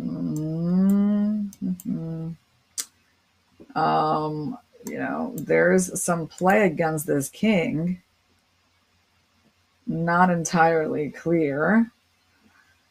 Oh, wow. This is really, really complicated. Mm-hmm. I thought this was over. And I really feel like the computer just lied to us with his eval bar. As Anita is saying, evil bar, not evil bar. Yeah. He's really lied to us, because he's told us, like, after queen e4, he promised us that Anna was just had a 5-pawn advantage, right? Yeah, and then, which is like a full rook. Yeah, that's just like, okay, we're telling you it's completely winning. But as I'm looking at this line, well, I don't know about the move queen h4. I'm going to be honest with you. I'm actually not as much of a fan of it as of queen e3, and maybe that's also the culprit, that this move is just not as good. Because if you think about it, guys, after queen f5, king g3, the queen is a little bit on the side of the board, and the king is in a precarious spot. Now, Humpy still has to find good moves here, but I kind of hate the king on g3. F5. And so why was this move better? Like, this move was better because the queen is more centralized, and really important, guys, like, you would have been in a better position to play g4. Right? Like, your queen is beautiful. Mm-hmm. It defends there, defends there, defends the rank, attacks the pawn. Right? So I kind of get that. Now, unfortunately, once you put your queen here, and if they go there, it's not the same. You can't just go g4 when your whole rank is open. Yeah, that's a totally different story. Yeah, and the queen is suddenly on the edge of the board. We have just praised Anna a few moves ago about queen e4, centralizing the queen. And now She seems to have wanted to force matters, as if Queen h4 was more forcing than Queen e3. Yeah. But in fact, it's now making it more difficult for White to keep the advantage. Yeah, it really is. And I mean, maybe she'll go Queen g4. Maybe she tries to come back into the center. Maybe that's the move. That's probably her idea. But Queen g4, yeah, that's on the board. okay, so she did play that, huh? Mm-hmm. So she's trying to force the queen trade this way because the black queen is on the same diagonal as the rook. Still looks pretty good, actually. I like Queen g4. I mean, I definitely like that more than King g3. It's a lot more forcing. Yeah. We got to believe that the rook endgame is winning for us. So now I think it's a big move for Humpy. I mean, she can no longer avoid the queen trade. Queen d3 is not a serious option because of f3. And then we're done with the checks, and well, there's a lot of danger to the king. So I think we're good here. So what can black do? Like, let's say they go king here. So they are losing a pawn here. The question is how white wins it, right? So does white just take and lose a rook? Not a good idea. Yeah, it's unlucky that once the queen takes on a6, it's also protecting c8. Exactly. So we got to trade first if we want that. And then let's say we take the pawn. So we don't have to take the pawn, but it's really like the obvious move, right? So, I mean, I think if you're trying to understand the position, you should start by understanding it like from here and then understanding like what is this? Mm-hmm. And the answer is, I have no idea, but it doesn't look that easy for white. And the reason is because the king has come out from the back rank. He's kind of close to the g6 square. You know, there's some activity.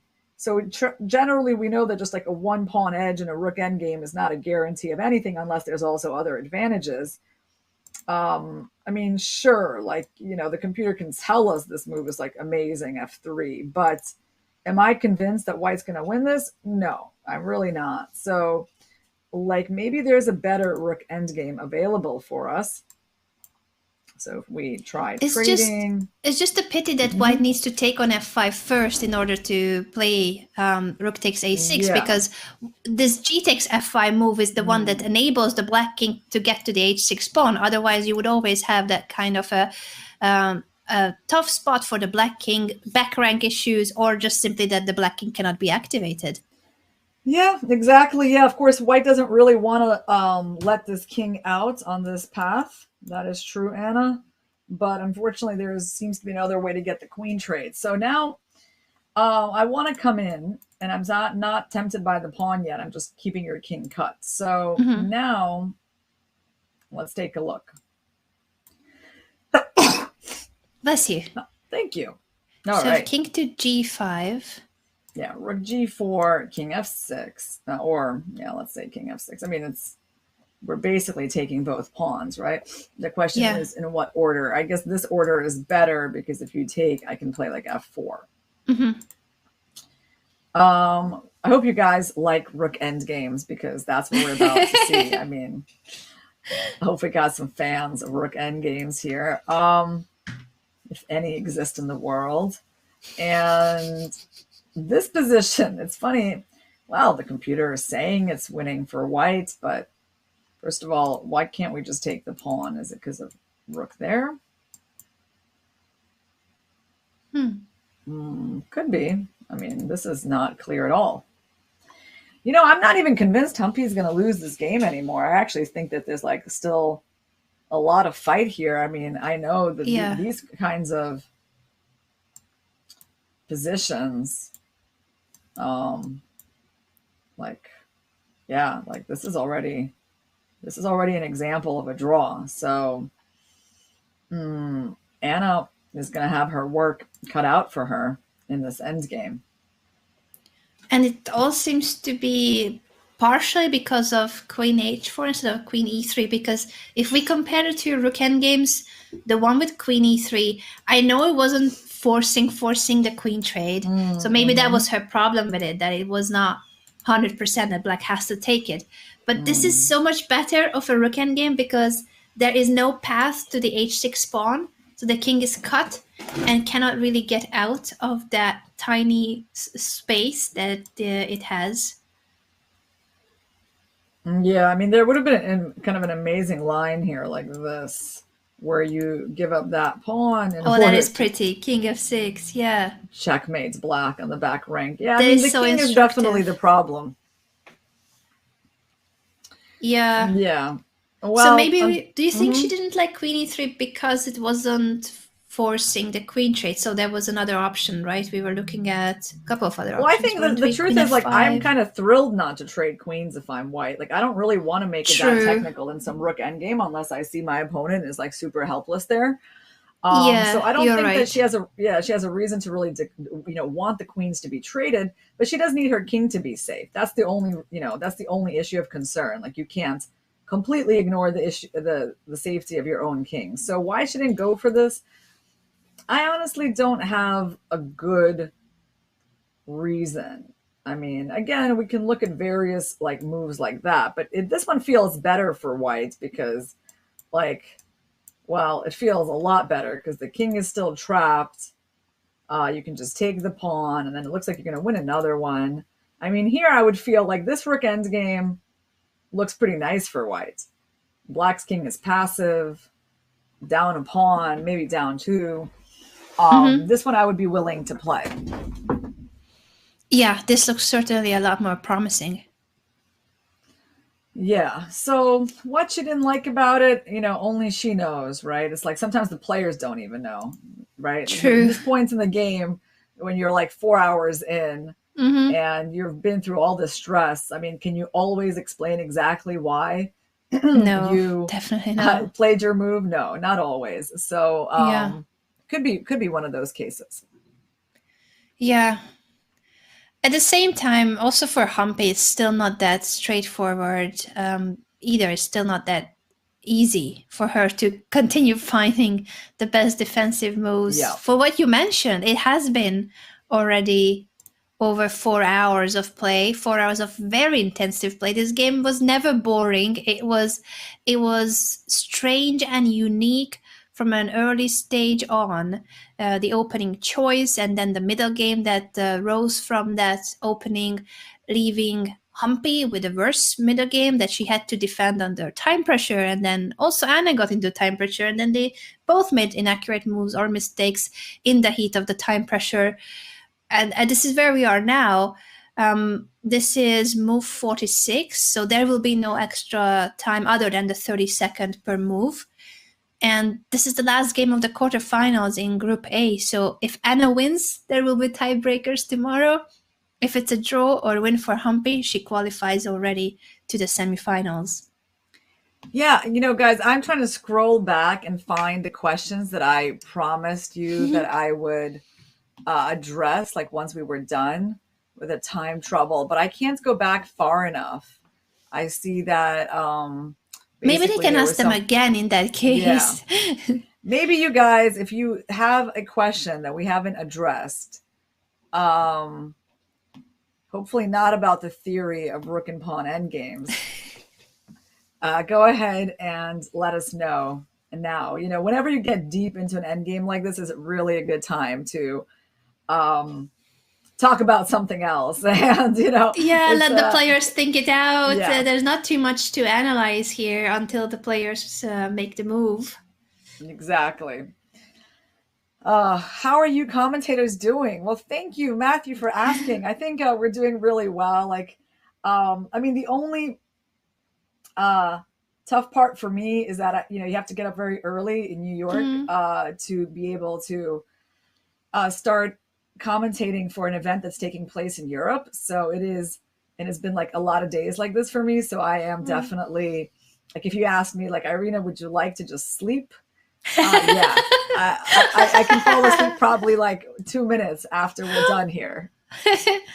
Have you changed your daily routine slightly when you do to try to do the European coverage or in general? No, I haven't. I mean, you would think it's the smart thing to do to like get on an earlier routine, but the thing is like it's hard to. I mean, yeah, I still have my usual work. You know, I still work with my students, and like I've just left them for 3 weeks to go to the U.S. Championship, and I feel like I can't just be like, well, this is a busy week for me, guys. I actually tried that last night with one of my students. I was like, I'm going to be so tired.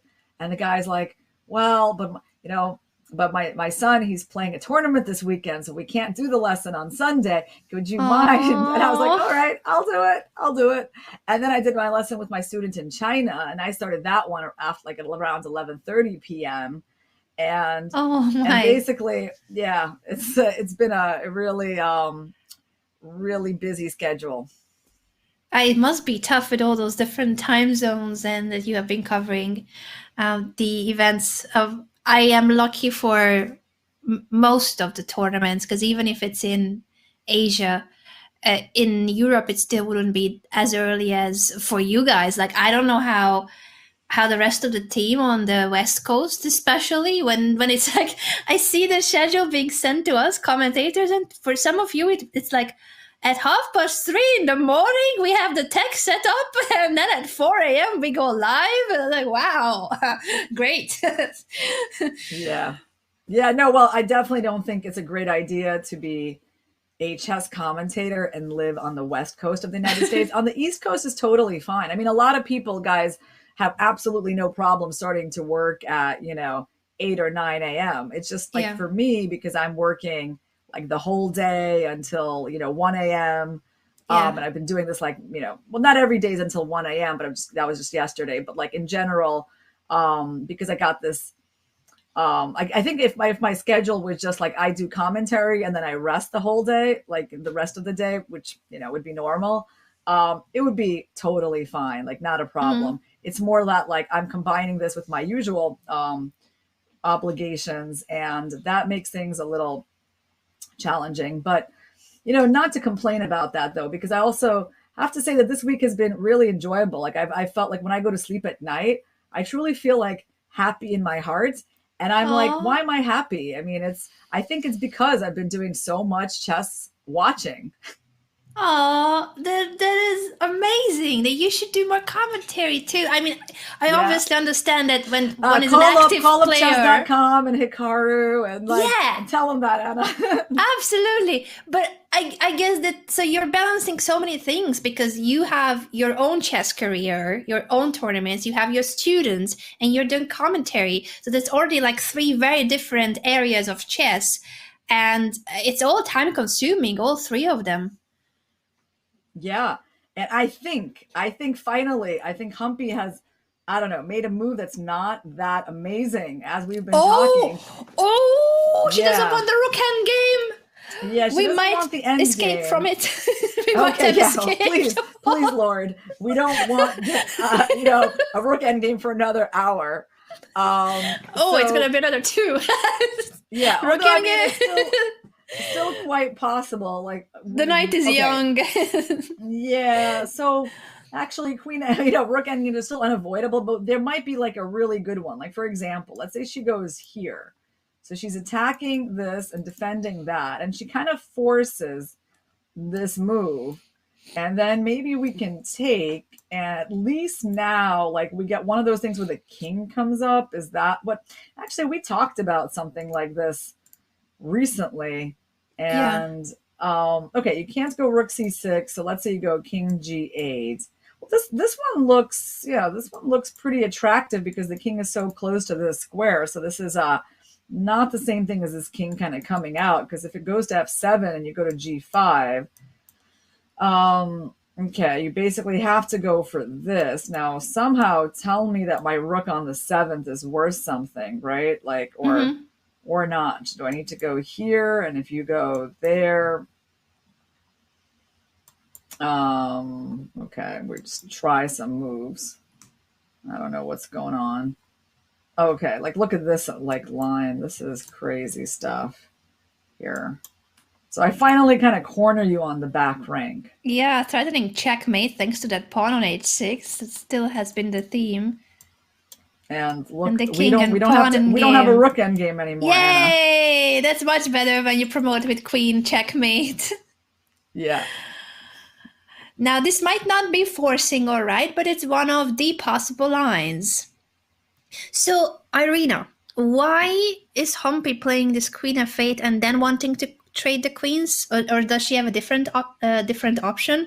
Because it doesn't make sense to not play king g8 in that case, right? Yeah, well, her position was not so easy. She did have to make a move here. It wasn't that obvious what move to actually play. I guess we looked at that, right? Yeah. Yeah, and it makes sense to try to get the one. king out of the corner when you're about to trade queens, because white cannot prevent the queen trade. Yeah, has chess been solved? Furry, well, I would say no, definitely not yet. Not solved yet. Not for us anyway, right? Yeah. I still feel like every time I play chess, like I can still get totally new positions, and it's not all down to the theory and preparation. So okay. So we're still likely to see an end game. I mean, I guess she went queen f8 to attack the pawn, right? So at least she feels like she's doing something. And yeah, I think queen g5 is very logical.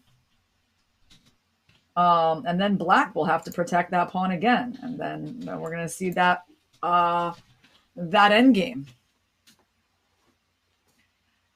It is, at least for Anna, one tempo up, because with the king on h8 still, it means that you have all those back rank checkmates, so the black rook cannot leave the back rank. It means that the black king is one move slower to make it to the h6 pawn. Yeah. When this king g8, king f7, king g6 ideas come, and the white king will be faster and more active by that time, so you can't really activate the black king. So this is a small difference, but it could make actually a big difference when it comes to the outcome of the endgame. Yeah, so Anna, why don't you tell us about yourself? What are you doing these days?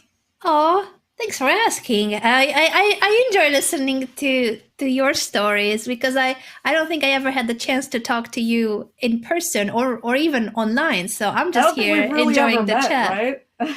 Yeah, maybe really met, maybe at tournaments like Olympiads, but at Olympiads there are hundreds of players. So I don't think we were ever at a small tournament, right? It's just, I don't know, round robin or. Did you play the Olympiad this year? Oh no, I've been retired since how many years already? I'm very retired. Oh, okay. Yeah. My last attempt of staying on the team was for the Baku Chess Olympiad. So I was still training with the Hungarian Olympic team, because we have I think we were 7 or 8 players that we were training together, and then the coach chooses the top 5 to go to the event. But the tournament that was one of the main events to count as a qualification tournament where we all participated in the European Championship, I played my worst tournament in years, so I didn't make it to the team. And I ended up going to Baku that year as one of the main reporters of the broadcast. And ever since, I have focused mainly on chess media and streaming later on. So I felt like I was trying to do what you were saying, when you do 2 different things. I was on the Olympic team and trying to compete semi-professionally, and I was also recording video courses back then for Chess24 in Hamburg, and doing all sorts of chess broadcasts. And I really struggled to keep both at my best level. I felt like I couldn't quite either not perform well at my tournaments, or then if I focused much more on my own chess, then I'm not well prepared for the broadcasts. I felt it really difficult that even though both is chess, it's not the same aspect of chess. Yeah, I agree. I mean, it's definitely hard to balance everything. And I wanted to say, I want to add that I'm probably at some point going to be forced to start my YouTube channel. Whoa! Good stuff. Well, we were wondering when will you start streaming or uploading videos? You got to start that path towards becoming a YouTube star at some point, right, Anna? Take over Gotham Chess and Hikaru, or the Bota sisters. Irina, go for it. You gotta. I mean, why not? I mean, so. Yeah, I think that's in the cards. I mean, people have been asking me to do that for a long time, and I've, just because of all my commitments, it's really hard. But I think I will make that work. And well, YouTube, but not Twitch. I think probably I will eventually do things on Twitch, but I think YouTube makes sense probably for some of my for my skill. Like, I don't know. I feel like someone like Hikaru when he's streaming, right? Like, would you really want to watch anyone else except Magnus? I feel like, what am I going to add to that with my games? But, in terms of like making, I mean, I'm sure you can do that. It would be fun. But like, I think with YouTube, you could probably do a bit more, I think it totally depends on if you prefer maybe did I just insult every single other content person in the world than Hikaru and Magnus? I don't know. I hope not. Well, I hope there are other people too, because I also have an audience. And David, you were talking to the other day, I heard about the Chess Dojo channel. They have their community. So obviously we are smaller communities, but there are, luckily for us, all sorts of amazing communities. Yeah. But I'm guessing you mean the main question for you is whether you prefer live content or videos that you upload. I like live content. I just mean no, what I mean is like most people are streaming, like when they stream their games, like they're playing. Yeah. And I just felt like, well, like Hikaru is so good at that, right? Like, and his games are so amazing. And he just like wins Title Tuesdays as he's streaming, right? Like, I can stream myself losing all my games and talking about it. Like, if you guys are really excited about that. But, I think what Hikaru is like, I mean, what he's able to do is pretty amazing in that, right? That like he's able to play against the best GMs in the world and like talk about it as if it's nothing. It's quite a special treat. And, Magnus, I think, is also like amazing. I've always loved to listen to his banter blitzes when he was doing that in the past. So I'm just trying to think like, where can I, what can I do that makes the most sense for me? You know what I mean? Yeah. And well, Jeffrey do Young, figure it actually, out. I gotta admit, I really like Jeffrey as well. Yeah, Jeffrey. He also started streaming recently. Yeah. But it's very competitive. Let me just point it out that here's what I was like. Listen, yesterday I was watching Badur Jabava on. When I say I was watching, like had it up in my monitor because it was just automatically there, like things were coming up, and I was like, I mean, normally I'm not like on Twitch, just watching like, everyone doing their thing because I just can't, right? But he was on, and he was there for like hours, like playing like a long match against another grandmaster, Alex Rustemov, and it was all really interesting. It was great, right? Like an elite player like Badur Jabava, and there were like about 150 people watching, and it feels like, well, that's a big difference, right? Like, is the difference between thousands of people watching you and so it's like, it's a competitive market, I guess is my idea, right? That it's like, that's why I don't know if just like streaming myself playing is the most interesting thing, but maybe just my thoughts on chess, like how I see chess and, kind of instructional, entertaining material could be, something where I could contribute. Certainly, there's a lot of place for educational chess, and whether it's you analyzing your own games or analyzing events like you do with the coverages, analyzing viewer games. There's so many ways in which one can contribute, I feel like, to all the people who want to improve their chess skills, and that means any level. And you're certainly a very good teacher and instructor of chess. So all the knowledge that you have gained throughout your competitive years, that's one thing. But to be able to put it into logical words and break it down to a simple explanation, I think that's a different skill that not every grandmaster has. So it's definitely something you can use to your advantage, and it's a skill that I think we are all appreciating right now on the coverage.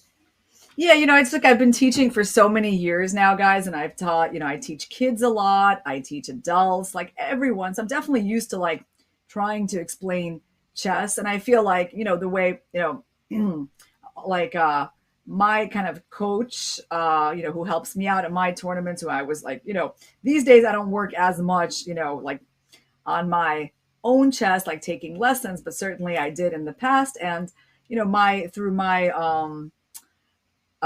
contact with him, I definitely also, learned a certain way of looking at chess, right? Like a more, it's kind of more fundamental way where it's not just like, okay, I'm going to calculate these lines, but he's really, like I did a video course for iChess called Time, Space, and Harmony, right? And it's kind of an unusual name, but it really got that, way of looking at chess from him, that's how the game of chess, what it really comes down to is these three elements at its very basic level.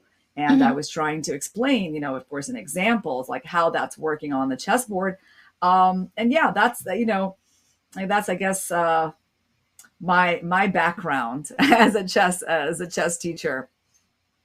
That's certainly something that I think a lot of us can learn from. By the way, we have some moves that I think we might want to explain why the queen trade. Who was not interested in the end in the queen trade, Irina? Who was avoiding it, and how is it that we finally can celebrate it is not a rook endgame? Exactly. I'm glad we walked through all these moments. So like Humpy did not come back with the queen, so where she went rook e8. So I guess she was really just trying to keep the queens on the board. But yeah, finally Anna just took the pawn and is keeping all the advantages of her position. And at this point, things are, oh, wait, what did I just do? I just did something wrong. Okay, click the wrong button. She played here, and apparently, I mean, at this point, her advantage is getting really monumental. First of all, the queen has limited places to go because there's rook takes g6 and there's checkmate threats on g7. And queen a3 and let's say f3, the white king is totally safe. Rook takes g6. And queen e7, I guess, is the logical move where the queen continues protecting. But, at this point, actually, we can even get this pawn to a6 where it's going to be protected by the rook and really advanced. And, I mean, black is running out of things to do. It's strange to see that Humpy preferred this, or simply she didn't think the rook endgame was any chance, because this feels a lot worse than the rook endgame for black. So guys, how long do you like chess videos to be? Like, I know you guys are saying that you are interested in chess instruction and all of that. Like if you have some free time, I assume you guys are doing other things, not only studying chess. What sounds like a good length video to you? Is it 10 minutes, 15 minutes, 20 minutes? Like, what do you really have time for? Oh, okay, 20 minutes, 45 minutes, max 20 minutes, 30 minutes. Wow, 20. I mean, of course, you guys can always watch it in stretches, but like 10 minutes, yeah, 10, 15, yeah. Okay, I would say I probably would try to do videos that are not like more than 15 minutes.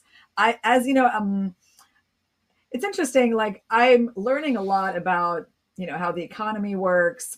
I know I've already revealed my interest in crypto. And the way I've been learning about is watching a lot of content on YouTube and different podcasts. And there's just, amazing stuff out there. Yeah, I mean, I guess the ones that are like an hour long, I do listen to them a lot. And the reason I do it is because I'm always combining it with either taking a walk or exercising at home. So actually, no problem at all. I can watch things that are an hour long. But if I don't have the chance to do that, then definitely I'll want to do something like, 2 minutes here, 5 minutes there, 7 minutes there, right? Yeah, exactly. Yeah. And with chess, I guess it's the kind of thing that you can't multitask that much if you need to be looking at the board. So it's not something when you can be, well, unless you're exercising and you have it on a screen, I guess, but maybe not for a walk, just to pay attention to where you step. Yeah. Yeah, well, that's the thing. Yeah, in chess, you do need to watch the board, and that's the difference, right? So that's why I actually think that, like, well, relatively few people have like an hour to just like sit and go into the details of something. But people who want to learn the main ideas of chess and some good advice, can certainly find time to concentrate for like 10 to 15 minutes, right? That is a difference between just like a podcast where you're listening and like where you actually have Yeah, to see the true. board. Hmm. Yeah, yeah. As you guys Yeah. are saying in the chat, Dada, Foxuba, and all the wholesome viewers, thank you so much for contributing. We are building Yeah. Irina's YouTube channel here, so if you have contributed with your opinion and feedback, that probably will help for Irina to get started, launch the channel. And next time we stream, next time there's a broadcast, we might have a link already in Yeah. the comment for Irina's channel. Oh, Castavar said something really good. You do you first. Yeah. If you like your content, we'll like it too. That's really important, that a person Aw, should be true. just enthusiastic about what they're doing. And that's probably actually how, I mean, that is my default setting. Like, I will do what is interesting for me, the way I see chess. And, generally that tends to be interesting to other people, right? Very true, very true. Yeah. Well, thank you guys. I'm glad you like this idea. I feel like I definitely am pretty passionate about chess. I'm very happy that I became a chess player in my life. And I think, does enrich,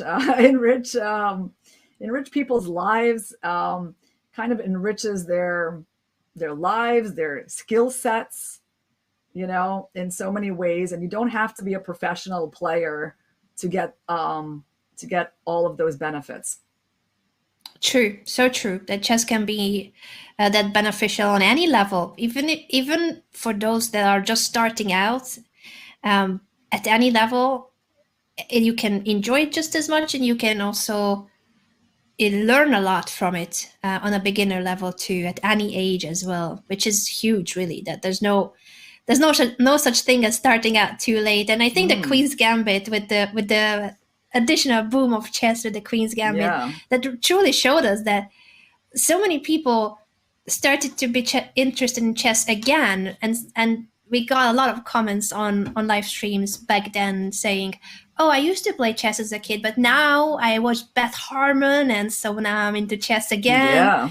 So it's ageless. There's no such thing as it's too late to learn a bit. It doesn't have to be that you become a grandmaster kind of motivation, and any improvement is progress. Yeah, and how chess has become so popular recently. Like, I've been, pleasantly surprised that Lex Friedman has introduced like a stream of chess players on his podcast, right? Not just like, okay, Magnus and Hikaru, and then like the Botes sisters and Levy. And it's just, that's a lot. That's a lot of chess content in a relatively short amount of time.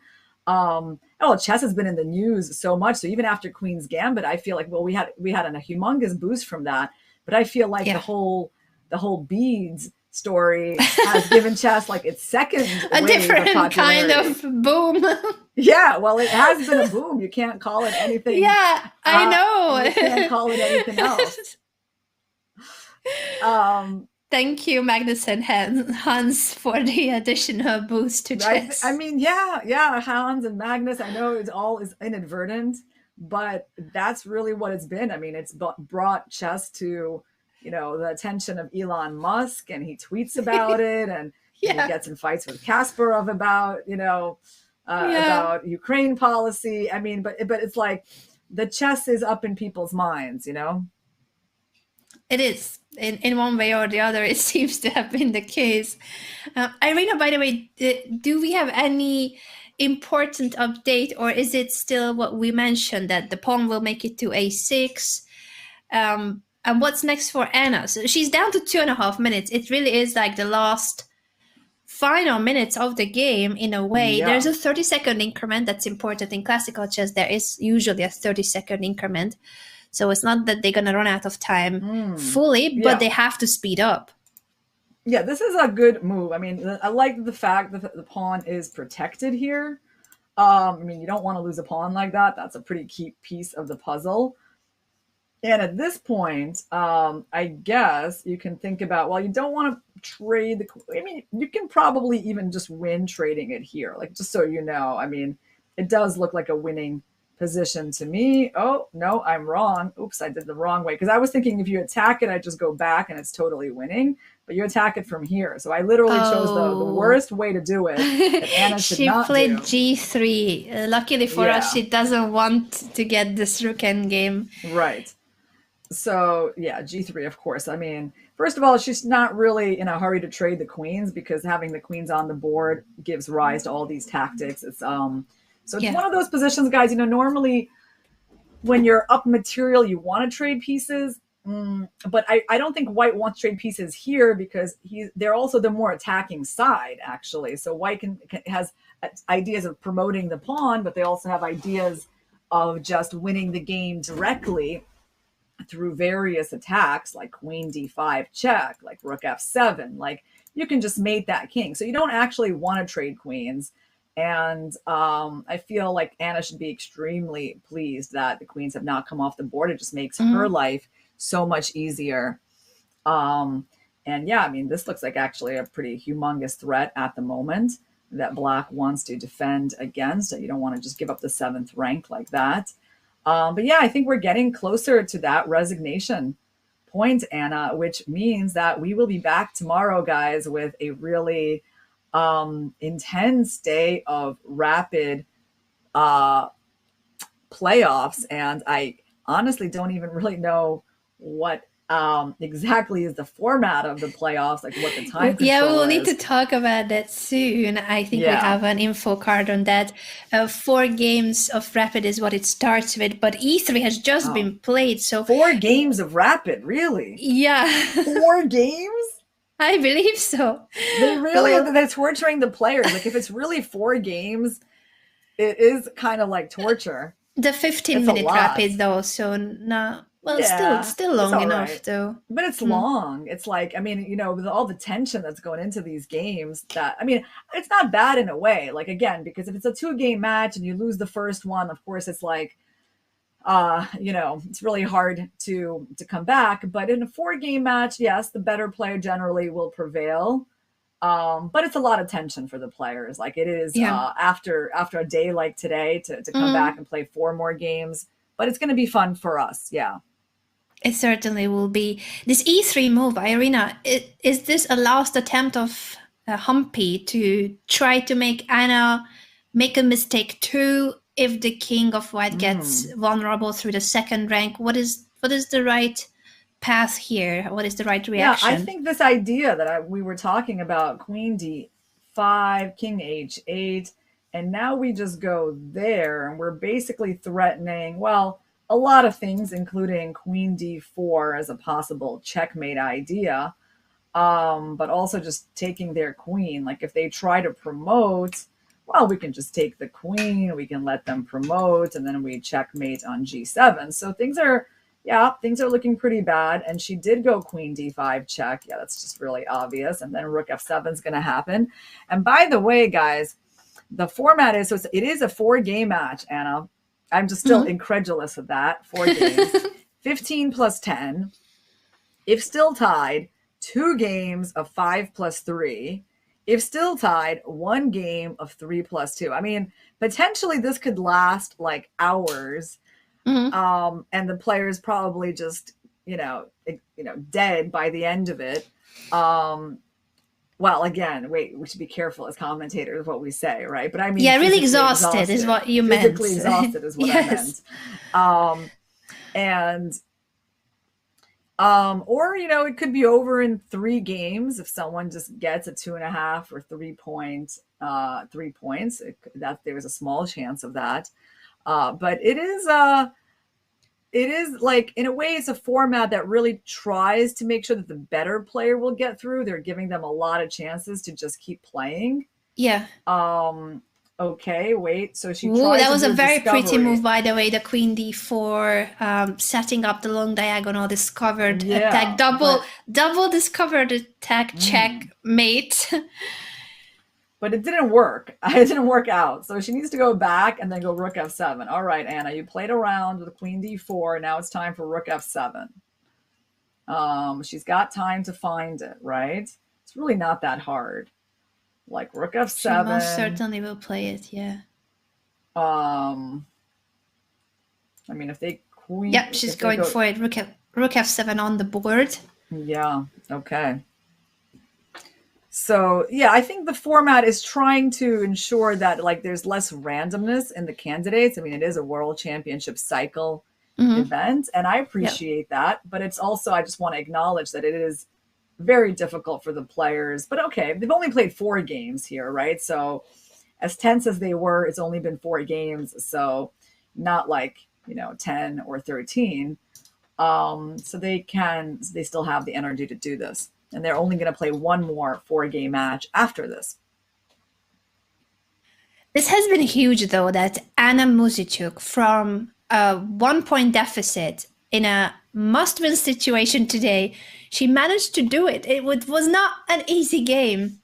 And after the opening, remember, Irina, that we had our doubts whether this was even the right choice, because Humpy was originally doing okay in the middle game. And that moment when she pushed c4, that's where things started slipping out. But strategically, that was still a good move, but it wasn't in the right concrete circumstances. And what we see now are the final moves of this quarterfinal game. Queen c3 prevents queen d4 check, but Anna is ready to double down on the 7th rank. Queen d7. It's over.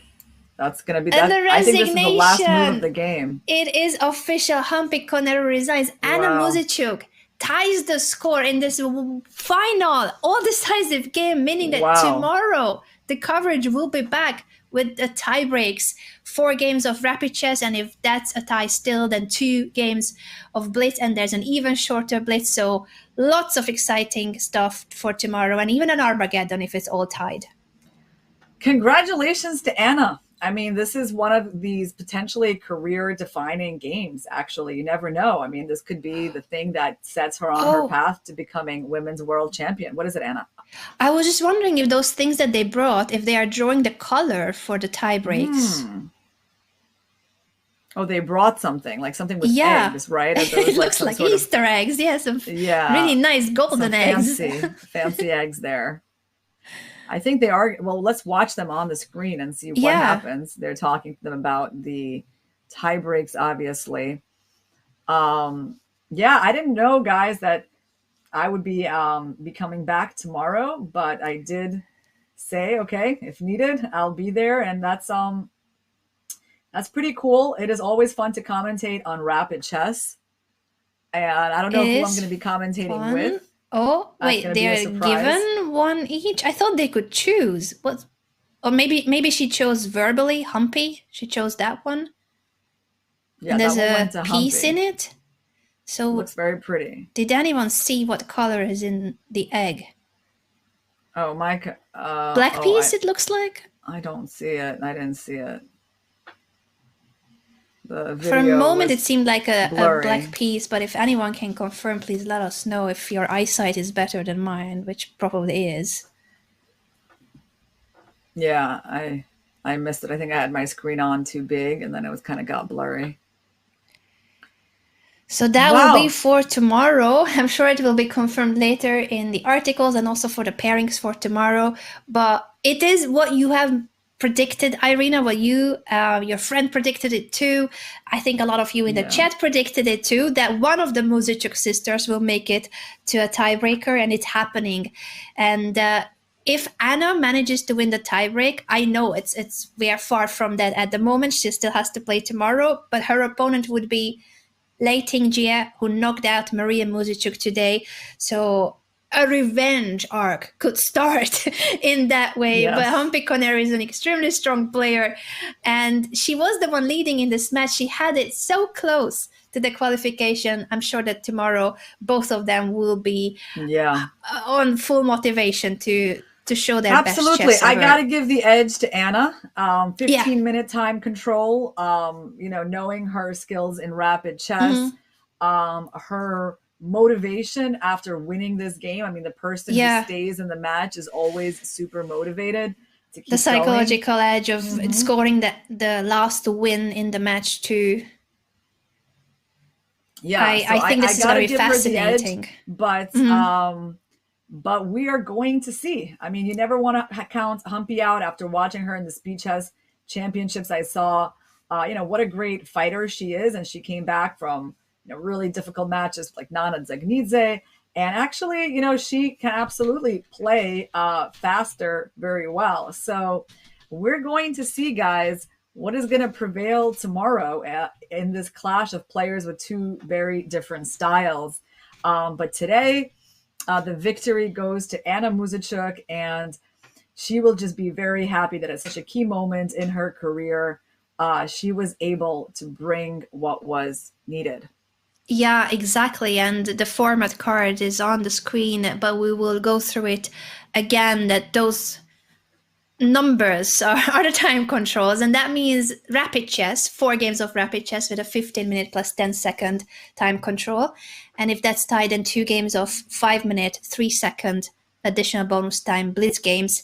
And if that's tied, then only 1 game of 3+2 until there's a winner. So that's already after 6 games. If it's still a tie after 6 games, then there's no Armageddon, but a 3+2 blitz game with alternating colors until there's a decisive result. Yeah, how fast will 1510 feel after Classical? I mean, it's going to feel different for sure. It does feel different, and the players are going to be full of that tension tonight as they prepare for 4 more games or more of play, and they have to review all their openings with both colors, which is one of the most stressful things about playing tie breaks, guys, is that you're preparing for both colors, not just one. And so are they going to be sticking to their usual openings? Good chance of that, what they've already shown us in this match. Or are they going to change something up? Possible as well. We really don't know until we see it tomorrow. So thank you, guys. Thanks for all that appreciation that you're expressing to us in the chat. We also really appreciate you that you stuck with us for 5 hours to see if there was going to be a decisive game leading to tie breaks tomorrow. And yeah, I mean, I will try to honor all of my promises and petitions. And we Anna, cannot wait for the pleasure. YouTube channel, Irina. We Thank cannot you. wait. And likewise, such a pleasure and a huge honor to me. You are a legend, 8-time US chess champion, and still counting. You're going to be winning more, many more. I'm going to try. That's my prediction. Thank you, Anna. Thank you. And I hope I'm going to see you again soon. And I'll see you guys tomorrow. Signing off. See you guys tomorrow.